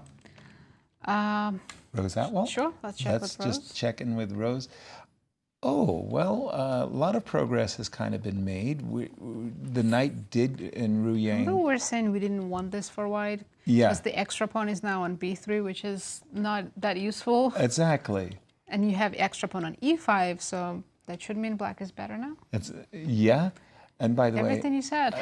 Indeed. And I'm a little bit surprised that Ru Yang did not play f5, followed by queen d7 and g6, and everything's copacetic. She's still got everything nice. And if I'm in Ru Yang's shoes, I'm really looking at I want to play e5, rook e8. I want to make sure I maintain my extra pawn, of course, because, excuse me? b8, that's a bit what does strange. That move? I guess it stops the knight from going to c3 and to the king side. Maybe that's her idea. She's thinking, well, in that case, why doesn't she start with king h7 and f5, right? Or the most direct that I can imagine, which would be bishop g7 and I guess she f5. believes that her advantage is so good she doesn't have to rush, and rook b8 could be a useful move. Okay, but there is a pawn on a5. Like, if you go rook b8, and I just for argument's sake go queen. Although I must admit, why did I play g4 so I could go queen takes a5? I mean, you might play h5 and embarrass me for having weakening my queen side. Anyway, tell us about the results so far, and why this game is so important as well. Rose and Ru Yang are sharing first place, so the result matters a lot for the standings. And we had 2 results so far. We had a quick draw between Rochelle and Megan earlier, and then we saw Iris Mou defeat Lori Q with the black pieces. Right. And the other players are still playing. Right. But we do have a special guest. Iris is with us in the studio. Welcome back, and congrats on your win. Thank you. So tell us a little bit about your game today. I thought it went pretty smooth from beginning to end. I felt pretty much in control throughout. Did you expect this exchange Caro-Kann variation? Yeah, when I was looking for openings, I saw that she played a lot of things, so I was really sort of ready for anything and pretty happy with the exchange Caro. Have you played her before? No, not yet. It's her first time playing here, right? Yes. Take us through the game, Iris, and first of all, my congratulations as well. When were things going well for you? When did you feel like, okay, I'm kind of, at this moment you thought the game's balanced? Yeah. Okay. And tell us when you thought. Yeah, I felt like around here. I think Knight f1 I thought was kind of already sort of a step in the wrong direction. Right. Because when I take on c4, she usually would want to take with the knight. Exactly. And with the tempo. Exactly. Yes. So you thought, okay, now I've got my chance. Yeah. Let me strike. Bishop takes c4, and there's a weakness on d4 that you're going after. Queen b3, a4. Ooh, it's And I really like this knight e5 move. How far did you calculate? I thought queen takes d6 was pretty much forced at this point because she'd moved her rook away from defending the bishop. And I mean, I actually didn't really look at d5 that much. I just kind of thought, you know, here I'll be up a pawn, I'll have the pawn structure as well, so it shouldn't be an issue winning this position. Nice. Yeah, that's correct evaluation. Black is just much better already. Exactly. And you've got the better minor. Oops. I was about to say you have the better minor piece.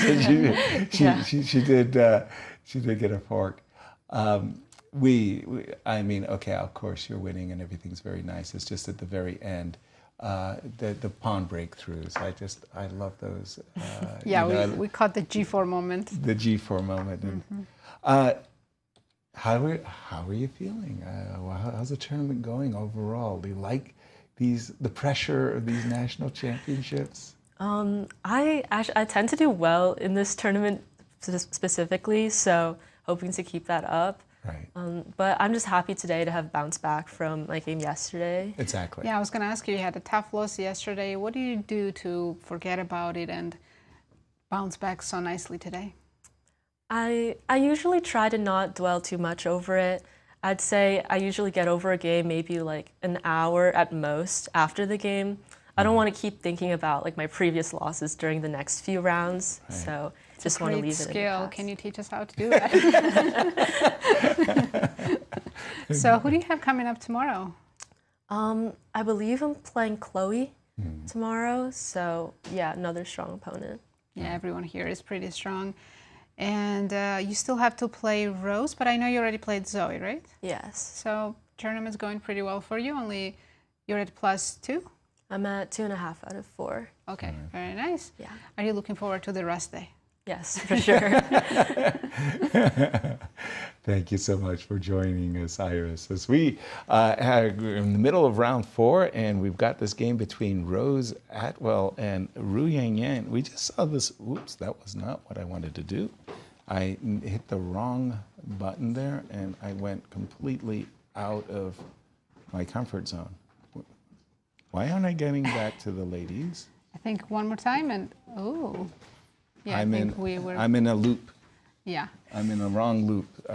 Maybe Christian can pull up Rose's game meanwhile. Yeah. I can definitely find it for you guys. Please. This is what we have in Rose versus Ru Yang. Where did we left it? A long time ago, right? No, we saw it with knight c5. Keep Last going. one we Keep saw going. was rook b8. Yeah, we keep going. So this was bad. Bishop to d3, knight to e4. You see, I have to watch the show, okay? g4, g6, queen to e3. Yeah, we didn't like the move rook b8, but go ahead, continue from this point on. How did it go? Yes, she played rook to d3, so actually that's it. And I like Ru Yang's position very much. I thought if she could play e4 and rook What's the e5. plan, though? What's the plan for Ru Yang is the question. So you want to play e4, right? Yes, to use my majority. e4, f5, somehow get a bishop on e5. Precisely. That's double rooks on the e5. That's basically the dream. Yeah, right? it's a Sveshnikov. But I don't think you can go e4 that easily, right? So you Rook go e- f5. Well, rook e5. You go rook e5. Rook e5. Next move, rook All e8. right, let's try to rook e8. Rook e8.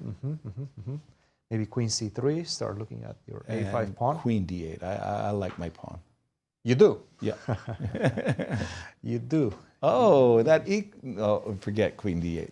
Okay. That's a nice, nice square. You in can that case, forget occasionally about. h5. Yeah.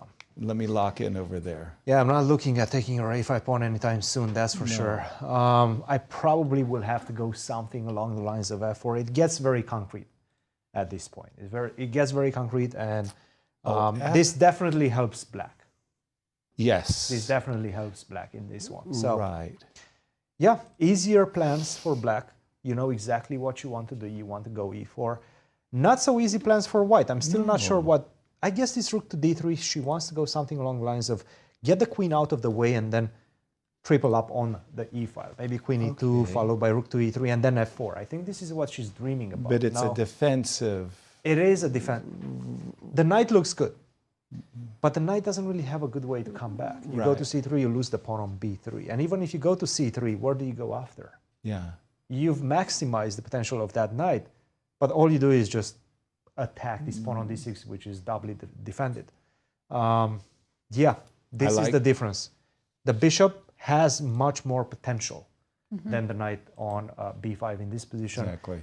Black's position is superior, preferable, but the h7. The big question is going to lie across the management of the clock. 25 minutes for Rose, 19 minutes for Ru Yang. Still a very complex battle. King h7. Not a bad move. Not a bad move. Not a bad move. No. King h7. One of the best moves. Yeah. In fact. And just asking Rose, what's she also gonna King do? h7 kind of points to the fact that she knows what she's doing. She knows what she wants. She wants to open up with f5 and get the king off the g file. So that she'll get a rook g8 in no the near more future. checks, rook to g3, nothing to worry about that. So king h7, it's not just a blank move without anything behind it.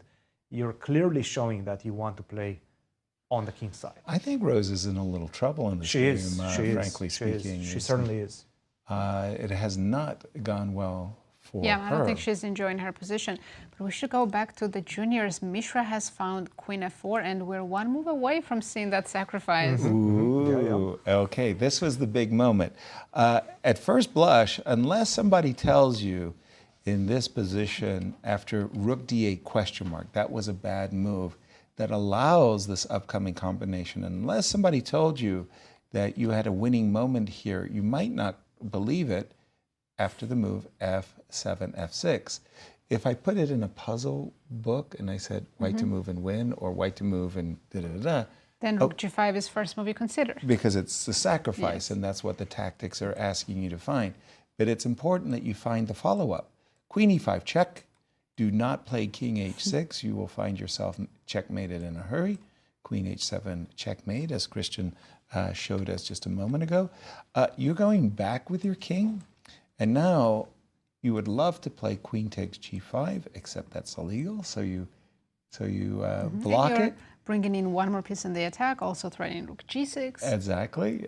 Queen g7, no choice. And this is more or less the main line that we've been looking at. I think we made a mistake in capturing on d6. Probably you got to play rook d5 and just hope that you can somehow. But you're leaving the bishop on the board. No, bishop f5. Bishop f5, I don't think you won this. Your king won't survive then. Trading bishops has a better chance of survival. Survival, yes. Oh, what am I missing? So you go bishop f5 check, king over, and you're killing me. Maybe queen f6. I don't think it's something like immediate. It's just. But in general, having a bishop will help. G4. Whoa. Completely different approach. Not Let's f6. go to the current position because I think the sacrifice on g4 now still should work. It's different. Let's check. Well, here I'm just going to go bishop f5, and this looks terrible. Can I give a check on e5? Then f6. Queen h5. Queen f7. Now Whoa, let me catch up with you. Let me catch up with you. Queen e5 check. f6. f6. Queen h5 coming to on the other direction. And queen f7. Queen f7, and Nazi was about to get on her running shoes and go king f8, king e7. Hold on. Okay, but I'm a slow, plodding kind of guy. Let's take the on G4. bishop on e6 defends the pawn, right? If I go bishop f, now you go rook takes d4. I apologize. I was thinking. And I defend. I wanted to take the pawn. Okay. No, can I show you a line? Please. Rook takes g4. Okay, I'm taking. I take back. You have to go I to f8. am running. Queen h5. You are threatening me with a hockey mat. How do I defend? Guess queen e6 would be the only move. Excellent. I needed a defense. Okay, good. Queen e6. I got on my running shoes. Right. Should I? So you sacrifice the exchange. I want to play You bishop wanted to play- g6. I'm worried about the check, but I don't think there's anything to worry about. How It's worrisome king h1, right? is it? Yeah. Okay, so I'm good. Bishop g6 then. Okay, then in that case, I'm worried about my f-pawn. Maybe I can give you a check. Yes, you can. And can I take rook f7, or your queen will always manage to cover the checks? I will just lucky. roll with the punches.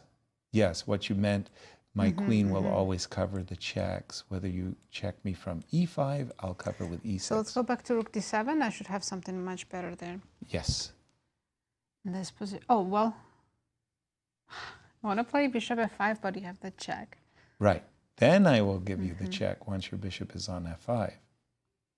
Still, he's slippery. Queen h6 check. Oh, queen h6 check. That's it. Is that it? I got on my running shoes. Okay, rook f7. Is that it? Guys? And e8 is hanging. Yes. Rachel Lee just blundered, and Zoe Tang has the opportunity to finish the game. Trapped queen. And she's going for bishop it. c4. Bishop c4. She went queen to a2, bishop to c4. Queen a1. To a3, rook to a1. And after this bishop left its post on e2, it also opened up the defense of the pawn on e3. So right now the rook, Easy to miss. you cannot take. You take on b4. Discovery That's check. a discovery check. Bishop takes f7, take, and that's it. Oh no. We might see resignation, guys. Bishop right c4, now. trapdoor. Bishop c4 has been played. There's nothing you can do about it. You have to take on a3. Rook to a1 is going to come very soon.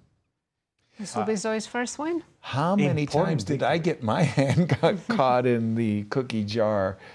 Queen a2. She was pawn hunting, and she could have pawn hunted with queen to b3, which in fact would have been a good move.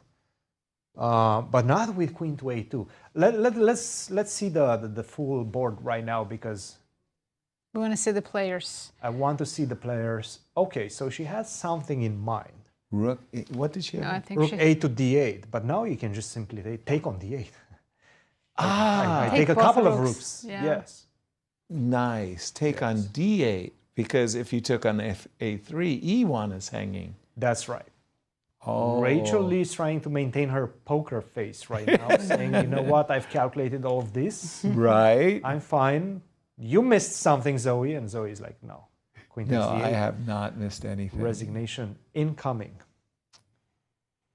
Wow. That turnaround, right? Because if she took on e3, Immortal. Yeah. She would go down in the history books as one of the great. Let's wait to see her play this important move, queen takes d8. I think we're having a different. Yeah, we have a wrong board. We have a different board on pulled this. up on our end. Oh, sorry. I'm mesmerized by the game. Zoe. Apologies. I was like, I'm looking at the players. I'm locked in. I'm not even looking at the analysis board, and there it is. And what Christian is saying is, rook takes a3, rook takes d4. I don't win material, but if I play queen takes d8, queen takes a1, check, intermezzo check, white emerges with an extra rook. Full rook, not even an exchange. It's just a. Oh, there's b5. Have I said that? Oh. Commentator's curse. And another thing, it's a full rook. I just had to say it before I just had to say, b5. yeah, well done. Perfect. Nicely timed. But yeah, that's still not enough material. You have issues on the last rank. I can move my knight, take on a6. Of course. This is just completely lost. It is. It is winning, of course. But wow, for Zoe, you have to say the first four rounds were not going Zoe's way. In fact, she's very lucky she managed to draw yesterday against Rose. If she did get the draw, if she wins today, she's going to say, you know what, maybe I'm destined to win the tournament because she survived all the bad positions. Exactly. And sometimes you just need lady luck to help you in these crucial events. Well, I think they'll play that exchange down for a while. Agreed. But maybe Cristian can help us in the Mishra's position to figure out if after g4 that rook takes g4 actually works or not. Because we're struggling. It works only for equality. Are we sure? Yes. Yeah, we wanted more. We felt like we are, yes. Taking a that engine sometimes needs some time to think. So what's Queen h5. What's the way, right? Queen to h5. Queen d7. By the way, only d7. move. Only move. Queen e6. Right. To be honest, I think Mishra is going to take on g4. Just because it feels like there's something, right? And you do have a bailout. Yeah, like Queen you've got d7, you always have the bailout. You've got a perpetual check in the pocket. That's a perpetual, yes. Right? So in case you don't see the mate, in case your opponent finds the best moves, then you can But if go on not for Queen the d7, perpetual. and in that position Black plays Queen e6? So this is just to give you the line that has more potential perhaps. Queen to h5, Queen f7, Queen h7, King f8, Queen h6, King e7. And now I just play it slowly, Rook to e1. So I got your king out, and now I'm banking on the fact that you're probably not going to be able to get it back to safety anytime soon. King d7, I always try to close it with Queen to f4, right? So Bishop let's say g6? No, f5, I have to play Bishop f5. g6 is a problem, right? Yeah. So you have to go, well, you probably have to go f5. Yeah. Wow. And King d7. Yeah. King d7. Wow. Queen f4 or Rook e3. We get this type of setup, pawn up for Black, but definite compensation for White, right? Huge. We're kind of stuck. Huge, but is it enough is the question. Is it enough? Because I do have ideas of immediately trying to exchange pieces, right? How so Queen to f4, I take, you probably take, Rook f8 to defend this, so you still have something to prove. Right. And then Bishop to e4 and hope that I will make a draw, right? Wow. In this one. By the way, Mishra only has 8 minutes for the next 11 moves, and this is such a critical position. Honestly, with 8 minutes, I would just take on d4, on g4, excuse me. And secure I would go the for draw. that Queen h5, and if you find the best moves, then we make a draw. Right. If you find Queen d7, which is not clear to either of us. What you just said is an incredibly practical decision and an objective. But you're at the board, and sometimes mind over matter. You have an idea, and gosh darn it, you're going to make it work. I don't care about rules. I'm going to make it work. Right? What's the idea right now? Because if you don't go Rook takes g4, what do? You go Queen e5, Queen h5, probably, right? But again, you have 11 moves to go. You only have what, 7 minutes, 6 minutes and change right now. Right. And your opponent has 26 minutes on his clock, so quite a big difference. Queen e5, Queen h5, or the immediate exchange sacrifice, knowing that you have a draw in the pocket, or you chase. It's a risk, maybe a risk worth taking, given the situation in the standings also. He feels probably that he needs to win. Yes, that's the problem. Mishra knows, and Andy is putting up point after point each day. So it's a big moment right now. Let's see if he. So then this move g4 was much better than f6 that we're looking at, because f6 was better for White. Yeah. Just clearly better. G4 surprised Mishra as well as ourselves, to be frank. I mean, that was a good move by Nico, but he shouldn't have been playing with fire with Bishop e6 to begin with. And what about your move, Yasser? You were suggesting Bishop f5, and I know you backed out of it because of Rook d4, but exactly. Isn't that also guarantee kind of a draw? I don't. Well, yeah. I was thinking that Mishra was better after g4, but yes, it does. Although, why does it guarantee me a draw? Queen h5. Queen h5. And it's hard to untangle from all this. It's true. It's true. At the moment, it is a pawn. I could easily go wrong here. Yeah, f7 is a big weakness. So I know, and I'm kind of tethered, aren't I? I mean, honestly, I get why am I check, drawing? I can lift the rook, right? King h1. King h1. Yeah, I'm going back just because I really don't know what I'm supposed to do. I can go Queen c5 and take the pawn back. I wouldn't do that, but no, yeah. Yeah, it's probably just checks now. Yeah.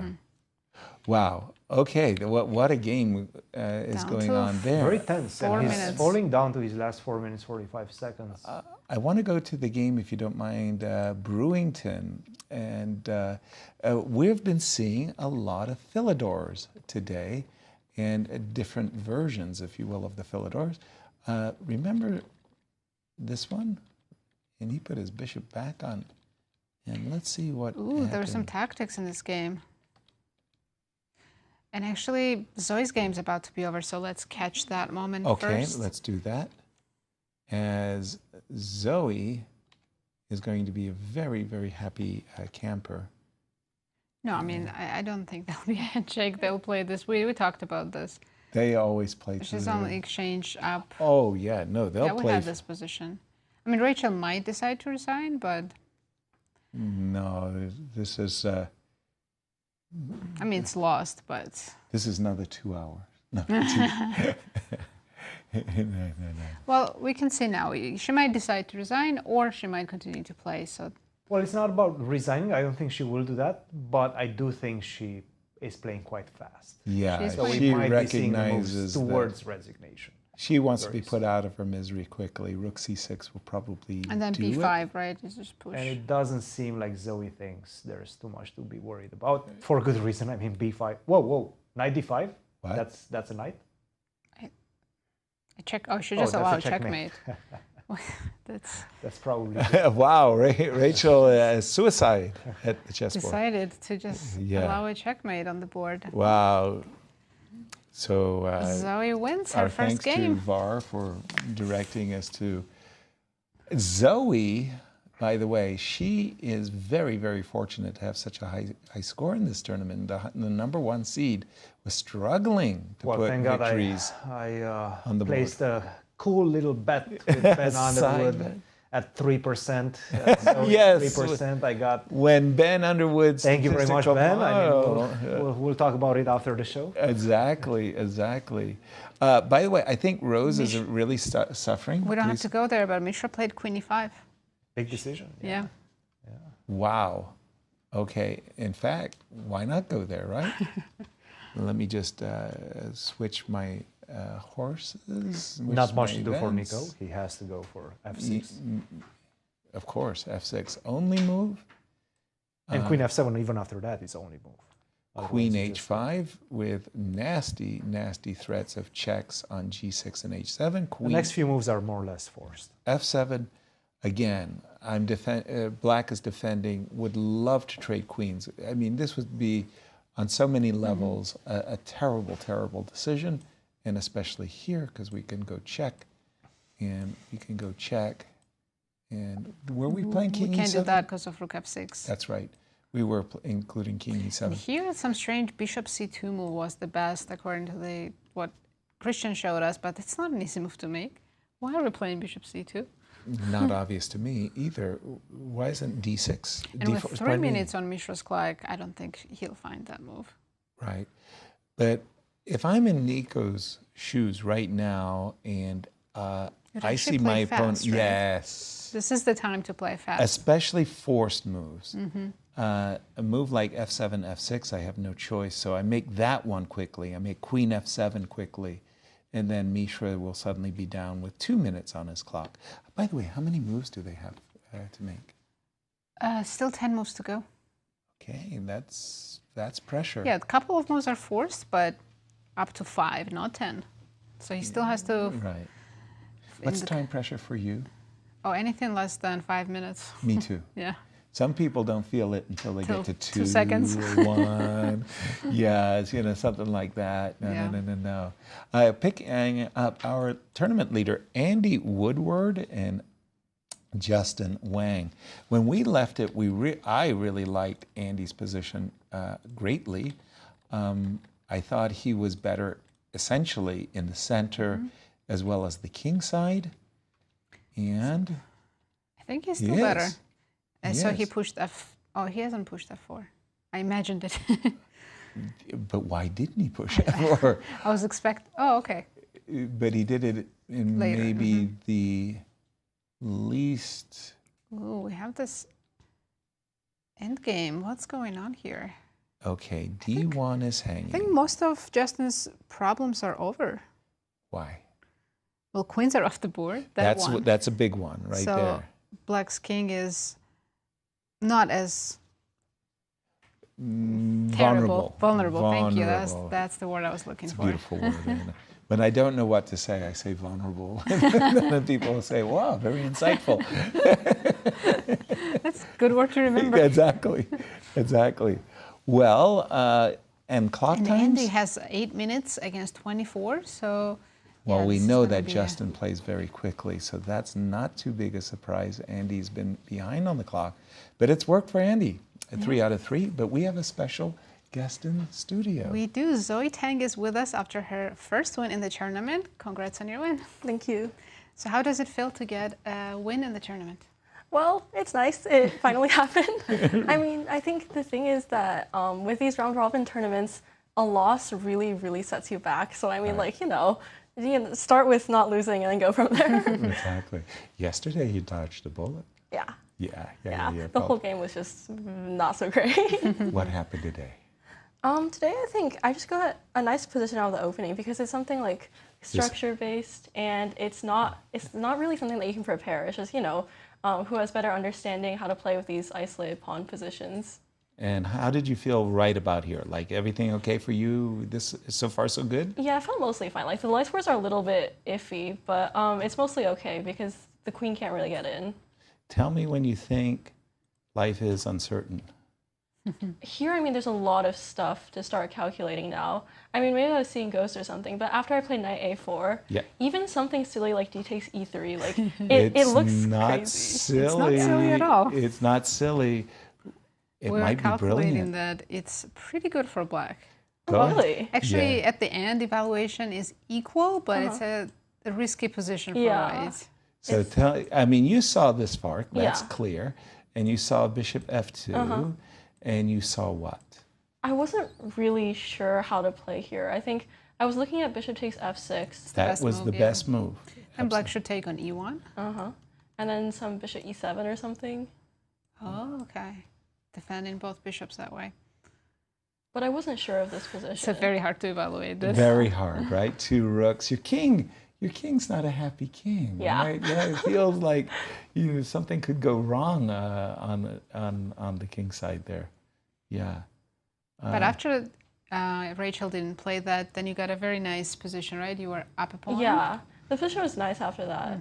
That was the key moment. Yeah. Her best and only chance, because what happened next was kind of a one-way street from here. Everything just went in your favor, including this blunder. Queen trap. So did you see it immediately when she played queen a2? Yeah, I was kind of surprised because like queen a2, it took me 10 seconds. I was like, I can trap the queen here. So I spent a long time because I was like, there's no way this is actually real. Exactly, and you went on to victory. Zoe, as the top-rated player, the #1 seed in the tournament, does that put added pressure on your shoulders? Do you feel like you're supposed to perform? And I feel like that's something I'm trying to avoid because like my rating on paper is the highest, but also like everyone's really strong in this field. Right. So just added pressure is just not so good. Right.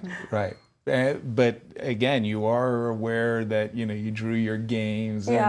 And for a moment there, Rose was kind of like dominating. Actually, she looked really, really good. Today she's in big trouble today against Ru Yang, by the way, and you'll be half a point behind Ru Yang. And you'll be playing Ru Yang tomorrow. Yeah. Ooh. Have you played her before? Many times. Many times. And what's your score if you remember? I think in the junior girls, every time we've played, I won. And then, but in other tournaments, it's like she won sometimes, we drew sometimes. Yeah. Ooh, back and forth. Yeah. Yeah. Thank you so much for joining us, Zoe. We hope we get to interview you more often. Make sure you come back, okay? I hope to show up here more often. Okay, wonderful. Do it. Thank you. And let's take a look at the results in the Girls' Championship. Right, let's have a look. We already have 3 results. There was a very quick draw between Rochelle and Megan, but then we saw a win by Iris against Lori, and then Zoe Tang defeated Rachel Lee. That was a very nice win by Iris, that pawn breakthrough. But Mishra, how is he doing? Mishra's game.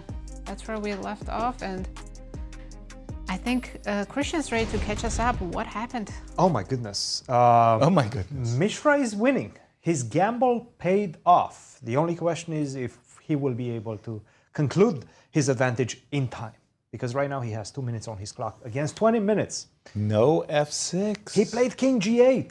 Oh, that's terrible. Queen H5. This is losing after Queen to H5, which is on the board right now. The big question, I think, is Queen to D7. I think this is what he was attracted by. Of course, again, the Queen on D7 still targets the pawn on, well, defends the pawn on F7 and G4 and targets the pawn on D4. But perhaps this is what he missed, D5. Important move. Because right now I'm taking away the sting of this Queen to D4 check, right? Right. C takes, don't take with the bishop because Rook H4 will win it on the spot. Check. Check now. First of all, I can go Queen G5. Why can I? Oh, Rook F6. Because of Rook to F6. Nice. Again, there's no Queen D4 check. No more checks. Oh, you that's cannot touch any nasty. check. You cannot touch the H6 square with any of your pieces. Wins. Next Checkmate. move by Checkmate. default, right? Pre-move. Exactly, pre-move. And if you don't know what pre-move is, well, do your research. Do your research, yes. So you go King to F8, and perhaps this is where he stopped. Rook to E3 is a very good move. Bishop G6 is a very good move, but it's one of those positions which doesn't finish immediately. Right. So you need some time to figure things out. No, Rook without to the E3. eval bar, we would not know white is winning here. By the way, sorry to interrupt you. six. Sorry to Right. interrupt you, Christian. Queen C7, not Queen D7. Has Queen been C7 played was by played. Nico. Okay. Now That got a Queen big H6 finishes the game. Queen H6. Oh, Bishop H7 threat. Queen That's H6 it. finishes the game.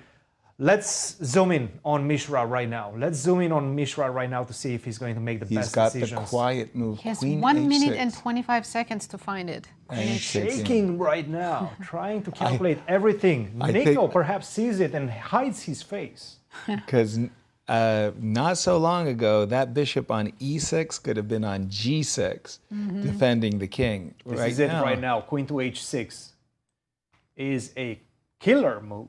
The idea Does being black have F5? I mean, I know it's losing, but maybe I'm not losing on the spot.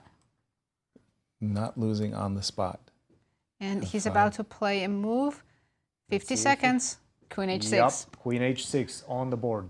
He found it. This is a bit of a shocker right now for Nico because I'll it take felt like on. he's safe, but he's not. Take. Yeah, it's the mates. Mates galore, right? Everywhere, everywhere I see a mate. Queen H6, and again, for those of you at home, you really should have this position tattooed, branded into your hardwire. Rook F7. You bring your bishop to G6 with a check, and this is a forced checkmate. That's what Queen H6 is all about. Queen H6, as played by Mishra, preps the decisive bishop F7. And the only defense looks like is F5, but we simply F5. take it. Yeah, F5 just take with the bishop. I'm threatening to take on Oh, E6. look at him. Look at Who? Mishra. What? He's nodding nervous. his head. He knows exactly that he's winning right now. But he's nervous because of the pressure that he's under, at him, and he look at him. knows. No, he's not that No, he's nervous taking anymore. the- I think he's secure on his Okay. calculation right now. You know, He's taking drinking, that sip of he's water sipping. means I'm winning. I'm winning. And I think He's allowing himself to relax for a second. and Nico is criticizing himself. He declined the repetition. Let's be very clear. Nico was playing for the win. He declined the repetition, and he could have done it in a much more solid way. And instead, he's errored virtually Now from the he's time just he getting declined. checkmated. Since he declined the repetition. Yeah, there's no way to survive this one. Wow. After Queen H6. And Lovely. You know, the last couple of moves he rushed, he could have found the F6, Queen F7 idea. Absolutely. I think he was playing on Mishra's time. And just a moment ago, he could have played Queen D7, which makes D5 is a tricky move. Yes. It is a tricky move. It's findable. Yeah, but it's not intuitively There's no force in immediate. win after D5. Exactly. Queen c7, mistake, queen h6, double exclam. Makes it too easy is the problem after queen c7, because now you know exactly your next few moves. Bishop h7 is calculated as a mate if you take on g3. Exactly. If you don't take on g3, I do have a mating threat, and that is rook takes g4. So for example, if you take on d4, let's just make that. Yep. Now I take on g4. I force your bishop away from the defense of the f7 pawn. Yep. And now I do exactly the same thing that we've been showing before many times. The same pattern, queen h7. And this time, instead of taking with the queen on rook f7. takes f7. Nice. Queen takes h7, f7, queen f7, mate. Right. So rook takes g4 is the big threat in the position. And there's no way to stop it, actually. Yeah. Except f5, which we've seen bishop takes f5, and you're getting Mishra knows that he's enjoying his position. He's enjoying all these variations. Now he's enjoying. Yeah. To immortalize our collaboration, let's call that the Seirawan mate. Sure. We'll do it, no problem. No problem. Do you have an opening named after you? Yeah, the Seirawan attack with d4, knight f6, c4, e6, bishop g5. Okay. And move 3. Yeah. I think I might have played that before. I really kind of stole that from Northwest legend Victor Spooples.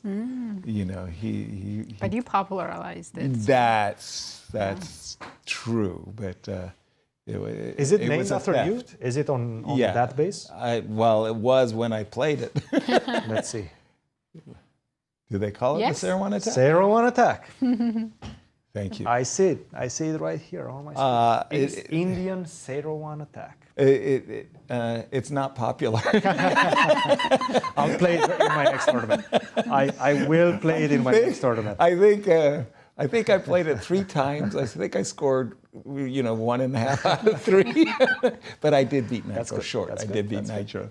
I did beat Nitro short with it. So let's go back to that game. Which Crucial one? game. I mean, we have Mishra. to stay with that one. Mishra, I've got we it. have to stay with this one. You said go back. I thought it was on. No, I meant for the producer. So that we can see it once again. Producer was mesmerized by the Seirawan attack. I'm not sure about that.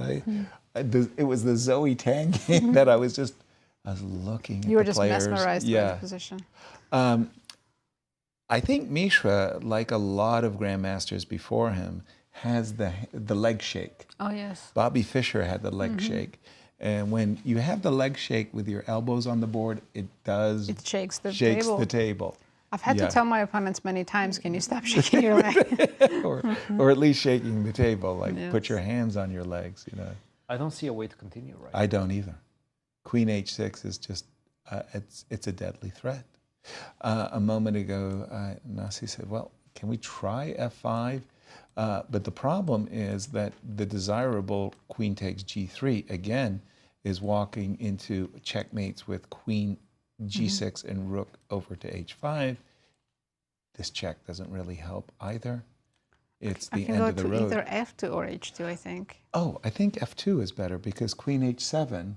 Oops. I realized. Oh. No, it is mate. That is. Is it still mate? Yeah. Rook g4 followed yes, by queen it is h6. still mate. And it is mate. Oh, those 2 rook mates, the double rook mate. Okay. But king f2 also attacks the rook on e1, so right. Why not? Right. Why not? Just piling on the bad news, right? Yeah. Yeah. And check it out. We've got Nico. By the way, nice. Now it's Nico who's shaking, yeah. Nico's Nikes? Nico's Nikes. That's what I'm talking. It's the lime green. Yeah, now he knows that his game is over. Okay, if you don't mind, I've just got to check in with Rose. Nico. Rose is in big trouble. Is she? Before we go to the junior girls, should we go to the Brewington 1 and then also to the leader, just to see how they're... Okay, I'll check in with Andy. Andy, perhaps. Andy Woodward is just Justin. Crazy things. Andy Woodward for just a second. Crazy things are happening in Andy's game. Like, check this out. Andy just played the move bishop e3. In a moment, that king on f8 is going to be on c8, and you're wondering why did Justin want to put his First how and second why. Right? How and why? What? Yes. It feels like we're rewinding again, right? Like what just happened? Backwards.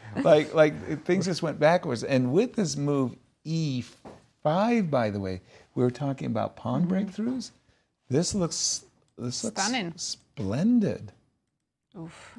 Those are two connected pass pawns that are ready to rock and roll. I'm really confused by that king march to nowhere. C8. In an endgame, it's not like his king was under attack and getting checkmated. Right. Yeah. It's And just a bad Andy is decision. just pushing his pawn. It looks like Andy is on maybe a 4-0 tear.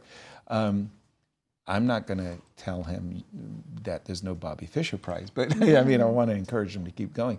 Brewington, what's happening here? 1, 2, 3. Oh, he's winning. Extra pawn. Extra Looks pawn, pretty great good. position. Look at his pieces, all connected. Meanwhile, black queen, bishop, they're all loving it. Disconnected. Back to his winning ways. And for Brewington, back-to-back wins, should he win this game. In the seniors? Before we go to seniors, let's Please. jump to Rose's game because Wang right now has a chance. And she found the best move. And whoa, her position is just winning. Well, we were talking about the potential of her dark square bishop versus this knight that just kind of looks Consider good. that knight dead. It's not alive anymore. She achieved everything, by the way. She got her pawn to F5 and E4. She's got queen G7 check on her agenda. Don't even think about playing rook takes E4. Rose had to drop back, bishop E5. This is a dream position for you. Very difficult to play for white. And this F4 move, it's a bad move, but she got impatient. She wanted to get rid of that pawn on E4, right? That pawn chain. But Rose, she's got no play in the position. It's just this, she's facing a material disadvantage. She's at a material disadvantage, and she has been on the king side. If the theater, had just gone to the king side, it was Ru Yang Yan.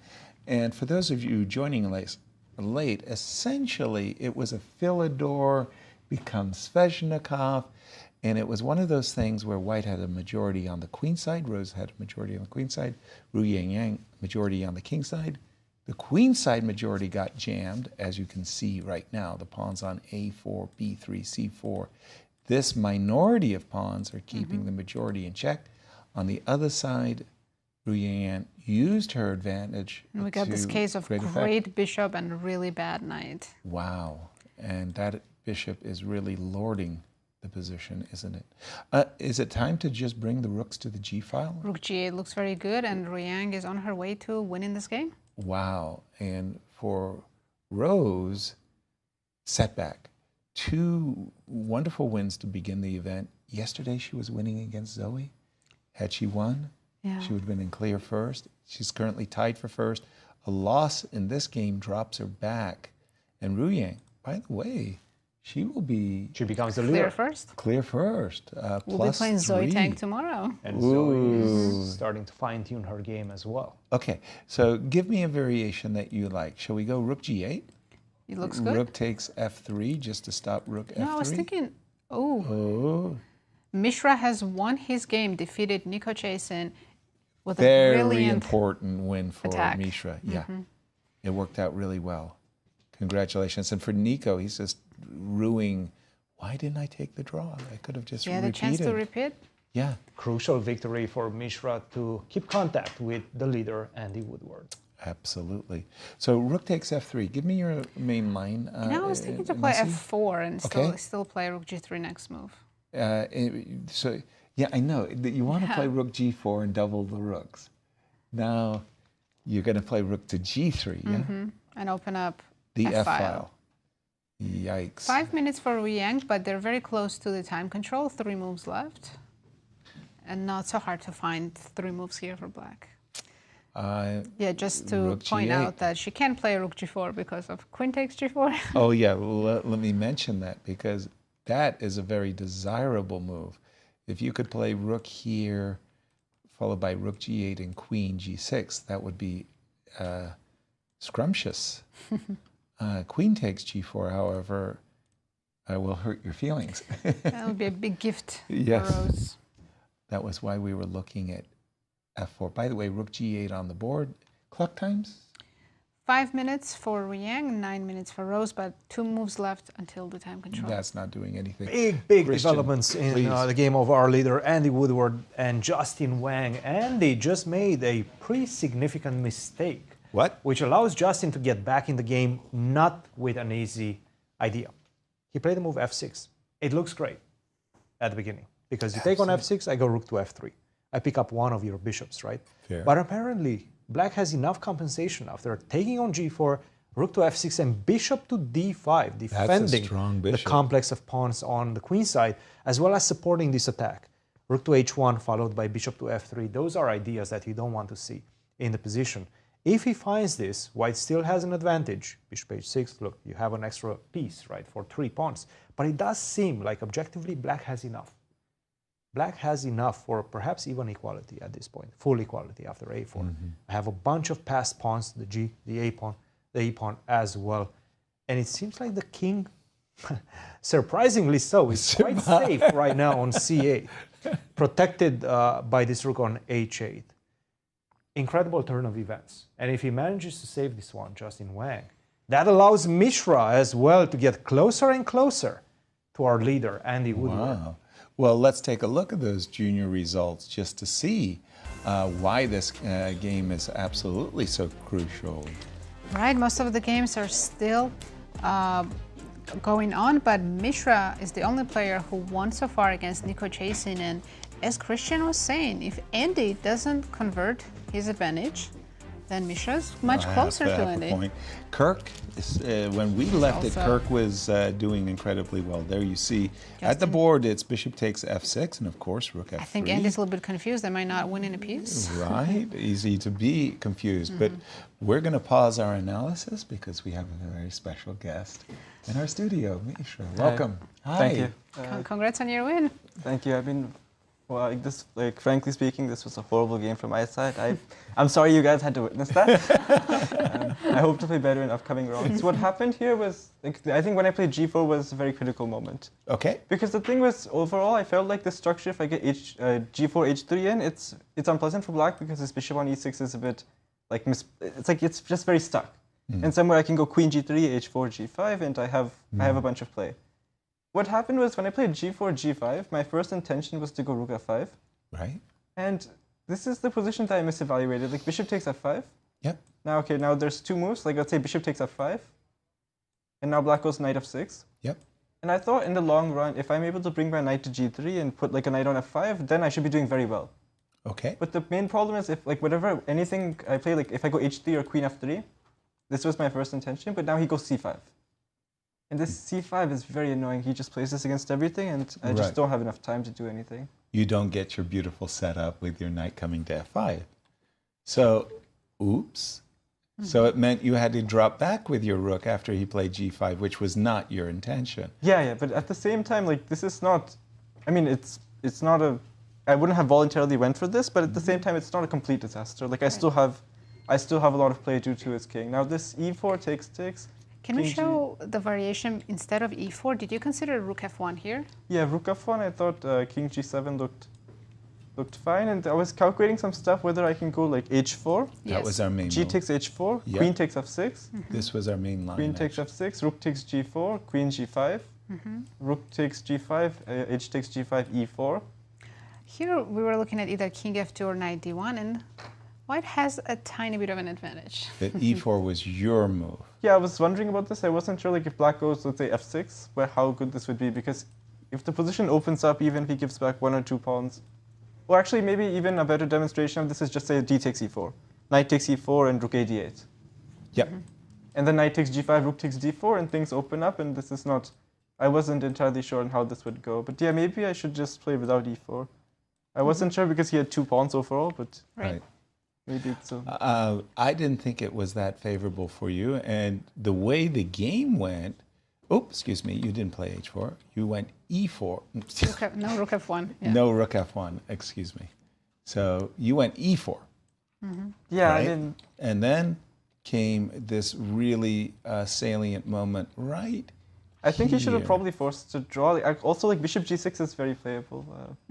Like bishop g6, I think white makes a draw. Like I was planning to go rook f3 here. Rook f3. Now rook f3. Now okay, if queen takes e4, then rook takes f7, king g8, queen f6, and you have perpetual. Like bishop f7, queen f7, king h8, queen f6. Yep.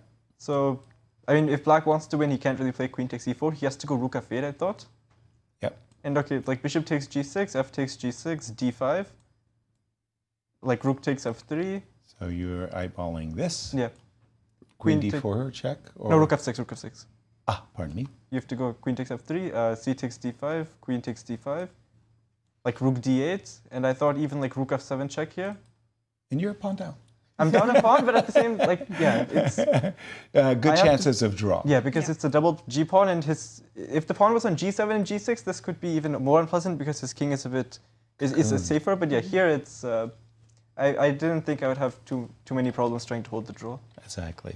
Sorry, I'm just going to refresh the board. Apologies. He declined to draw. He became ambitious. Bishop e6. Your heart skipped a beat. You went h4. A mistake. Rook d8. hg. You went queen f4, and you had prepared a nice combination, we think. Yeah, I think actually it looks very scary for black, of course, Right. like because the first intention is to go f6. Of course. And what was your intention? Okay, you have to go rook takes g5. Okay, you have to do this. Yes. And like when I saw this, my eyes like lit up. Like the thing is, I played h takes g5. I was wondering why he was spending so much time. Then I saw queen f4, queen e5. I was like, okay, this. But I think this is not over because he has queen g7. Correct. Rook g6. Yeah. Queen takes g6. Bishop takes g6. Bishop f7. And now he gets the bishops off the board. Queen takes g5. Bishop takes g6, queen takes g6. Now king f8 I thought was more natural than h8. Now yeah, queen h7. Yeah. And I thought, okay, I'll be able to press, but it wasn't. Convinced. It's not completely over. Like okay, black can defend this with proper play, was my guess. Right. But then he played g4 instead of f6. Yeah. Now this was also a very critical moment. I had like 15, 16 minutes here, and I spent 13 on queen e5. Now, instead of queen e5, rook takes g4 was actually a very. This was the other move. Like I was debating between queen e5 and rook takes g4. Sorry, one move before. Yeah. Yeah, rook g4. That's what we were looking But at here. bishop g4 is forced. Queen g4, king f8. Black does equalize after queen h5, right? Was Queen that your h5, and actually, yeah, here I was wondering if queen g6 also works, but queen g6, he has rook d6. This is unfortunate. Because if queen e6, rook f6, I win, but he has rook d6. So queen h5. And he has queen d7 only move. Ah, queen d7, yeah, because. Not an easy move, yeah. Check. Queen f6, king e7. And here white has to take the perpetual. Yeah, I mean, I was wondering about queen e6 during the game, and I mean, I was trying to bust this, but the queen e6, bishop g6, rook d7, maybe king h1 is winning for white. It's very. I mean, it was very.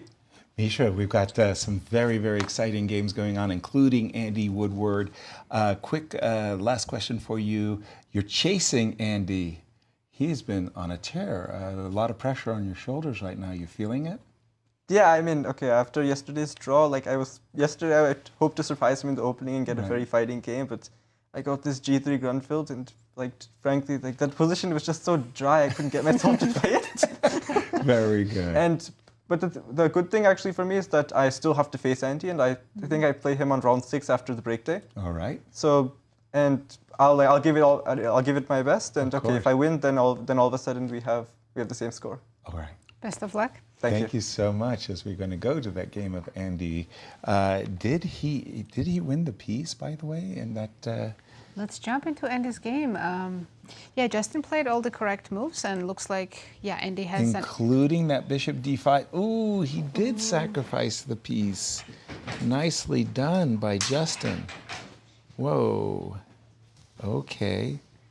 Wow, that makes it very awkward, doesn't it?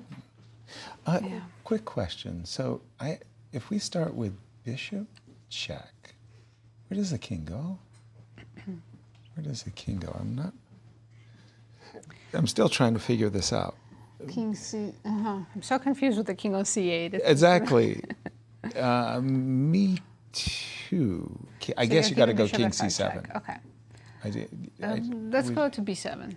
b7. Yes, maybe I'll hide on a6 if you harass my king. Chase you, because I was dreaming of a rook d5 check. Before we get into this one, should we go to Brewington? Just because this one is past the time control. Okay, they've already gotten their extra 30-minute bonus. Still like 3 moves to make until time control, and Brewington is still in 2 minutes. Okay. Brewington is doing well, so perhaps we can zoom in on that game and see where they stand and how they approach this final 2 minutes. You have it on your board. I do, but I want to see the players. Oh. I do want to see the players just because... I'm seeing you on the screen. I know, and you will be seeing me for a second until we move to that one. So Brewington versus... And they have a couple more moves until the time control? Correct, yes. 2 minutes each, more or less, and just a few more minutes. I like his bishops. This is a crazy sequence. I think he's just winning, right? He is, yes. You can take on f2, but it's one check. I can go king g2. He has taken on f2, king g2 quickly played, knight e4 quickly played, and I'm assuming we're going to see queen f4? Yes, of course. Best move. Quickly played? Move 40 right now. Yes, he's played it. And reached the time control. By the way, it's like... It's so actually resignable right now. Queen a7 to f2 check, and knight takes g5. So queen f4 defends both of the threats. Yeah. And by the way, this bishop is vulnerable. Well, that's the problem. You take on g5, and you lose the bishop. Still has a move to make. And even though white king is kind of exposed, black queen has no checks. It's a very difficult dilemma, but it's just a losing position. A resignable position because you're going to be down a piece at the end of everything. Ouch. Yeah, this is absolutely game over. He's looking at it. He's trying to figure out, hey, do I still have to make one more move? Yes, you do. Yeah, I mean... But no good moves inside. Like queen to d... Oops, f7. F7 is hanging. No, oops, excuse me. No queen to e7 to defend the knight. Do we go knight c5? Knight c5, bishop f6 must be... checkmate. Must be a checkmate very soon. So my choices are I lose a piece or I get checkmated? Yes. Just a second, let me weigh those two things. But he might have to go for knight c5. Wow. I don't see anything else. So for Brewington, he's saying to Justin, do me a solid, slow down the A train, Andy Woodward, that is, and trying to find the move right now. Sharvesh can catch 50 seconds. 50 seconds. Final move before time control. He wishes the pawn was on c5, right? Then he could play queen b7 at least. Still glancing at the score sheets right now, thinking, hey, do I still have to make that move or not? It's funny that you should say that I had queen b7. So I considered c5 suddenly because you inspired me to think of the move c5. It doesn't work. Oh no, I was so close. D5, yeah. Oh my gosh. 20 seconds right now. But there's no moves. No move. Poor guy. 17, seconds. 16, and yeah, we got it.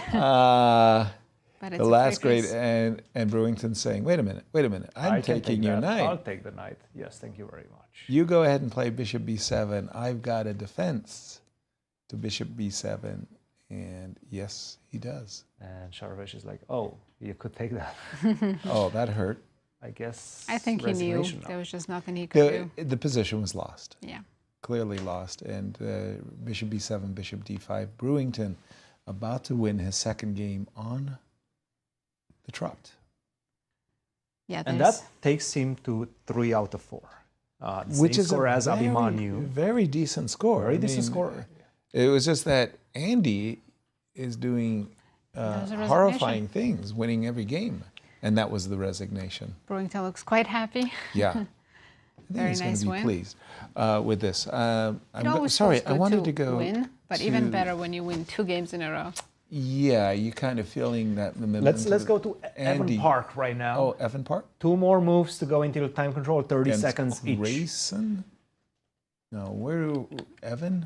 Yes, versus Grayson. I think Evan was winning all the game, but now not anymore. There is some... He just made a huge blunder, taking on c4. Time control, time trouble. It was that move 40? Move 39. One more move. Check. One more move right now. Check. Engine says white's not winning, it's equal. What he had to do was take the pawn on g3, not easy to spot. But that is completely winning. But this is a very, very nasty pawn. It's always giving counterplay because you've got these back rank issues. So Grayson should be happy he's getting a second chance. Oh, he's ecstatic right But now. he's had some just bad luck, I have to say. He had great preparation against Andy. It didn't pay off. And we've got a perpetual check. He's still not out of the woods. He's Where is the not? perpetual check? I don't see it. Queen Check C1, I have C1? Queen D1. Queen C1, Queen My D1. knight is covering the squares. Be careful. You're still, how many pawns down? 2 pawns down. Yeah. 1 pawn down. You should just take the A4 pawn. He should Get take the some- A4 pawn, but that's not in his decision with 20 seconds on his clock. Grayson needs to take the pawn on A4, which allows F6 and all sorts of complications. Not easy. What will he do? is the big 14 question. seconds to make the 40th move. 10, 9. This is when blunders happen. Oh, he just noticed the clock and took on A4. Best Good move. decision. Good Wow. How many seconds did he have when he made 6. that? He was down to 6 seconds. Yeah. 6 seconds on the clock. And Christiansen said F7, F6, and it's still chaos, or is it not? Is F6 chaos? Probably, but evaluation says it's fine for black. Wow. Maybe now I do have some Queen A1 on perpetual. All right. Kirk Wow. and Sandeep have made the time control, just made the time control as well. When we left it, Kirk had such a massive advantage out of the opening. You got to give Sandeep credit for just hanging in there in what we thought was a losing position. How is he doing now? He's doing well. What? He's doing well? I would say he's winning probably. Kirk, you mean? Kirk is, well, there's an H pawn. Hello. Yeah, there's also a queen. There And black is a king queen. is exposed. So Kirk is winning. Yes, Kirk Seems is to be winning. winning. That Okay. H pawn is crucial. The eval bars all the way to the last rank. Very, very good. Let's refresh and remind me of what is happening in the juniors Let's hit the section, results. because the results have been coming in pretty fast. To catch up with what's going on. Okay. There we go. As we have 2 wins, one for Mishra. For those of you joining us late, it was Nico declining a repetition, and we just saw Brewington win against Shar. It was time control, but that move Queen F4 was decisive. And look at us, lucky. Brewington's in town. Congrats on another win. Thank you. Wow, what happened? So before the game, I was mainly prepping Sicilian because, I mean, all he plays was usually Sicilian, so the first move was already a big shock. So, I mean, obviously the main move is D4, but I thought he would have some prep here, like on move 3, because I had a game like last August where it was like D4, like take, knight F6, knight C3, bishop E7, bishop F4. Sorry, Brewing. Say that again. ED4. ED4. Queen takes or knight Knight takes? D4. Knight D4. Knight F6, knight C3. Yeah. Yeah. Bishop E7. Yeah. Bishop F4. And you had played this in a previous game as white. Yeah, and I thought this was his type of style because it's opposite side castle, and I mean he's an aggressive player, so right. I decided to just go for something more solid. Like I wasn't really in book, but I was just like making natural moves. I didn't want to commit to D4 so early because I felt he would be prepared there. Right. Philidor is a very, very rare guest. Have you played against it often? It's a very most players today don't play it. I had one game recently, like in the World Open. Okay. But yeah, I don't see it so often. Tell me when you were happy, unhappy. What well, here I was not happy with my position at all. Like, you were not? No. Like, No. I didn't really have a plan here. Yeah, we kind of thought that you were floundering a little bit, and then something good happened. When yeah, I was happy you let me go D4. Then now you got your mojo back, and yeah, I thought this was all good. All good. And then knight G6, I thought. Blunder? So yeah, because I saw this knight A5 when I went in advance, and I think the line that happened. So bishop H4, queen H2, takes knight E4, knight E4, BA5, bishop C5. We both thought he had rook E5. Okay. The point is that bishop D6, yep. rook D6, knight D6, queen D6, and you think, okay, rook D6, rook E1 is back rank mate. but then there's queen e5. Right? Yeah. And then queen e5. Okay, the line doesn't end because it's not back may on d because of the bishop. But then there's rook e5, knight e5, rook e1. And you don't have f6? Yeah, you don't have f6 because of the pin, and bishop 6 f4. Oh, nasty. No f6 because of the pin. Bishop f6, f4. That's a long piece of calculation, but you both saw the same line. Impressive. Yeah, at that point, he knew he was in trouble. So he had to play queen e7, and at this point, you have an extra pawn and the upper superior position as well. Yeah, I was still a bit nervous because my queen's on h2, but as long as I get my pieces to good squares, it's all good. Yeah, knight h4 is the final mistake. I thought he'd go rook f8 instead. Apologies. Knight f4, the final. F4, rook f8 instead. Yeah, I would have gone queen d6. And I guess you want knight h4 because you can't go knight h4 here because queen f8. Oh, Morpheus mate. Nice. Well, it's not mate, but okay, it's an endgame. Yeah. Bishop e7. Right. You're pawn up and everything good. Yeah. Okay. So yeah, knight h4 and then take here. And again, you're threatening mate. He doesn't have chance to take your queen. Took the rook. And the bishop h4 is nice. I mean, cd3 must also be good, but I thought this was cleaner. And it was a pretty nice finish at the end here, queen f4.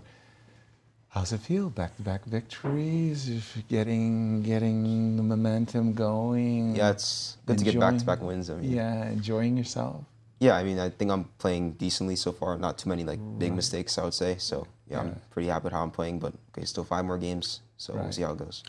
Are you following others' games as you play? We saw that Mishra won. Yeah. And Andy might not win today, so you'll only be half point behind him. I mean, I'm not too worried about it right now. Until I play them, then I'll have to think about it. But for now, I'm just trying to do my best. Yeah. Well, it looks like you're doing pretty good. Yeah, very nice 2 wins, and good luck in the next rounds. Thanks for joining us. We'll see you more often, right? Let's go back to the game of Andy Woodward for just a moment, because with his key rivals, Mishra and Brewington both winning, this game has suddenly taken on a very added importance. And all eyes on this game, because a lot of Andy's competitors don't want him to win. I know, exactly. And I think Andy's ruining the moment when he played f6. He had a very big advantage. Suddenly he gave Justin a chance to sacrifice a piece for 3 pawns. And there's counterplay in the position. You know, sometimes when you're having such a good tournament, you get overly confident. Oh, and that's you think never everything just happened works to out me. for you. Really? All the time. Are you kidding? Yeah, you get overly confident. Yeah, f6 was just overly confident. Yeah, but the problem was that things were going so well for Andy up until that moment. It's easy for him to kind of get caught up in the flow of a victory. I'm a little bit concerned now for Andy's position. So let me ask you. I'm a pawn grubber. If I take. Let's take the g4 pawn? Yes. I take the g4 pawn. Are you going to give me a check? Are you going to play a4? Well, I was going to play king b7, so my rook is free. Apologies. King b7, so your rook is free. Yep. Oop, that was not And then when you take, I'll play rook a to g8. And rook a to white g8. king is not very safe. Rook a to I mean, g8. you're not getting checkmated, but it's uncomfortable. Do I have to play bishop f3? Bishop f3. Can I take on... Oh, okay. If I take on b3, take on c6. I was looking at rook d7 check, but yes, you're right. I take on c6 with check. Bishop f3 is losing, Yasser. It is? Rook f8. That's so easy to blunder. Oh my word.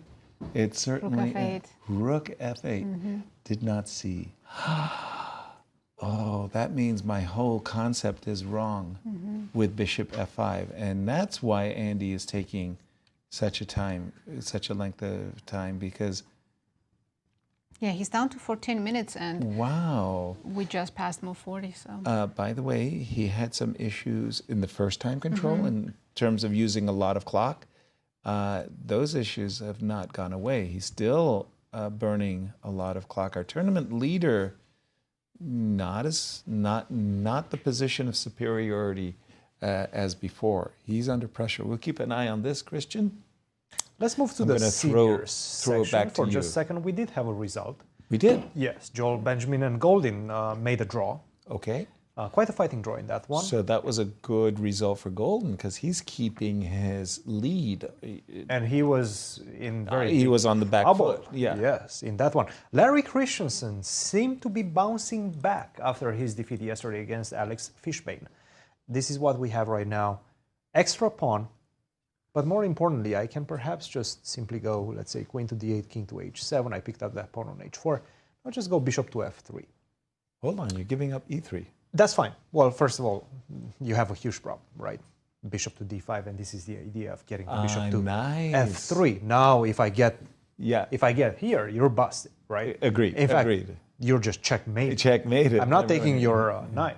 Absolutely not touching that knight, but you Mate. get checkmated. So, bishop f3, and it's not a super difficult move to see. It's quite simple. The position is quite simplified. And I do want to get this bishop to d5 because if For I get on obvious that diagonal, reasons. you're done. You're busted, right?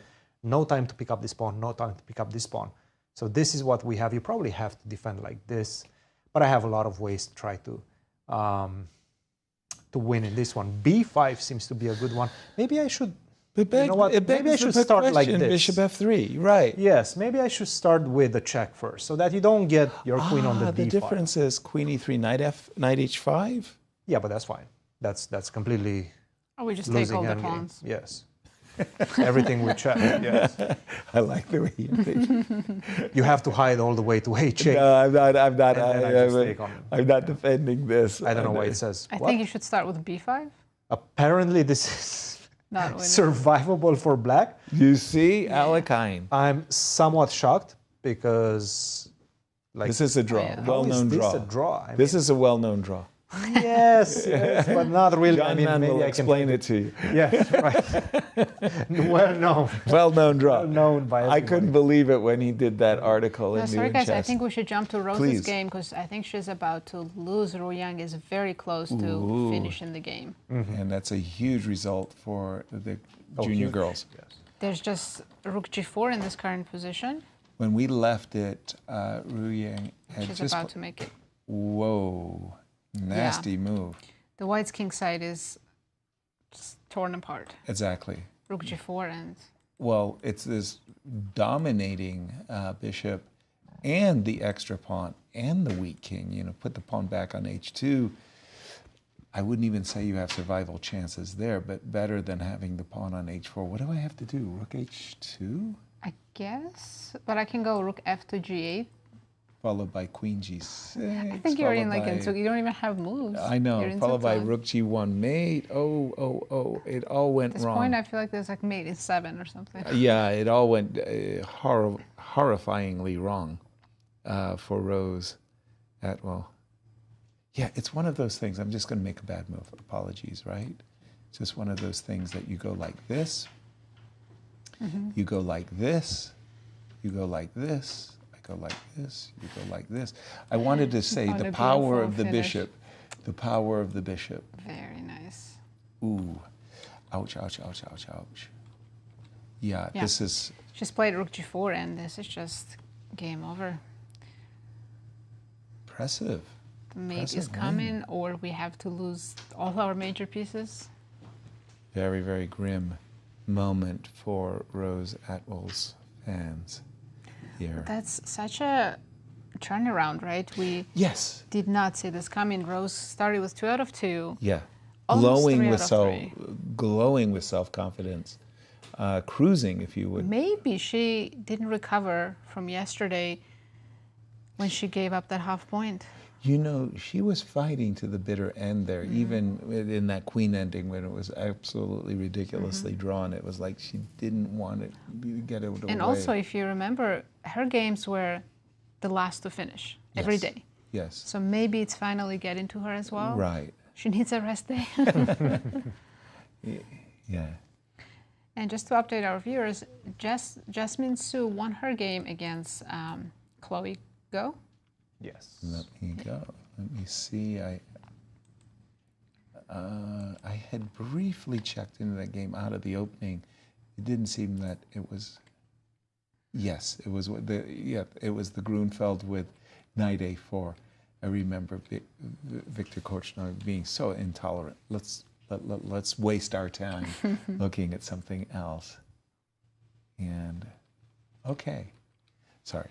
And I want to stay with the Rose Atwell game because again, for our standings, this is such a huge result. Huge, and Ruyang is going to become the sole leader if she wins this game. She's very, very close. And tomorrow will be a huge matchup right before the rest day. She'll be playing Zoe Tang, the top seed. Oh, nice. Nice. Rook to h2. Rook h2 is expected. Rook to g8. And we're expecting rook to g8, right? And which is so natural. Immediately. Doubling up, prepping. Queen h4 is a threat. Yes, as we've seen, queen h4. And that's a good point because one of the ways to try to avoid rook g1 is rook h3, defending the queen on f3, but now queen takes h4. Yes. This finishes. Yeah. That would be nice. And then I can triple on the g file if I really want. And again, this is one of those positions where it seems to me whenever I had the white side of these positions, the entire tournament hall came over to look at my board. Like, why didn't they come on? Right? I know, it is By the way, we missed Kirk also won his game against Sandeep. He was big winning result for a while, but yeah, that's a huge win. He also has 3 points now. Right. He's chasing. He's chasing Mishra. He's chasing as well, and that one just finished. They're discussing the game right now. Yeah. Kirk took over from the beginning, from the get-go. He had that opportunity to finish it off much faster with bishop f5 instead of knight f5, but still kept the advantage throughout the game and got the job done. Exactly. I'm just going to... So far, all the results we have in the juniors are all decisive. All white wins. I was going to say, we came on the show saying that these championships are bringing out some really decisive number of games. And well, they're here to fight. We're seeing it again. Nice little touch here at the very end. Queen, whoop, there goes the bishop. And that was how Kirk won his game. When we left it, Andy's suffering. Well, suffering is a... He's played your move bishop f5. Let's just hope he doesn't fall for that rook f8 trap. business? Yeah. Okay, we do have bishop and the move king b7.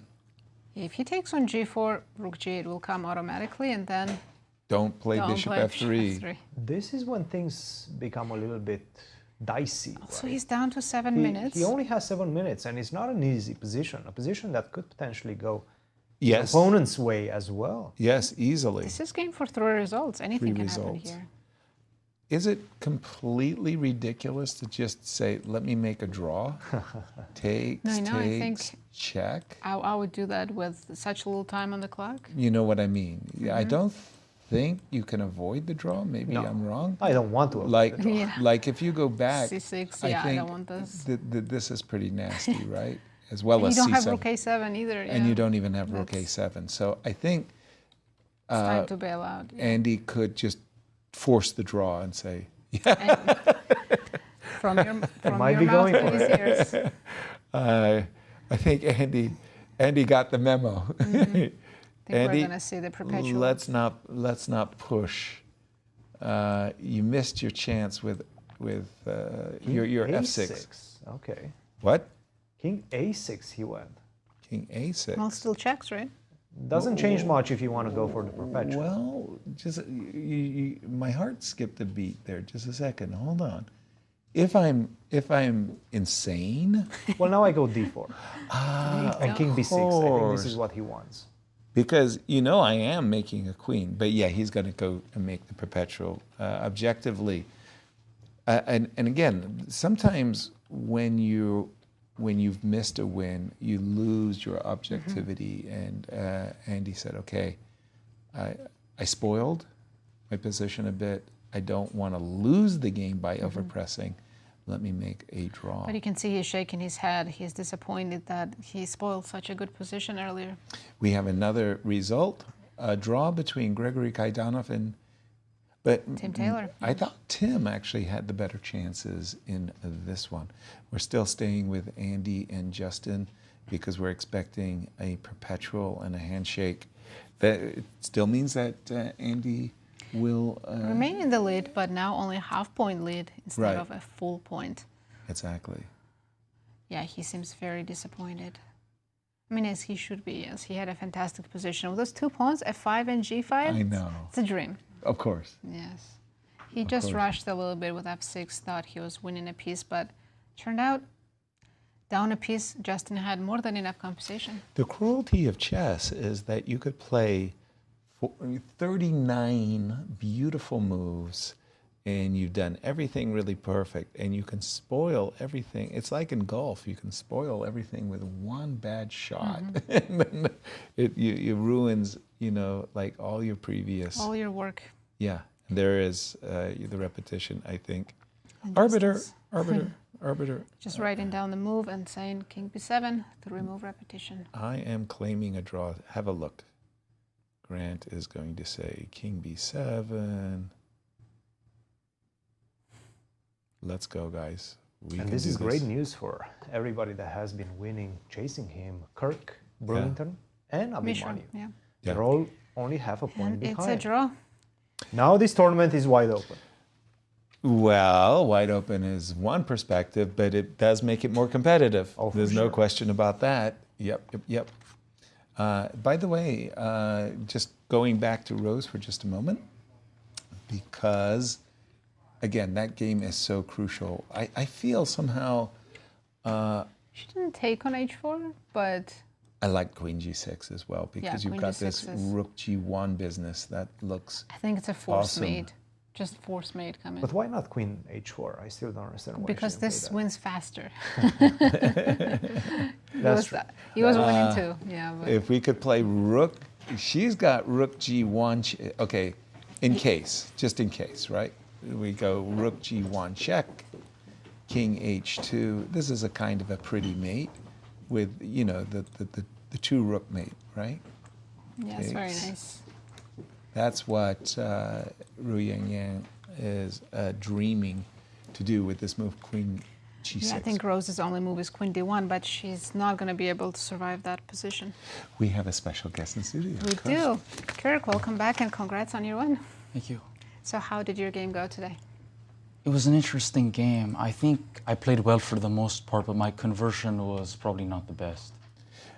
We loved what you did in the opening. In fact, we just thought that you were just cruising right here, right now. Yeah, And you played the move Knight F5, and we were confused why you didn't play Bishop F5. Bishop F5 just looked like there was no answer. We didn't see an answer. Well, with the engine's help. I guess after Queen D7, I underestimated how powerful Queen H5 was. Mm-hmm. Yeah. The problem is White has a lot of tempting options in these positions. That's it. Too many good options. Too many. Sometimes, you just need one winning move. You don't need 6 or 7. I think the main test was he provoked me to attack him when on I believe move 10 with E4 in this opening. And actually, that was a very good move. It was a very good move. I didn't know. Yeah, I had to spend a lot of time. This was well out of my prep. And he could have taken my piece on C3, but I would have attacked with Rook E1. And I have ideas of both D6 and Knight G5. The initiative was too strong. Yes, just a second. Go ahead. Yeah. Tell me what you would have done. Rook E1, King D8. Yes. And here I had to decide between D6 or Knight G5. I think both are maybe good. Yes. D6 is best, yeah. Yes. And then did you want to play B4? Because that would have been like this position. I was seriously considering B4. Yeah. I saw this, by the way, and I thought that my position would be objectively winning, but it's not, I think, an immediate win. No. Yeah, but I was going to play B4. Nice. But it's a positional piece sacrifice. Full piece down, yeah. Yeah, I it's had a very to beautiful. trust the compensation. It was beautiful, yeah. Yeah. That didn't happen. In fact, what did happen in the game is you eventually won some material back. So from this position, you played Knight to F5, and kind of take us through what you felt was critical or key moment. I thought I had tremendous compensation for the sacrificed pawn because of his uncastled king. Exactly. And here, okay, I'm comfortably winning just due to strategic reasons because his king is so weak. Okay. And I think I got materialistic trying to grab his queen. I think that made my conversion harder. So this is still very good. I think Queen A6, yeah. Rook G8. I know the chess.com gives brilliant move, but probably it was not brilliant. I mean, it's winning, but there's probably just much easier ways of playing this. Instead of knight f6, you mean? Yeah, something like g3. Oh yeah, a couple moves or ago rook here. e3. I saw all of this. I wasn't sure if I should go for the brilliant move or not in this position. But everything's winning for Royd. Yeah, it feels like it, right? Yeah. And then you did go on to convert. Kirk, I gotta say, the junior championship with Andy just drawing his game, he went on this tear 3-0, but with your victory today, Mishra, it starts to get to be a very interesting and sharp tournament. Yeah, it becomes very interesting. Now the race becomes wide open. And Justin's the MVP for that. Not losing with black, yeah. All the juniors are going to get together, give him $5 for his dinner. I told Justin before the game, like, you have to save us all, basically. Yeah, exactly. And he did, so that was good, yeah. Wow. And you've already played Mishra, and you have Andy in the last round coming up. Oh yeah, that will be very interesting. We'll see what the tournament dynamic is by then. It'll be a very interesting tournament for sure. Exactly. Kirk, thank you so much for joining us and sharing your victory with us. We hope you'll come back and be interviewed more often too. Thank you. Thank you very much. Again, the round is coming down. Just a few games left. Where would you like to guide us? Let's stay with Rose. Okay. See the end of that game. Because it was looking very bad. By the way, I have to jump into Vladimir too. Vladimir Akopian. Queen g6 and Rose is looking at her king and saying, "Uh-oh, I don't think I can protect you." I think Queen d1 is the only move. Queen David 1? How do I answer? Queen. You have a check, you have f3, you have so many moves. Actually, f3, like, and you can't move any of your pieces. Oh. And I want to go f2. That is very, very visual. f3, queen takes f3, rook g1 is mate in 2. Rook takes f3, rook g1 is mate in 2. Rook takes h3, rook takes h4 is mate in 2. Incredible. F3 is such a beautiful move. And look at that bishop. And as you said, if I make a move, just f2. Nice. That is really, really nice. What a finish. The knight is completely useless. Yes, yes. You would love to have a knight on e6, and even then it wouldn't do that much. It wouldn't help, but It wouldn't help too much. I remember I just lost a very tough game against Walter Brown, and I had such a knight. Just a beautiful, beautiful knight doing absolutely nothing. And as he's accepting my resignation, he taps the knight and he goes, "Pretty as a postcard." Pretty as a postcard. I bet he wanted to do that during the game. He was waiting for it to have to do that. I mean, I don't know when that entered his mind, and I didn't know when he was going to share that beautiful piece of knowledge with me, you know. Pretty as a postcard. I'm not sure that would fly. I did not in today's... I don't know. I don't know. We got away with a lot in my time, I got to tell you. Yeah, sometimes you tell stories that people were smoking while playing chess. Oh gosh, like yes. at the board. Oh yeah, for sure. Yeah, oh no, but do you know the great line from Aaron Nimzovich? The threat is stronger than the execution. But do you know where that comes from? So the idea was that Emanuel Lasker would smoke cigars at the board, but not just any kind of, he's the world champion for 26 years, whatever it was. Emanuel Lasker would smoke the cheapest, most foul-smelling cigars on God's green earth. And all of the players in the tournament went to the tobacco shop and got him the good cigars. Mm-hmm. And he gratefully accepted them, thank you. And he came the next day with the bad cigars. And Nimzovich complained. And Emanuel said, "Well, I'm not even smoking them yet." And he said, "Well, the threat is stronger than the execution." I haven't even opened it. He's using the bad cigars, not the good cigars. Okay, Queen G6. I don't see a move. Rose doesn't see. She played Queen D1. She did? Yeah. Now F3 would be the most quickest way to finish the game. And the most beautiful. Queen E4 is also nice. Rook H4 is hanging also. Forgot about that. Rook H4 is a move. Oh dear. Rook H4 threatens Queen G2 mate. You're right. I guess there's a lot of winning ways right now. Rook h4 probably the one way to go back. Is queen f3? I mean, I don't even know how you defend. I can defend, but once you see f3, I think f3 f2 is nice. Yeah, the clouds part. It's completely paralyzed in white. The chorus starts singing. The angels. So after queen e4 check, you have to go rook 1 f3, rook ff3, right? Okay. Yes. Is the only move. Okay, it's pretty lousy, I agree.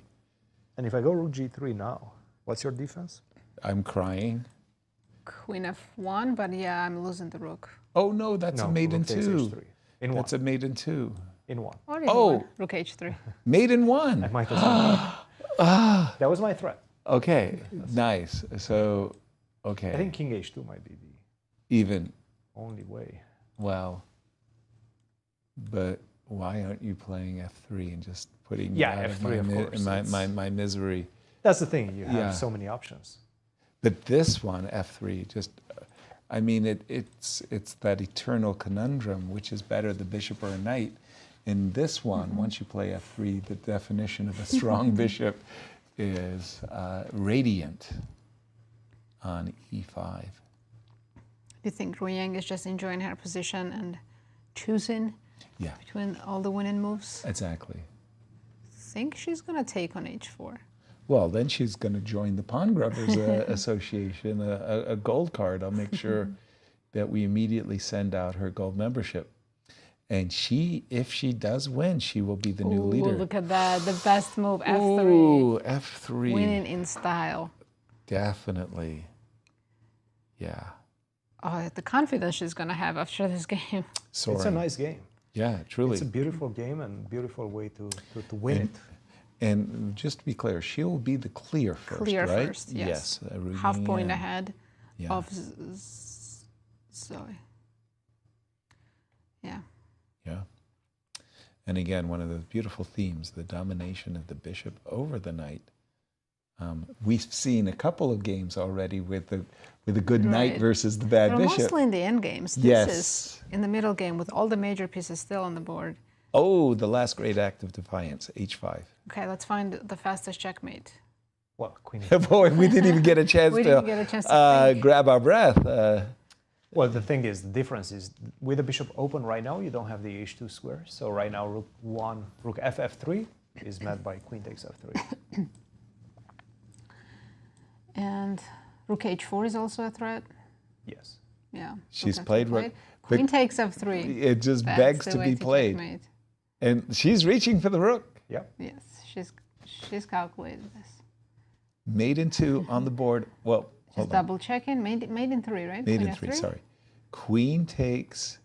Now you take with the queen. That's mate on this. Mate on g1. h2 is covered. Take with the rook. It's mate on the h file. Is Rose going to allow the checkmate or resign? I think she's going to resign. Yeah. By the way, the knight got here. Early in the opening. Early, and it hasn't moved. It hasn't left since then. It hasn't moved. It just stayed there for the rest of the game. What a spectator. Yeah, Wang really outplayed Rose beautifully on the king side. And rook takes f3 on the board. Rook h4. On the board. And now mate in 1. Whew. It's sometimes it's just hard to accept that Truly. you lost and resign. It's hard. Yeah. And there Well we done. have it. One of the best games we've seen in the tournament. Absolutely. And our congratulations to Yang. Definitely. And taking down Rose when she had a momentum going. With the black pieces. Yeah, also. with the black pieces as well. This was a model game by Yang. Yang right now is saying, you know what, I'm here to win it. Agreed. A very impressive game by Yang. And By I the think way, that's were it that- for the girls section. Everyone's Except finished. for the one draw that happened in the first 5 minutes, all of the ladies' games were decisive. My goodness. Okay. Let's go to the seniors. Is that I know. Goldin still in the playing hole? Yeah, that is Golden. But He finished like an hour ago. I guess he's just enjoying the games. Yeah. Uh-oh. You know, he's been out of Chasin for 5 years, so he's just happy to be here. To be back in the mix. I'm looking at the game of Vladimir Akopian versus Fishbein. And even though it's 2 pawns, the active rooks... Very passive position for white, yes. So I'm going to keep the pawn, right? A5. The farthest you can go is to A5. But the question is how am I going to unwind my rooks? You can't. And black just stands. Let's say I just shuffle. C5, king F7, king G7. Right, right. Just shuffle the king, you know. How am I how is maybe Vladimir going to unwind? Give up F2 pawn, and that's how you can unwind. But the rook on F4 is actually stuck. It actually can't get out. Right? Yeah, even if I put it on F3, you mean? Yes. Giving up the F2 I'll put bishop pawn. D4 when you play rook F3, and your rook still can't get out. Right. Okay, so how could I best give up my F2 pawn? In other words, I really am having an issue here, right? You could try rook F3 and knight E3. Okay, thank you for that. Then you lose the A pawn, right? So let's make some move for black king F7. King H7. Yeah, sure. I'm shuffling. And you're saying knight E3, yeah? Yes. So I'll take and then take on A5. And now the 4 rooks, it's 4 versus 3. Okay, some practical chances there for white. I thought Nepo lost this, and then funnily enough, he was on the bad side, he lost it, he was on the good side, and it was a draw. It was like, that was pretty harsh. Yes, it was, and this position's objectively equal, but we do have a special guest in the studio. Yang, welcome back, and congrats on a beautiful win. Thank you. How do you feel right now? I'm tired. Truth. But how do you think your game went? Do you think you had a dominant win? It was, I don't know, actually. I think I played the fielder this round because I want to avoid her prep, and it kind of worked. But overall, I think the game was pretty solid. She allowed me to play F5, and her king side was just too weak at the end. And right. Tell me when you felt your position was doing well. Like up to here, you think it's balanced, right? Yeah, it's pretty balanced. And after, it's funny because if you had told me in this position, where did this come from? Sveshnikov. Yeah. It's a Sveshnikov, and right? I was really happy with my position here because in the Knight Earth, you can get similar positions to this, and I'm pretty familiar with Knight Earth. So, yeah. So at this moment, you got confident. You're feeling pretty good. Because I'm more familiar with these positions, and her knight on B5 is just a little bit out of play. Absolutely. In fact, as we saw throughout the whole game, it was a spectator. Yeah. It just kind of on the outside looking at what you're doing, and what you were doing is you were trying to use your queenside majority, and G4 was a very consequential decision because now her king is going to be weak. How would you evaluate the current position? You're up. You like your position. We like your position. But was it worth a wand to give me a number? I don't know. I thought if she played F4 here, it might have been I wasn't sure at all, because my D6 pawn and I don't know. So if you take now, she's got a low pressure. Yeah, exactly. It's not just play on one goal. Yeah, and because I think she had to play F4 here because if she allows me to get F5 in, and once I activate my F8 bishop, then it's kind of right here. Now you're grooving. Now you're just it's all good. Yeah. It's all good. And by the way, the finish was really kind of nice. I mean, it's a little bit one-sided. I really liked your move F3. Yeah. There's a lot of winning moves, but that was the prettiest one. Yeah, I wanted to I saw the queen takes F3 idea, and I wanted to play that. Yeah. So. Queen F3, rook G1. Very, very nice. Guess what? You're in first place. That's cool. And that's a good thing, cool. right? Unexpected after what Rose was doing. Rose was winning against Zoe. She could have had a 3-0 start. Yeah, I saw. Yeah. Ooh. Well, tomorrow you're playing the top seed of the tournament, Zoe Tang. Have you played her before? Yeah. Actually, Zoe mentioned you guys played a lot of games. Yeah, yeah. She says she wins in the juniors, you win outside of the juniors. Hopefully I'll break the streak tomorrow. Nice. Well, you're coping with the pressure very well. You've got another half of the tournament to go, so a lot of games still ahead. Thank you so much for joining us. Thank you. And good luck tomorrow. Thank you. Okay. As we just saw 4 decisive games in the junior girls. How many games do we have left? Well, let's take a look at the standings now that they've all completed their round 4. For the junior girls, and as you can see, we have a sole leader, Ruyang Yan, with 3.5 points. Megan. Oh, only Megan is in clear Wow, second. clear second. With 3 points. I thought that would be a tie, but no. There's a tie for 3rd place, 4 players, Zoe, Rose, Iris, and Jasmine. Wow. So Ruyan taking down Rose completely changed up everything in the junior girls section. Exactly. And we've had, I think Evan and Grayson are still hard at work. When we left it, we saw the position after Queen takes A4. That was long ago. 40, right? Yeah, and I'm just catching up with them now. It's funny, somehow this bishop on E5, which is an echo of Ruyang, that bishop, it's defending important. But in this case, is this the bad bishop versus good knight? They're about equal. Yeah, I like what... Bishop's doing a good job defending all the pawns. Michael Shuba said, bad bishops defend good pawns. And this is a good pawn on D3. In other words, if you go gallivanting all the way over here to take the pawn on A6. A5, that's black. Pardon me? I'm going to go A5. Yeah, and this is a good pawn. Oh, absolutely. And this bishop, and I think I think black is the one. Who is for choice is the question, right? I think black is A pawn, this passive. So let's go A5. I think black's not risking much here at all. Let's make some moves on the board. I go King C4, right? King C4. So could I be brutal? If I go King B4, I take on A4. How bad is this? King B3? No, now I go King B3. Oh, you're in the square. But you can force play on D1. You can sorry. go D2. No, it's not over. Maybe we should keep going with that. Okay, so what did I do? Yeah, just at the end, D3, play D2. And just here. D2. Oh, not my blunder.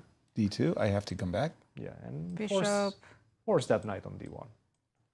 And I would come say with from the D4, king. right? Or maybe bishop. I would go from D4. I was wondering, should I keep the H? Okay, you want to go from D4. Fair. Okay, bishop. By the Or way, just to grab the pawn on H5. I'm not sure. Because I can pick up the pawn on H5 now. Then white king comes to pick up D2. Well, but wait a minute. I thought you wanted to pick up this pawn. I don't know what I want. I haven't made my decision. A man should know his limitations. Sometimes you have.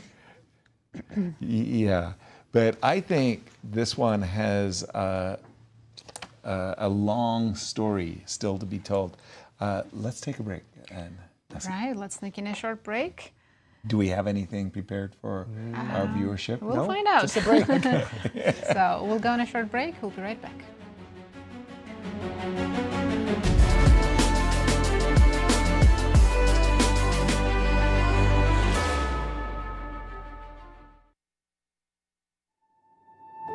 The 2025 Grand Chess Tour heads to St. Louis for 2 thrilling back-to-back events, the St. Louis Rapid and Blitz and the prestigious Sinkfield Cup.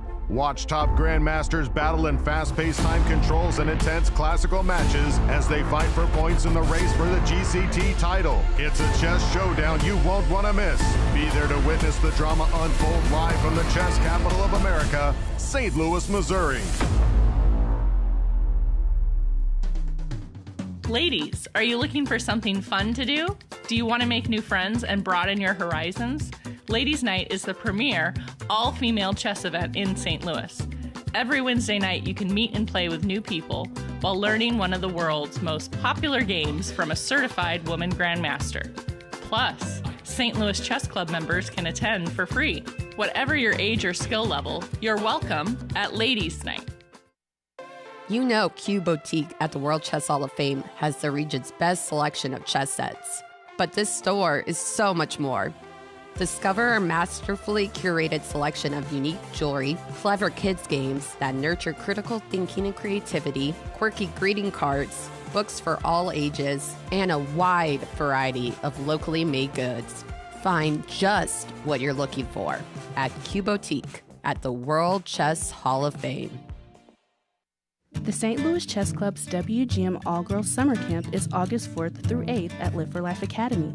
Taught by women grandmasters Sabina Foiser and Katerina Nemkova, this camp is the perfect opportunity for girls wanting to learn more about strategy, tactics, and in-game techniques to explore the game in a friendly and welcoming environment. To learn more about this fun and educational experience, please visit stlouischessclub.org. Corporate Chess League started in 2018, and we started it because we wanted to get the corporations around St. Louis to get together, casually play chess, and network together. So each corporation has their own team. They bring 4 to 6 people every week, and they play over the board in-person chess. In our team, for all of us to be here, we don't see each other throughout our week. We work in different departments in different areas. So yeah, I think it's a good thing to hang out with your other peers at the club. So what myself and my coworkers get out of playing in the Corporate Chess League is camaraderie, getting to hang out with people from work, from different departments, getting to meet people from other companies, learn what they do, and obviously just enjoy the game of chess that we all love. We have about 10 teams right now. We average 10 to 12 teams every year. So if your corporation is interested, or if you work for a corporation and you're trying to get a team, all you need to do is go to our website, stlouischessclub.org, and all the information is there. 10 years, one legacy. The Grand Chess Tour marks a decade of mastery where only the strongest chess minds carve their names into history. Each piece has its role, like soldiers in a grand army, with commanders to lead them into the tour's 10th year and a prize fund of $1.6 million. The Grand Chess Tour starts in Warsaw with the Superbet Rapid and Blitz Poland, immediately followed by the Superbet Chess Classic Romania in Bucharest, then off to Zagreb for the Super United Rapid and Blitz Croatia, followed by back-to-back events in St. Louis, Missouri with the St. Louis Rapid and Blitz and the Sinkfield Cup. And the culmination of the grand finale in the city of Sao Paulo, Brazil, will determine the 2025 Grand Chess Tour champion. Fight with every ounce of strength for victory. This isn't just a moment. This is history. We're at the World Chess Hall of Fame in the exhibition Charles Hauska, Master of Play. Charles, or Charlie Hauska, is a local artist who has the Hauska Gallery just a few blocks away in the Central West End on McPherson. We love to celebrate local artists here at the World Chess Hall of Fame, and we've been so excited to work with Charlie on this exhibition. I'm so honored and very happy to be showing all my different styles and different works of art at the World Chess Hall of Fame here in Central West End.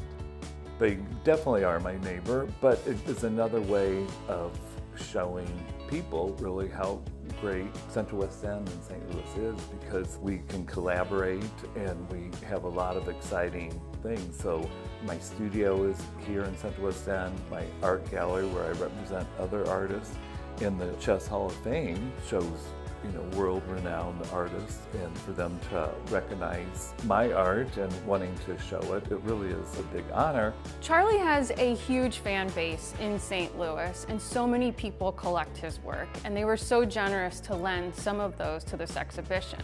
He works in 2D, as you can see in the gallery, and some beautiful sculptures, and he likes to paint on everyday objects. Since the exhibition opened, we have received so much positive feedback. Our gallery opening that night had almost 300 people attend, and the work just makes everybody so happy.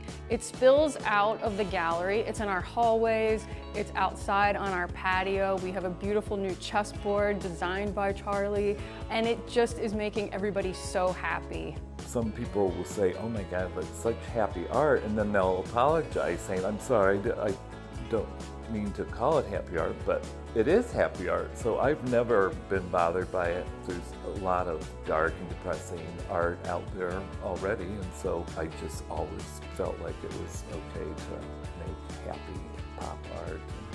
We hope you're able to come to the World Chess Hall of Fame to see this great exhibition, which closes on April 5th, 2026. For more information, visit our website at www.worldchesshof.org.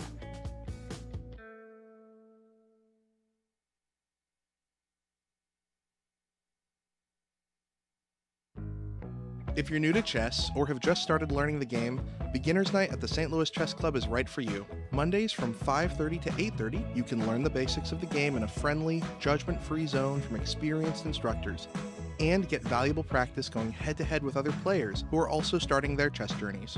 It's never too late to learn the game, and now is the perfect time to start. Join us for Beginner's Night at the St. Louis Chess Club. Make new memories, make new friends, and make something amazing at Crafts and Cocktails, hosted monthly at the World Chess Hall of Fame. Enjoy delicious complimentary snacks and fine cocktails and mocktails as you explore your creativity through unique and fun projects. You can craft at your own pace or ask an artistic instructor to help guide you through the process. Need some inspiration? Check out the dazzling art on show in our galleries while you're here. It's a fun and affordable way to get together with friends, meet new people, and nurture your own creativity. Whether you're a beginner or expert, you're welcome at Crafts and Cocktails at the World Chess Hall of Fame. Don't miss the 9th annual Strategy Across the Board Gala, Master of the Arts. Enjoy fine dining and world-class musical entertainment, all while helping to support chess education, cultural exhibits, and public programming at the St. Louis Chess Club and World Chess Hall of Fame and Galleries. Strategy Across the Board, Master of the Arts, is Saturday, August 16th at the Chase Park Plaza Hotel. For sponsorship or ticket information, or to make a gift, please visit stlouischessclub.org. Are you a lady looking to hone your chess skills? Did you play as a girl and want to get back into it? Have you ever wanted to know more about chess but were afraid to ask? Ladies' Night is the perfect opportunity for you to get in the game. It's a special class held every Wednesday night by women, for women, plus St. Louis Chess Club members can attend for free. Whatever your age or skill level, you're welcome at Ladies' Night. If you love playing chess and want to put your skills to the test, the St. Louis Chess Club welcomes you to our monthly open tournaments. This is your chance to compete in a 5-round Swiss system tournament with 2 sections, Open, which is FIDE rated, and Under 1800. Feel the thrill of competition as you contend for a share of $4,200 in prizes every month. To learn more and to register, please visit stlouischessclub.org.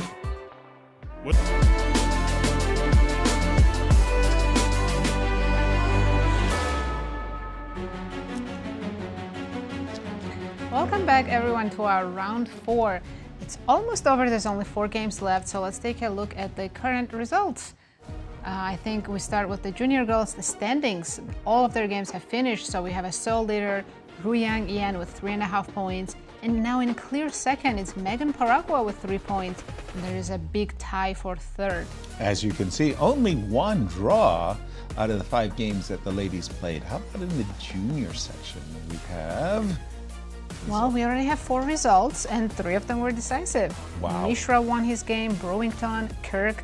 All of these players who were sharing second won today on demand so that they can catch up with Andy, who drew his game, and now they're only half point behind him. Justin Wang is the unsung hero, as he was the only person to nick Andy Woodward thus far for a draw. Andy leads with 3.5. And in the seniors? I think seniors are mostly still playing. We only have 2 draws. Joel Benjamin drew against Alexander Goldin, and Kaidanov drew against Tim Taylor.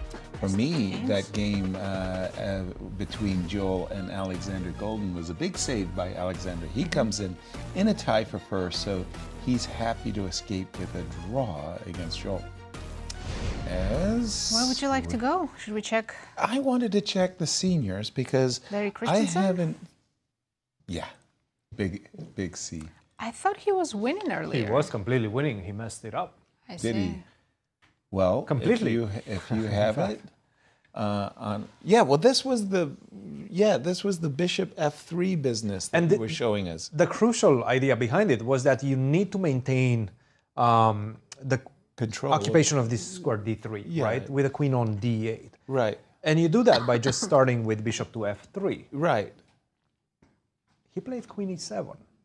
And now immediately spotted, hey, give me that square, queen to D3. It's a very crucial square. Queen to D3, mostly because you're holding on to this D5 square, right? So bishop F3 and move ago was winning. Yes. Completely winning. Oh, yes. I see. With a queen on D8. Again, And it's then all you about go the queen control. H4 check and bishop, And bishop D5. D5. You have a Wow. huge threat, right? You take on E3, queen H4, The bishop mate plays D5. itself. This is game over, right? Yeah. Knight H5, this is game over as Right. well. It's a little bit tricky. Like here, you have to Play B5 first. play B5 first. Yes. So don't take the pawn on F5. Even taking the pawn on F5 might be, you will have your chances, even in that one. But after B5, you're just simply winning. So he played queen E7. Bishop Giving F3 now. Igor a chance. But now you're too late, right? And I have full control over this D5 square. Right. This is the key to this position. Bishop C6, king to G8, getting off the pin. Right. Trying to activate my knight. Queen to E5 and queen D8, another very important move. Nice defensive play, Yes. by the way, by Igor. Igor is making the right moves. Yeah. King H7, this is what we have. How do you make progress? I have a huge trump in the position, this pawn on A5. Exactly. It's going to be very difficult for you to outbalance that. Bishop D5, good move. But now maybe I can Should just we stay. push A4? I was about to say, why aren't we pushing the pawn? Why not? Yes. Why not? This is a good move, yes. Take, maybe G4. I think this is what he wants. I guess we can go back to G7. Can I go F5?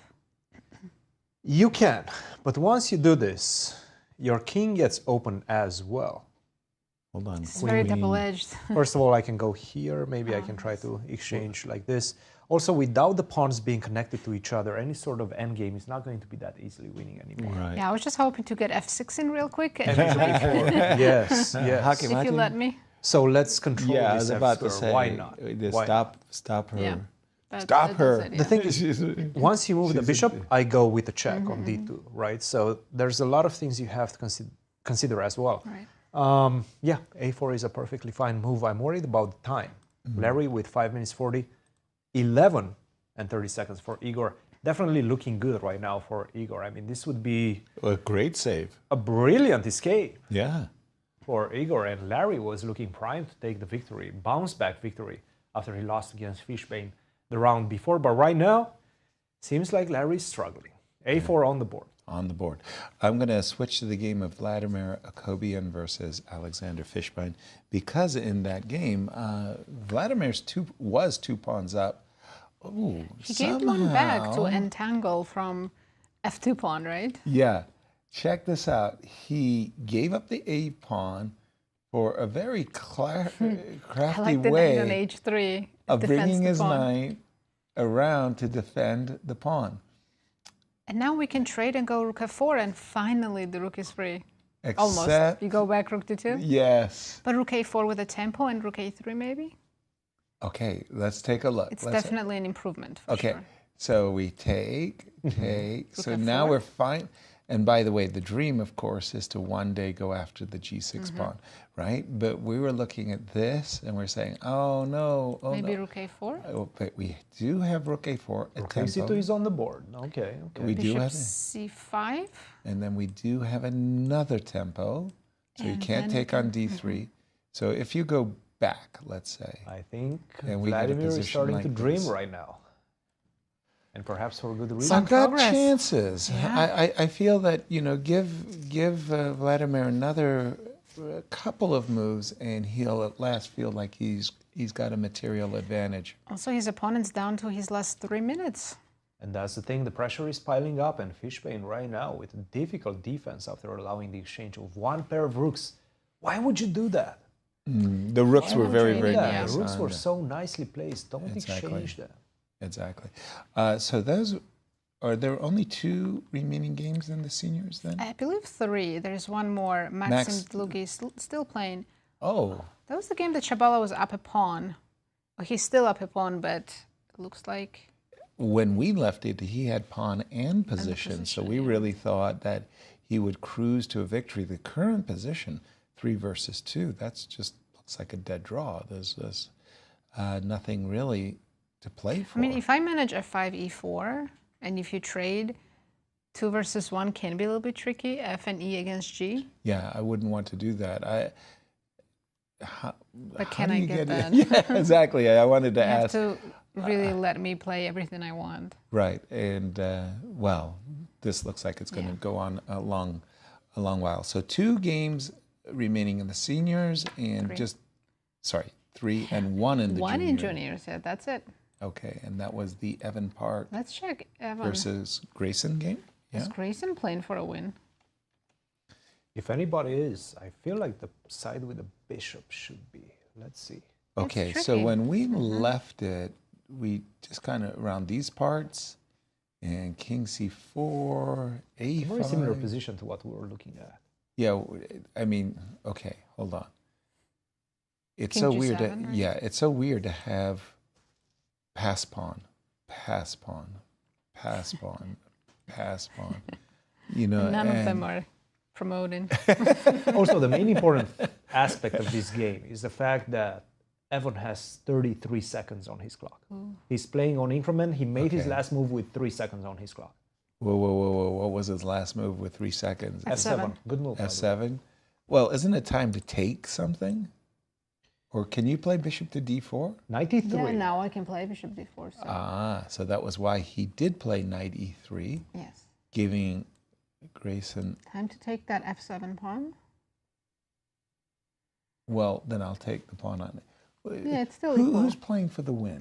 Or is think it it's just black. even? It's I even, do think but it's it's black who's playing for more. Why? Just okay, tell me good what. bishop. Can we go bishop d4? King f7? Wait. Can we go bishop d4 first? Yes. Just because I really want your knight to go on a bad square. Okay, I don't know if it's a bad square or not. You're going to take a pawn, right? You don't want to take my piece? No. Oh, no, yes, thank you. But we should show it. Why don't you want to take my piece? He was offering you free bishop. Was it a snack? Mm-hmm. I was hoping that you were going to take it. Uh-oh. How am I going to deal with No the peshki? checks. No, nothing. I'm not going to take a free piece. I've learned to respect your sacrifices, Christian. Well, thank you very much. Takes. All right, let's go king e6. King e6. Ooh, this is winning for black. Actually, king a5 was just losing move. King e5. King e5, and now you.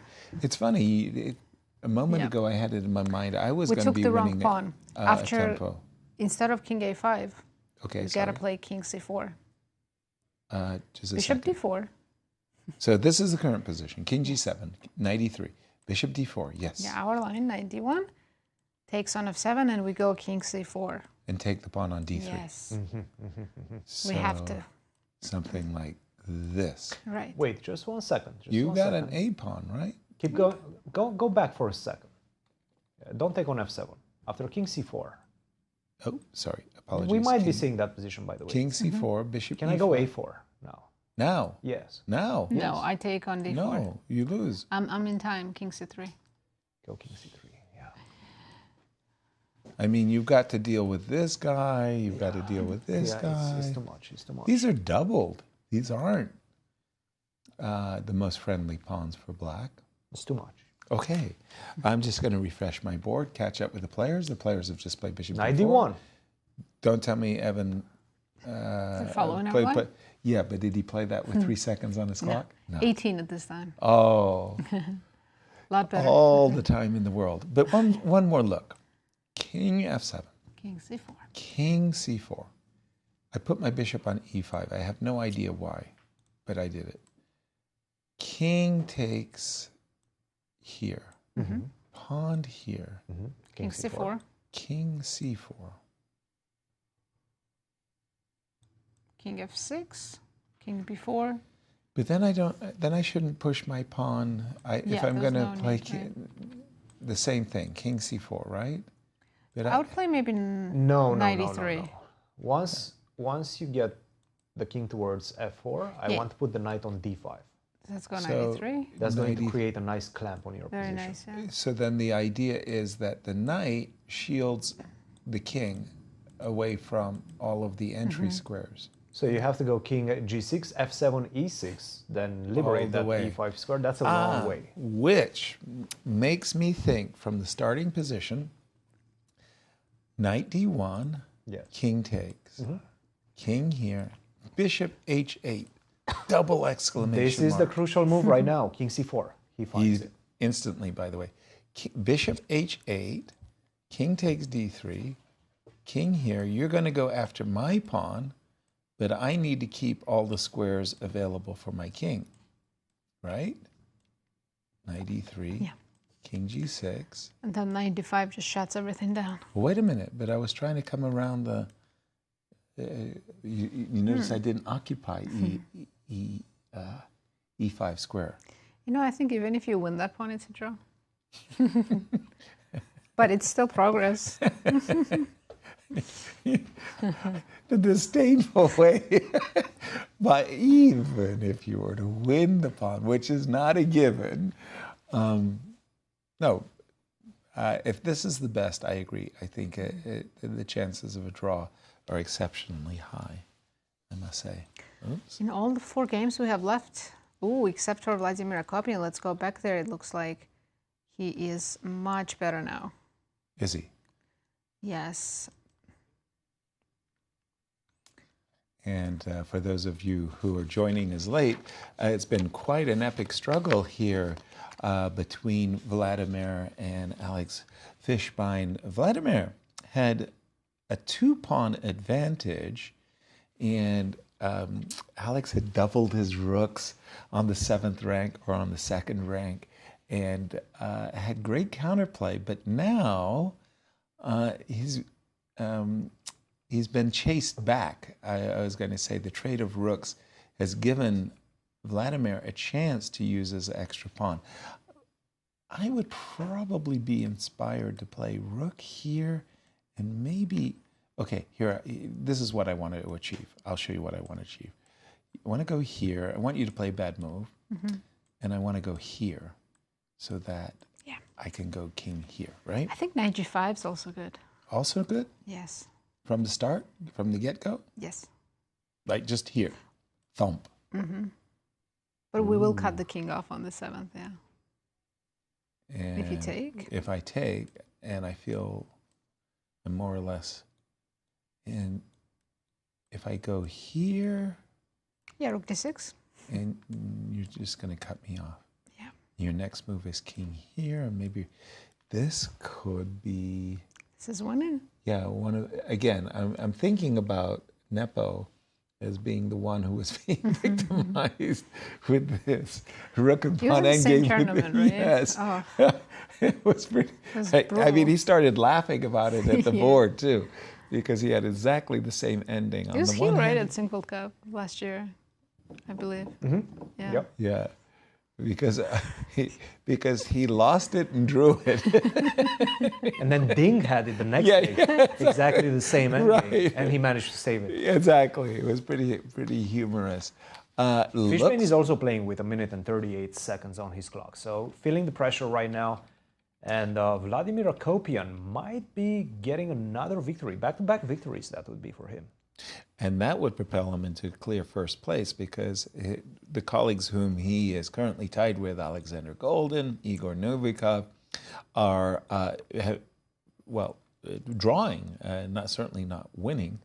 And so he could with a victory, being clear first. Mm-hmm. That's big.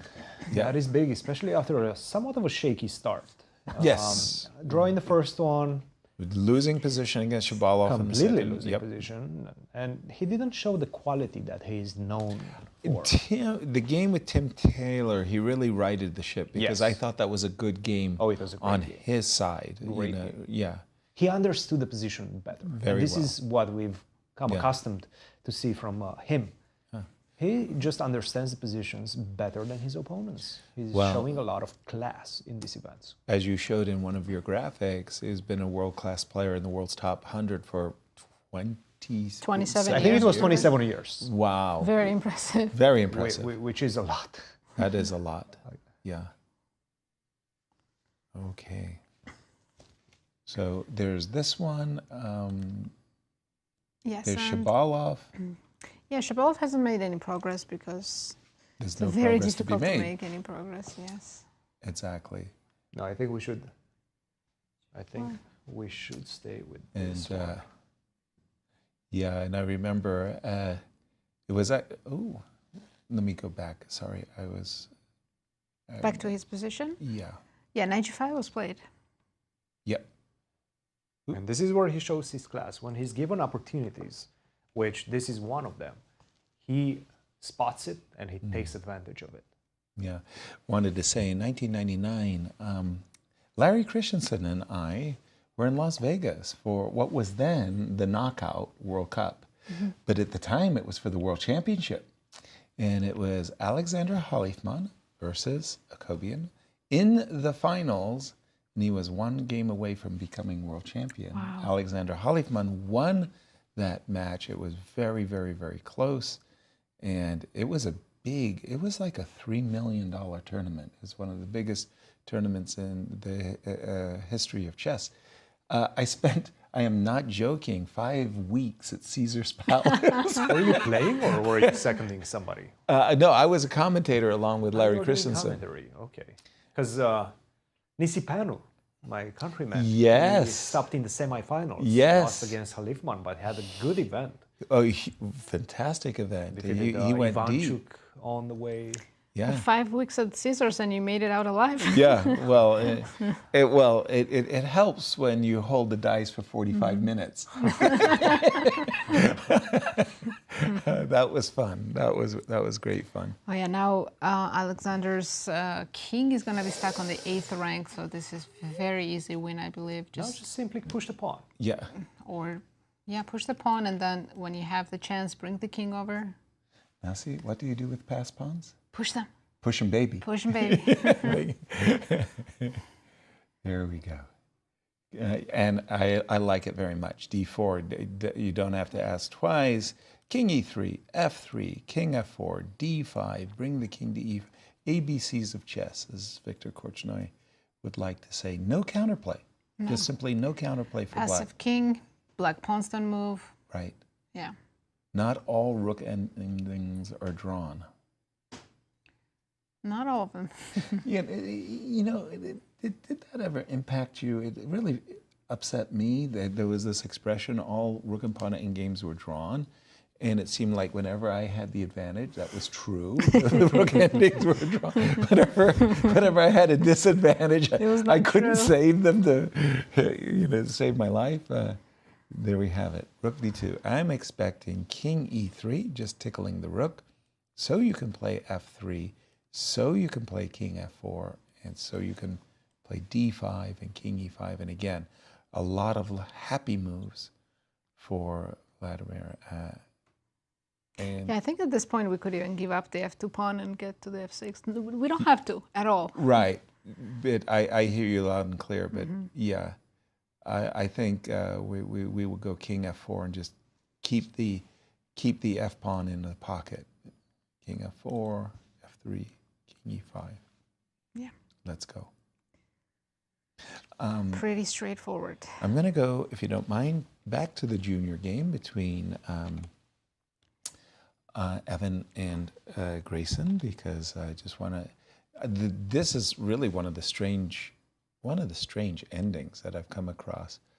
Well, now it's now it's very clear that black is for choice. I mean, Extra somehow he's managed to pick up the H pawn and the F pawn while still keeping his A pawn. How did he do that? But still a draw because the white knight on d5 is really doing a fantastic job keeping black's king away from the white pawns. But there is an avenue towards the pawn, right?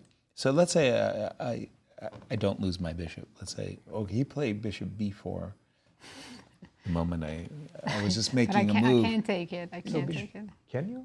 Okay, No. you cannot take it yet, but can you go king c4, for example? And then he's going to go bishop to e1. So the plan is to get black's king on e5 and I'm then not start sure. pushing the King a pawn. king b5 now? King b5? Okay, so... King g6? King g6, yeah. Now you've got to wait, because I don't think you should allow a4. I probably should not. No. Well, I mean, I don't think you can go king c6 and allow a4, sorry, to clarify. Yeah, it needs to be calculated, and I know engine says it's equal, but not simple at all. Not At simple. the right moment, when black king gets to f7, you have to play like knight f4. It's more equal for black. One of those And then equalities. I play knight f4 at the right moment, and when you go king f6, I go knight d3. Just a second. Tell me what you're So let's considering. make a couple of moves, get the black king all the way to f7. Okay, so king b5, king g6, I can come back. king a4, king f7, and you're saying I've got to Knight bring the f4, king f6, knight d3. and knight d3. Now my bishop's under attack, so I have to move my bishop. Let's say king b3. King b3. Yes. Now how do you make progress? Do I But have to play king e6 and Evan d5? needs to find this with 1 minute on the clock. Not easy. I guess you have to go king e6 and try for d5. Yes, that's my only play. And you know, if I go king c4, you go a4, and I'm in trouble. So I can't do that. I have to go king a4. And the funny part is it's the right pawn. So for example, if I go d5, If I take, I'm lost. Yeah. The only way I draw is knight c5 check. Wow. Just This a is second. barely a draw. Knight Yeah. c5 check. And then knight b3 probably. Yeah, I take on d. If you go king e5, I take on d5, and then I go knight b3. I don't then see, I'm in time I don't to see take him this holding pawn? this. No, I think practically this is just lost. 19 seconds for him. With 20 seconds and less, playing on increment, this is just not holdable right now. No, it's really, really, really tough. Really, really tough. Well, he's found the right plan. He's going to put the knight on d3. Yeah. And for Grayson, he's had a tough couple of rounds. I mean, he's worked very, very hard, and he's played some really good chess. His preparation has actually been super, but he hasn't been rewarded. It's No. like, it's one thing to play good chess, but it's another, to actually get the result. He hasn't had the results, and if he were to win this game, it'd be his first win of the tournament. Much needed. And let's not forget, victory. earlier today, he was like +3 for white. He was completely lost. He fought his way back from a terrible position. It's And now true. he's fighting to win, and unless Evan finds all the right moves, which is not easy with 45 seconds on the clock. No. So we were looking at king a4, king here, king here. And at a certain moment you have to play d5. Is this the best way for you to play d5? Is the sure. timing right? Because if in case of d5 I can go knight check. I'm guessing The time is bad whenever it's bishop on d2 because you have that tempo move, yes. that's important, right? Mhm. Just So what happens? Let's keep going with this one. Bishop b1. How do you? I think I take this pawn, don't I? You managed to get that pawn Yeah. just in time. Yeah, exactly. I mean, it just. Wow. So you need to wait for that. Okay. Right. It gives us a clue. Now, if d5, we go knight c5. So this was the key. So Evan is doing his best. He's lurking. He's hanging around the a pawn. He's done it. Right. It And now- seems like he understands what he needs to do. Exactly. Now, Grace could try to wrong foot him somehow. Where should the bishop be? C3? Let's say bishop c3, right? King c4. Yeah, just to go king c4. Yeah. and then back. It's like you need one extra square for your bishop on that diagonal. Right? Just one extra. Exactly. And what happens if I go bishop to b4? I'm sorry, immediately? Bishop c... No, Bishop let's say C3? bishop c3, king c4, C4. bishop b4. Right. Okay. What happens if I do this? The idea is I'm losing a king b5? upon game. Pardon me? King b5. And then we're going to Now go go bishop to d5? d2. Okay, king c4 still. Planning on Then going you don't have d5. No, then I'll play a4. All right. So I have to go king a4. But again, your bishop's badly placed on d2. I triangulated to the same square. Good job. Thank you. We did it. We did it. Yeah, it seems like he might have it. Yeah. He might have the draw in this one. Yeah. But this is Surprisingly so, like by a the way. study-like save. Yeah. We're so happy you got the bishop on this. Could we go back to Akopian? Yeah, it's very right close now, to- just to make It sure should we be don't miss the final few moments of that. finishing touches maybe going on here. And yes, he's done everything right, has Vladimir. Wow, and big, what? big blunder by Novikov. Larry Christiansen is winning. What? Wow. It's not clear at all why, but it's +4. Dang. That. We'll go to that one later. And he's found it. H5 is played. I think he might win faster than Akopian, actually. Wow. I thought Igor was saving that. He was so close. He was. Oh my goodness. I've got the game of Vladimir and Alexander Fishbein on my screen. And the point that Vladimir is making, he's ready to push the pawn, give a check, and push the pawn for more. If the rook moves away and goes behind the d pawn, for example, and then I just make a marvelous run towards the pawns, king f6, and I just harvest every pawn. So after d6, you go rook e6 is the only move, right? And I give a check, right? Sorry, king e8, not rook e6. Yes. Is the only move. Exactly. King e8. And now I was wondering whether rook e7 wins, but I don't think it does. For the It simple might, fact, why not? because I have king f7 after king e5, and now you need to have the pawn on f4. Because If the pawn would be on f4, you would be winning. Right. But since it's not on f4 yet. Oh, cold shower. Mm-hmm. You play king d6 saying, I claim the game, I win. And if you go I play f4, now king f4, e7, I get the opposition, and it's a draw. That's lovely. What a beautiful cheapo, by the way. So that's one way to mess it up. Yeah. Setting up a nasty draw. Okay, I have an idea of how to win this one. Okay. Rook g7. And I have to play rook e6. Now I go d7. And I have to play king to d8. Now I go rook f7.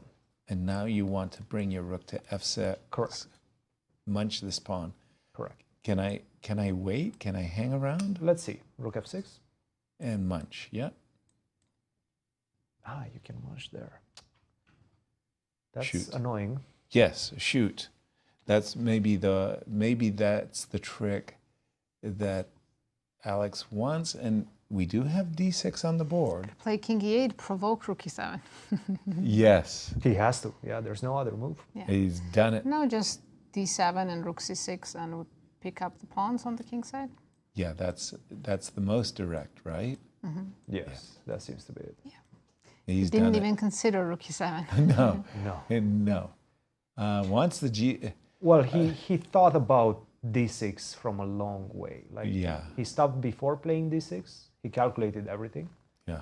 And now he's ready to execute. Well, once we take the base, everything collapses, Mhm. right? Rook takes g6, the base pawn, f5 goes in. And the rook is on the worst square, on e1. because you cannot give any lateral checks. Right. You would love to have the rook on A1 or B1 or anywhere else so that you could give some checks, disrupt the king's position. Yep. But with these pawns nicely secure. I'm going to call this and say Vladimir is cruising to victory. If you don't mind, I am going to go to the game of Larry Christiansen because that he's impacting first place. Is it still the case that he's winning? Yes. Yes? Yes. Why? You don't believe in his position. How are you supposed to win this? Probably king f5. Okay, and if I hang around, knight King g6. And if I hang around? e6. You're going to be in Zugzwang. You're going to have to move. No, I think you want to go It's not even h6. Zugzwang. What's wrong with e6? There's no fortress here for black. Yeah. You're making a very compelling argument. I hate to argue with reason and rationality, but you will. By the way, do you know who pointed out to me what the devil's advocacy is about? Rex Singfield. So I was telling him, we were doing our commentary, and I say, if you don't mind, I'd like to play the devil's advocate. And he says, do you know where that comes from? Mm-hmm. I said, genuinely, I do not. And he said, well, in sainthood, so the cardinals get together and decide who's going to become a saint. You have somebody speaking on behalf of the person, and then somebody else, the devil's advocate. Now we can't make them a saint. And that's where that comes from. Wow. Yeah, the devil's advocate, sainthood. I didn't know that. I mean, it was like, wow. Thank you, Rex. I mean, learn something every day. And he says to me, well, I am here to educate you. By the way, clock times? Well, he Igor... just made his last move with 4 seconds on his clock. Novikov, that is. Cutting it close. But it is a losing position. Oh, yeah. I didn't see any kind of a fortress. So let's say king f6 right now. Oh, that's a beautiful move, by the way. Dominating the knight, dominating the black king as well. You can start with e6, I think, also. Isn't this a kind of a... Sorry. I think he's going to start with e6. Yeah, e6. e6. e6. And just to update everyone, yes. Ivan has found all the right moves and he is making a draw. Wow, that is remarkable. Quite the challenge there. That was really, really tough. Knight came to... Again, personally, I like the king on f6, but I can understand that maybe it's just time to escort the h-pawn. So this is why chess is so heartbreaking. This ended in a draw, Maxim Dlugy against Alex Shabalov. That's a good save by Dlugy because he was a pawn down for a very long time. And Alex really had the advantage to go with the pawn. He had the good position. He did, and you can see it on his face. He's a bit disappointed for not converting his advantage, but taking it in stride, as he usually does. Yeah, Igor Novikov played so well, and he saved the game. He was worse earlier, losing, then he recovered, was making all the best moves, so close to a draw, and one tiny mistake, and it's over, all over again. Be careful, 97. Trickies. By the way, I think it's only over because, so let's keep going, right? Let's say bishop b3, right? Okay, let's just bishop somewhere. Yeah, exactly. Whether 97. He's going to go bishop a2 or bishop b3. This game is over. Here we have a victory by Vladimir Akopian. He takes clear lead in the seniors as he takes down Alex Fishbein for his second victory in a row as well as, our defending champion is doing very well. Very nice endgame skills he showed today. Good technique indeed. Right, let's go back to Larry. And 97, you were about to say king g8? Pardon me, king h7? You want to go all the way to h7, really? You're not afraid of getting stuck. I am, but I am seeing h6. You are not getting stuck, it's true. What is the... You went king g5. Okay. Guys, I see a bar dropping precipitously after king g5. Even after king g5. Oh, king g7. But and king it's no g7, longer king h8. winning.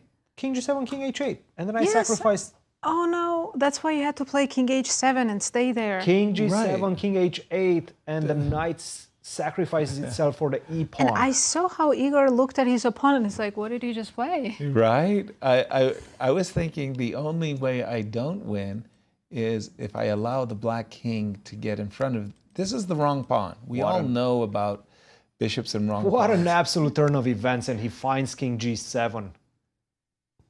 What was he thinking about? I have no what was idea. Larry thinking so about? the point was that Larry could just play king h7, put his pawn on h6, and then it's a zugzwang. You don't I'm gonna force you to move your knight away, and then I'm gonna go king g6. Sorry. Handshake here. Ivan did make a draw against Grayson. Wow, our Big congratulations to Evan Park. They're on an incredible save. Grayson was losing, then had what we think was a nice advantage, and wow, what a great Defense. tussle. Yeah. Mhm. And wow, Igor is sitting there counting his blessings. Yeah, right now. lucky I mean, stars. Like, what a the save. heck? And the thing is, you will never be able to disrupt that knight from c6, let's say, or anything. Or c8 or with the anything. bishop on d5. because Exactly.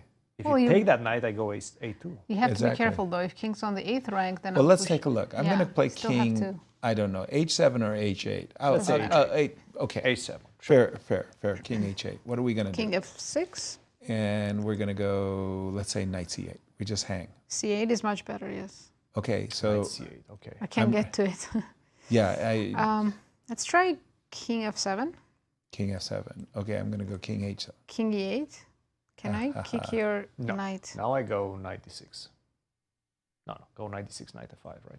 Then bishop b1. It's okay. And then he's going to take. I don't mind. But do you want to Knight play d6. queen? Whoa, king f8. He played king f8. Guys, go back to the No. He played king f8, which is now losing once again. He did not go in the corner. What is happening? Look, all I can say is you play a 6-hour game, you can feel the loss of energy. Now tell me, why is that wrong? I mean, I would have gone king h8, no question about it. Simply bishop b3. And he Because finds if you it. go king g8, king f6, and e7 is a check. That's a check. Oh my goodness. What a miss by Igor Novikov. So this is actually zugzwang. If you move your knight, then I go king f6. Yes. And I'm threatening h6 And and, you don't e7. have the check on g8 with the knight. Exactly. And if you move your knight to g8, then I go h7. 10 and seconds, this by is- the way, This is the easy win. for Novikov. Oh dear. 5, 4. He might have forgotten about the clock. 3, 2, 1, and He's he done. flags. He flags. flags. He flagged.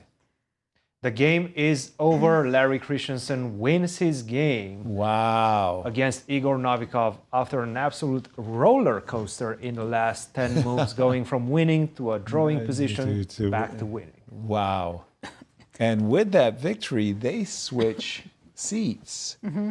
Igor was tied for first. Larry was a half a point behind. He jumps up. No, wait a minute, because Vladimir won. But Larry he was will in be third in second place. Apologies. Larry maintains connection with the leader, half a point within striking distance from Vladimir Akopian, bouncing back after his loss against Alex Fishbein yesterday. Igor is sitting there in shock and horror, actually, as he realizes he just let slip a crucial half point. Absolutely. Wow, that was such a roller coaster. We're like, Very, no, very, he very allowed king on painful. h8. And Yeah.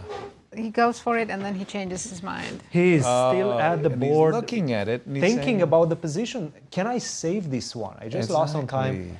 Right now he's lost. He doesn't know that because he doesn't have an engine in front of him. He's trying to calculate everything over the board. This was already too late. What he had to do was bring the king in the corner. Wow. Welcome. We're shocked. Vladimir. We're kind of in a little bit of a shock. We just saw the end of Igor Novikov, and Igor, you could see, is in a bit of a shock himself as he realizes he had a draw and he just let it go on the last few moves. I did not have time to. No, it's to okay. watch. Hi, welcome. Hi, Second hi, win Nazi. in a row. Nice of you, Vladimir. Yeah, to difficult join game, us. very difficult. What happened? Okay, what happened? That I think, okay, in the opening it was good position for white. At I'm what not moment? Yeah, I'm not sure about this a5 move at all. I mean, this move I did not know. a5 here. Of course, normal continuation would be something like d5 possible to play here. Right. I wanted b4, but okay, it's just complicated position. a5 and here after a5, I don't know. I don't think that I played best. I mean, it was possible before. It was possible maybe bishop b3. But okay, whatever. How it went, I mean, black was fine at some point for sure. So c4 is kind of already like forced because otherwise I'm risking. And here it's about equal, I believe, this position. Black can of course do without knight d4. Yeah, here the point is small point is that if f5 then c5. Yes, we liked it. But even there, I mean, it's I don't think that's and then of course we were looking at f5, c5, rook e7, knight d6, and we were trying to but figure out the position. Like, okay. I think black is fine even here. Exactly, exactly. It's just. So, all right. What happened in the game was. Yeah, here at least I mean it's already like I believe it's pleasant for white. It's not maybe I don't know if this is better, but it's pleasant. Yeah, rook c4, I'm out of danger for sure, and rook d8 is not good. I believe some other move should be played because knight b7. Yeah, here rook c5. Okay, here white is already better, so I'm playing for win. Yeah, and king h7 is correct, I believe. Yeah. Yes. Yeah, king h7 is correct. And here I did not know. Yeah, this knight c4 is kind of. But somehow around, I don't know exactly no, where. I believe I did no. I believe that rook d7 should be played immediately instead of rook c8 move. You're 2 pawns up in this exact position. Yeah, but this is incredible. Very difficult. Very difficult to convert. Yeah, yes. Difficult. And for example, even if he takes bishop takes a3, I believe it's just draw. Draw. It was possible to take without this rook ec2 at all. Just to take. I mean, I was worried just takes and. Yeah, he still keeps active rooks, and it should be a draw. I mean, it's possible to play for activity like he did. Also, it's draw. But okay, at least I'm 2 pawns, and I believe I will end up just sacrificing one this a pawn and activating my pieces. And then how it went, I don't know. Already like. We thought this was very clever. We liked your knight on h3. Yeah, finally knight comes to h3. I believe it's still a pretty easy draw. Yeah, I think black, the big mistake your opponent made was rook c2, right? Trading the pair of rooks. Here, rook c2. Here, yeah? yes. Yeah. But otherwise, my rook invades. Yeah, I just. You can play bishop b6 here. Rook c6. Waiting. Yeah. Rook c6. I wanted rook c6 and then second rook f4. Maybe I can sacrifice maybe that pawn. Bishop d4. Or sorry, I went bishop a7. Nazi prefers bishop to d4. Bishop d4, maybe rook d6. Yeah. Yeah. The bottom line was this idea of just kind of maintaining. But here black should defend. It's not that pleasant. Yeah. It's just. Especially with his time, yeah, because already he was like feeling like time trouble, and in this position, I believe it was much simpler. It was possible to make draw much simpler rather than allowing this knight coming to h3 and then already. Exactly. Did you feel that you were winning the moment you got knight g5 in? Was this already? Okay, I thought that I have to play knight g5, and then it's like because his king will be cut on the back rank. That's right. So okay, if it's draw, what can I do? I mean, it's just. But then probably should be lost. I believe it should be lost. Yeah. Exactly. Because very and g6 pawn is weak. How's the tension in the tournament? The excitement of playing chess, the tournament hall. Yeah, very interesting. Yeah, today was difficult game. Very difficult. Yeah, just but okay, what to do? Yeah, when you see this generation of young players, makes you feel young, takes you back to your own. These young players, they're very talented, but I don't know them. Actually, it's the first time I saw them here. Yeah, so but I know, of course, this. But Yasser, you know very well, chess has changed too much. Yeah, it's just changed completely. So I mean, this theoretical preparation, this everything, it was also back then, like 20, 30 years ago when we started, or I started playing. But nowadays it's just something, it's all like computerized, and also you should memorize all lines. We were also actually memorizing, but not as many lines as today. Yeah? It's very hard to keep up because opening theory changes every day now. Yeah, there's so many tournaments. Every day, you have every to day, keep up. and So you have to work. I remember as a junior player being like a kind of a puppy dog, going up to people like Boris Spassky and asking him questions about certain openings, and please give me some advice over here, over there. Now, like you say, the junior players are just going to their rooms, they're turning on their engines and going, this is a good move, this is a bad move. Yeah, that's it's that correct, simple. Yeah. And Boris Vasilyevich, I knew him very well. Very good person. Yeah, right? Yeah. We were very close, actually. Nice. Yeah, and he was also he liked telling stories. Yeah, it's just he was a raconteur. He like you, Yasser. Yeah, no, but he loved it, and I loved listening too. I mean, Tolush, he would tell all of these stories. Yeah, Tolush, Bondarevsky, all these guys. Yeah, with this deep. Boris, you must play e4 and control the square. Vladimir, thank you for joining us. Thank you very much. Really, good luck Congrats in the again tournament. on your win. Absolutely. As we see some standings, and let's have a look. Right, we'll start with the girls. We have a sole leader in the junior girls section, Ruyang Yang, with 3.5 points, and Megan Paraguay in clear second with 3 points. Then there's a big tie for third place. When you said we have a player in clear first and you didn't say Rose Atwell, I said, why? Bit of a shock. Yeah, Rose lost today to Ruyang Yang. Exactly. And juniors? In the juniors, we still have a sole leader, Andy Woodward, but no longer with the perfect score. Right. Justin Wang was able to stop him and get half point today. And in second place now, Abhi Mishra, Brewington Hardaway, and Kirk Ghazarian, who all won their games today. By the way, those top 4 players, all very impressive. They deserve their scores that they're at, and in particular, too, Kirk. As you can see, they're separating from the pack as well. Yes, exactly. The next one in 5th position is 2 points. Behind. 1 point behind the players tied for second, and 1.5 points behind the leader, Andy Woodward. And finally, the seniors. Right, they just finished, so let's see the standings. Vladimir Akopian in clear first with 3 points. Second place shared by Larry Christiansen and Alexander Goldin with 2.5.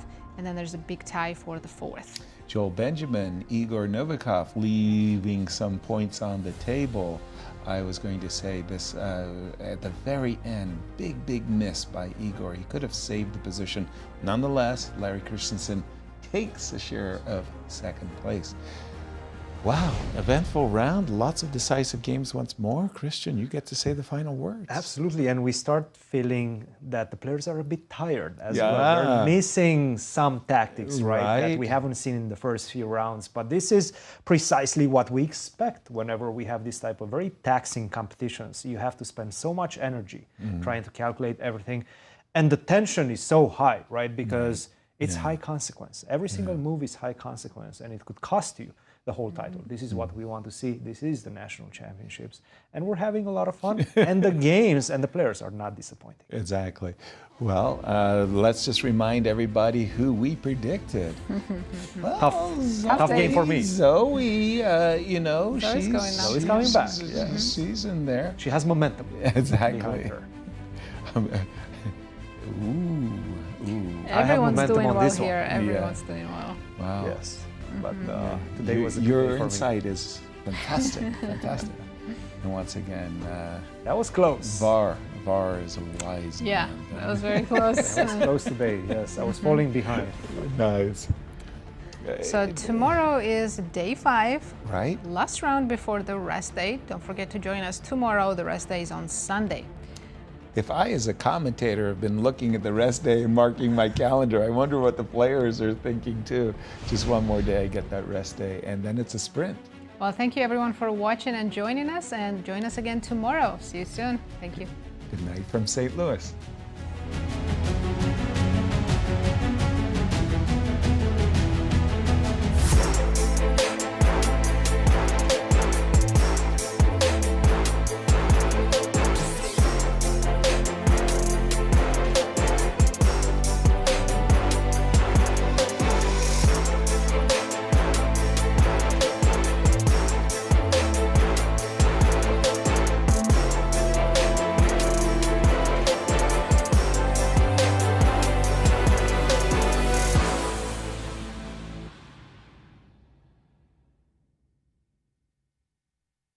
This has been a presentation of the St. Louis Chess Club.